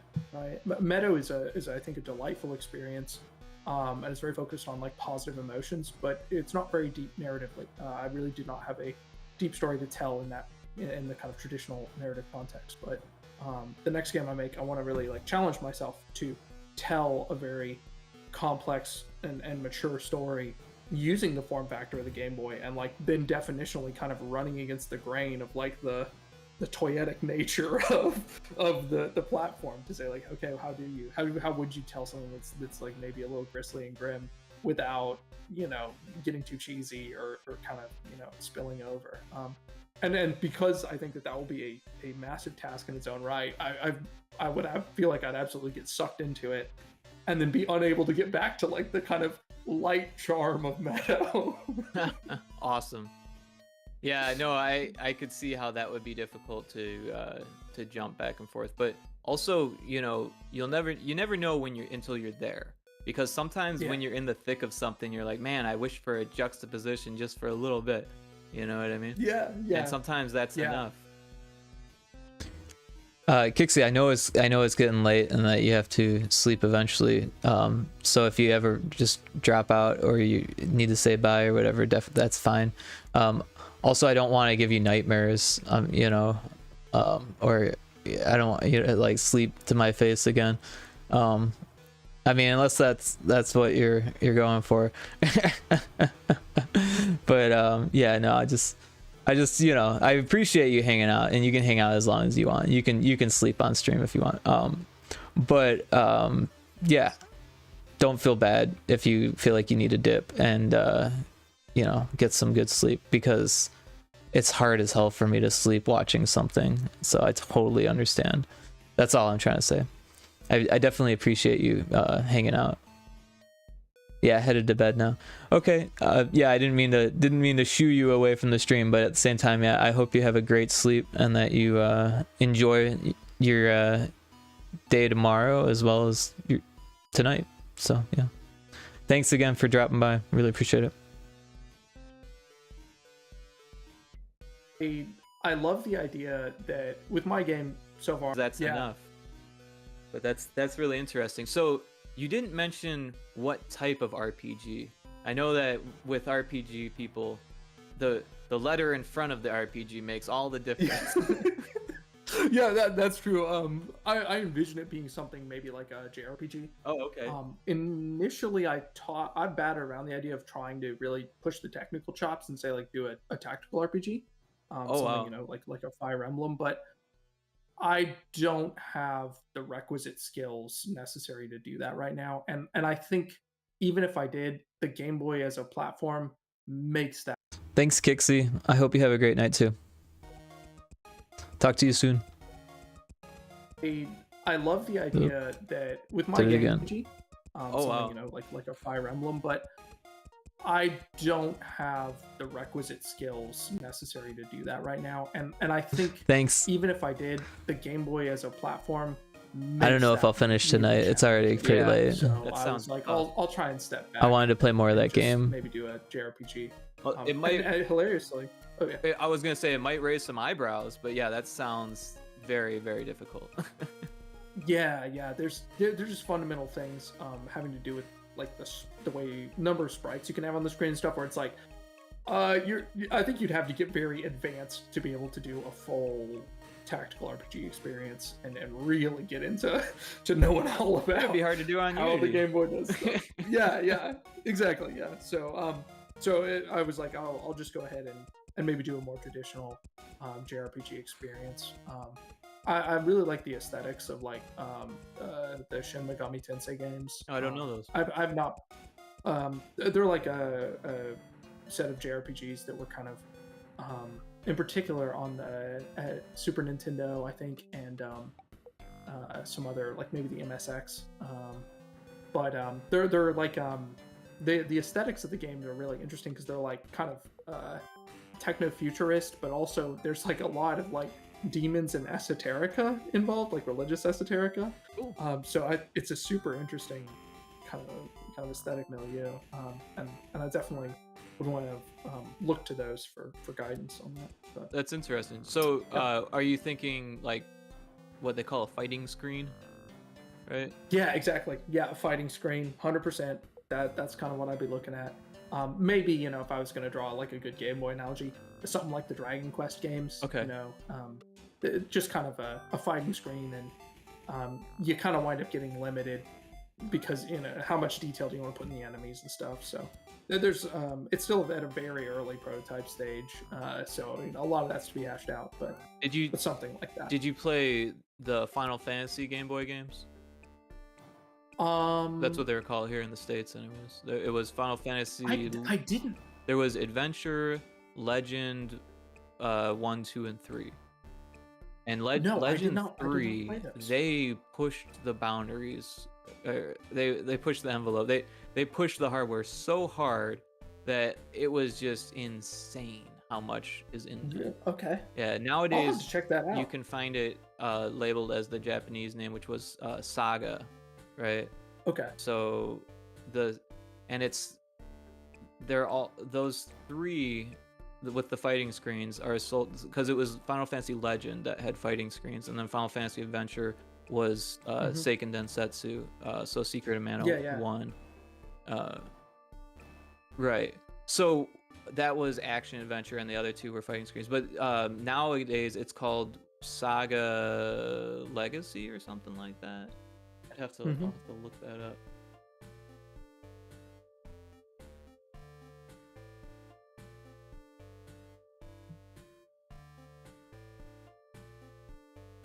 Oh, I spelled it wrong.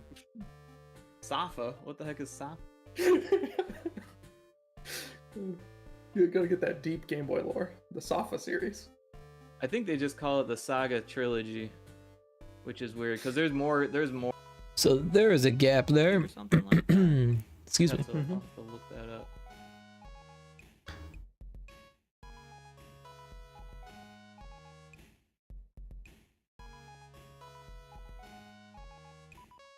Oh, I spelled it wrong. Spelling things Samba? wrong, What the heck is Samba? even on the podcast. You gotta get that deep Game Boy lore. The Safa series. I think they just call it the Saga trilogy, which is weird because there's more than there's like a whole bunch of Saga games. But yeah, the first 3 Saga games for Game Boy, those are definitely Kind of. Or, I shouldn't even, something like that. I'd have to look that up. I think they just call it the Saga trilogy, which is weird because there's more than there's like a whole bunch of Saga games.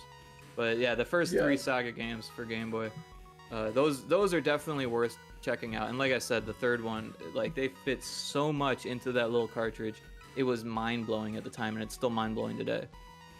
And fantastic enemy art. I'll definitely be looking around. The mechanical parts of that project are still like kind of early. Oh, I shouldn't even hedge. The whole project's very early on. So I've started you down the wormhole here. Yeah. You gotta get your gravity back to Meadow. Exactly. I do about the next game. Art. I'll enemy art. I'll definitely be looking around. And fantastic enemy art. I'll definitely be looking around. The mechanical parts of that project are still like kind of early. Oh, I shouldn't even hedge. The whole project's very early on. So I've started you down the wormhole here. Yeah. You gotta get your gravity back to Meadow. Exactly. I did treat myself. Just to talk about the next game. When I released the version like 0.8 6 months ago, I was like, okay, as a reward, I will. There was an artist I found on Twitter, and I went to him and I was like, hey, I'm thinking about making this, this RPG on the Game Boy. Here's some ideas I have for the characters. Would you be interested in doing some character art? And he was like, oh, this sounds sick. So I would go in, got some character art done to kind of like, just keep a little bit of movement in the background. No technical stuff, just like filling out other pieces. So right on. It's rolling along. That's awesome. So yeah, on Meadow, do you have any milestones coming up in the future? Is it unwritten? I like to structure the milestones as pretty like broad in general. I just kind of like I said, I try to do releases more based on time. So I wanted. Is it unwritten? I like to structure the milestones as pretty like broad in general. I just kind of like I said, I try to do releases more based on time. So in this year, probably in the late fall or early winter, that'll mostly be like mechanical refinements and graphics improvements. It'll be kind of a refinement pass over. I like to structure the milestones as pretty like broad in general. I just kind of like I said, I try to do releases more based on time. So I want to do one more release in this year, probably in the late fall or early winter. I love this software. That'll mostly be like mechanical. It was expensive, but I'm glad I finally bought it. It'll be kind of a. It was also difficult to learn, but I do have a big list of. It was worth things it. I'd like to improve and things that need to be tweaked, and I'll make a big pass at those. And I'm also going to see if I can make a narrative pass at the game and kind of improve some of the dialogue and maybe work a little bit more of a little more kind of interest into the characters of the game.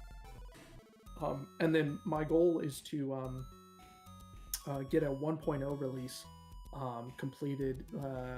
I'll tentatively say maybe in the spring or summer of next year, somewhere along those lines. And then from there, there might be additional riffing that I do on bigger features, like alternate farm layouts or something like that. But that would kind of be like a post 1.0 where it's like, okay, that's like a DX version or something. That I might use to kind of hold over for marketing purposes as I market the game. That there's still stuff going on, but maybe it's additional. Wow. So lots of ideas. Yeah. The well of ideas has never run dry, which is cool, but also tough. You got to discipline yourself about what to do. Yeah. That's awesome. Yeah, really glad to hear that you're heavily inspired working on what you're doing, and that you've got high hopes for the future, and everything's working pretty well for you. It sounds like we've been Oh we've yeah. been going for about 2 hours here, so I like to ask if there's anything that you wanted to talk about that we didn't talk about. Feel free to bring it up if you've got anything that you're thinking about. I don't have any core topics we didn't touch on. We did touch on, the GB Studio before, and I do want to just, I owe a great debt to Chris Maltby and the GB Studio team. The fact that they released GB Studio for free and I'm able to use it is tremendous. I would not have made Meadow if that were not possible. So it's big hats off to them. And then big hats off to, there's a huge list of people whose assets I've used, and those are also really important, because without those assets being available, sound effects and music and graphics, I actually wouldn't have been able to make Meadow either, because I wouldn't have been able to go say, okay, I'm gonna go add this to the game now, or go see an image and be like, oh, I should incorporate that. So I owe a great debt to a huge laundry list of people who I've made an attempt to attribute on the actual Meadow page. So I'm just very appreciative that both the engine and the resources are so freely available. The game would not have been possible without all those pieces. So I owe a great debt to a lot of people. Yeah, a huge shout out to Chris and GB Studio and everyone who worked on the team. And yeah, that sounds great. That you're shouting out all of your asset friends. Appreciate that. And yeah, so everyone should go to your itch page, download the ROM, play it out. Is there a way to play it on a web build on your page? I forget. Yes, there is. You can simply navigate to the page and hit the play button, and it will begin playing. I don't have the URL memorized. If you choose, you can Google for Meadow GB. You can also go to meadow.fun, and the link is available there, alongside some screenshots and information. And then if you're interested, you can, of course, follow me on Twitter at Sal_T_GB to keep up to date with the latest, or just navigate to my profile, and I have all sorts of links to all the other pages there too. So there's lots of ways to get there. Perfect. Yeah, and just real quick, if people aren't familiar, the web player builds that GB Studio creates are playable on your mobile device. So you don't even need to be on the computer. You can just pull out your phone, go to itch, search for Meadow, and then play the game on the emulator that's built into the web build, and it works like it would if you had downloaded an emulator on your phone. But it's all seamless right there on the website. It's super convenient. So definitely go check out Meadow and give it a test, and let Sal know what you think, because I'm sure he'd love to hear your feedback. I am looking for feedback right now on the game. I love to hear people's experiences, whether it's positive or negative. I'm learning things all the time. Someone very graciously informed me about the growing cycle of rhubarb that I knew nothing about. So there will be a patch in the future fixing how rhubarb grows. I saw that. It's a lot more hardy than I thought. And I appreciated that, because my mom grows rhubarb, and it just grows. Oh, really? It just grows. See, this is an opportunity to improve the realism of my game. This is perfect. But it's also toxic if you eat the leaves. Oh, I didn't know that. Okay. Well, maybe, I'll note that down in the list of potential features, dangerous foods. That's what we're missing. There's a whole lot of rhubarb information out there if you really want to jump into it. I'm just kidding. No, it was great having you on the show. You're a fantastic person to talk to. You just tons of fun. Been having fun laughing with you here. It's always nice to talk to another GB Studio dev, someone who knows programming and in the indie scene. It's just fantastic to talk to you. Thanks so much for coming on. Really appreciate it. Yeah. We must have chatted for a while after the show. The feeling's mutual. Very fun to just chat. I mean, I love chatting about GB Studio. I love chatting about Game Boy games. It's super fun, and thanks again for having me. I really appreciate it. Absolutely. All right. Well, we'll end the podcast, and I hope you enjoy the rest of your day. You too, man. You too. Cool. So we can end the podcast there, and Cool. unless there was anything else you wanted to add, but it sounded like you're cool with that. You too, man. You too. Cool. About GB Studio. Yeah, I feel like chatting about Game Boy games. I feel like I could cut that. It's super fun, and thanks again for having me. I really appreciate it. Absolutely. All right. Well, Yeah, we could just end it at absolutely.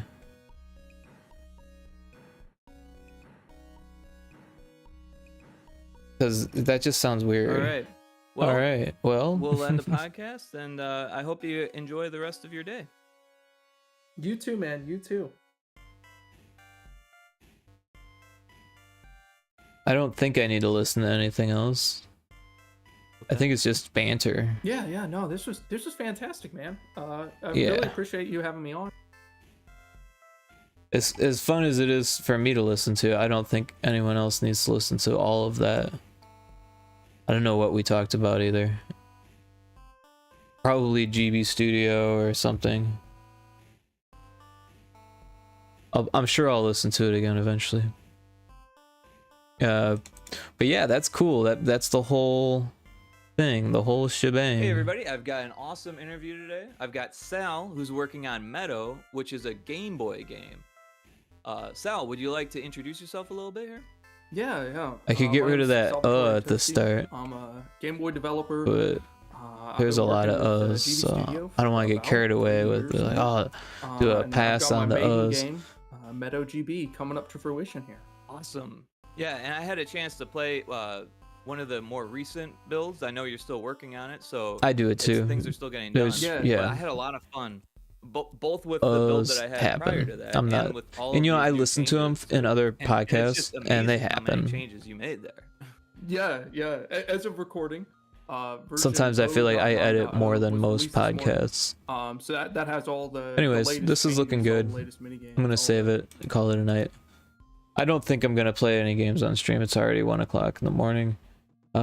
It was actually a very fun stream. I was never done this before. I've done Ableton streams, but never audio or a podcast editing stream. So that's fun. Also, this is like work for me that I don't get paid for, so it's fun to make it more fun. Having people on. I definitely appreciate everyone that was lurking. Definitely appreciate Kixie for dropping in and having some conversation. Amara dropping in. Haven't seen them in a long time. Yeah, I don't think I missed anyone. If I did, I'm sorry.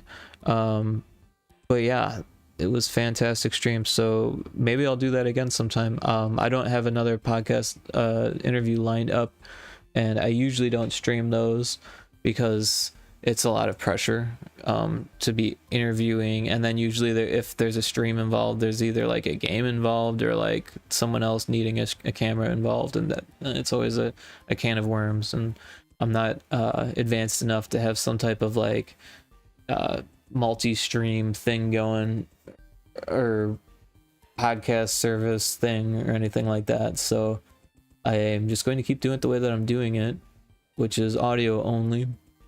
And then I'll add video myself for YouTube.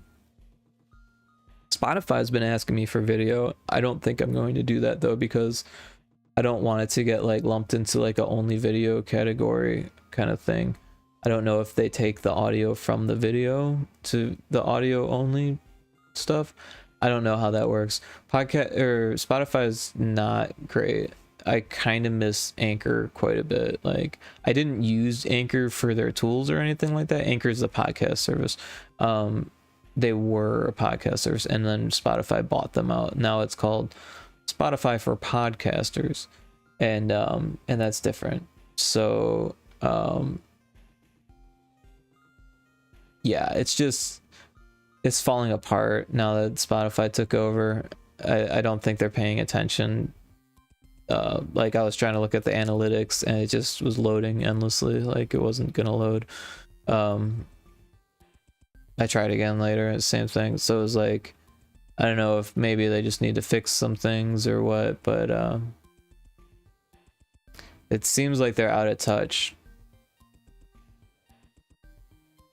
Anyways, great stream. Thanks everyone for hanging out. We'll see if I do this again sometime. Take care. Bye.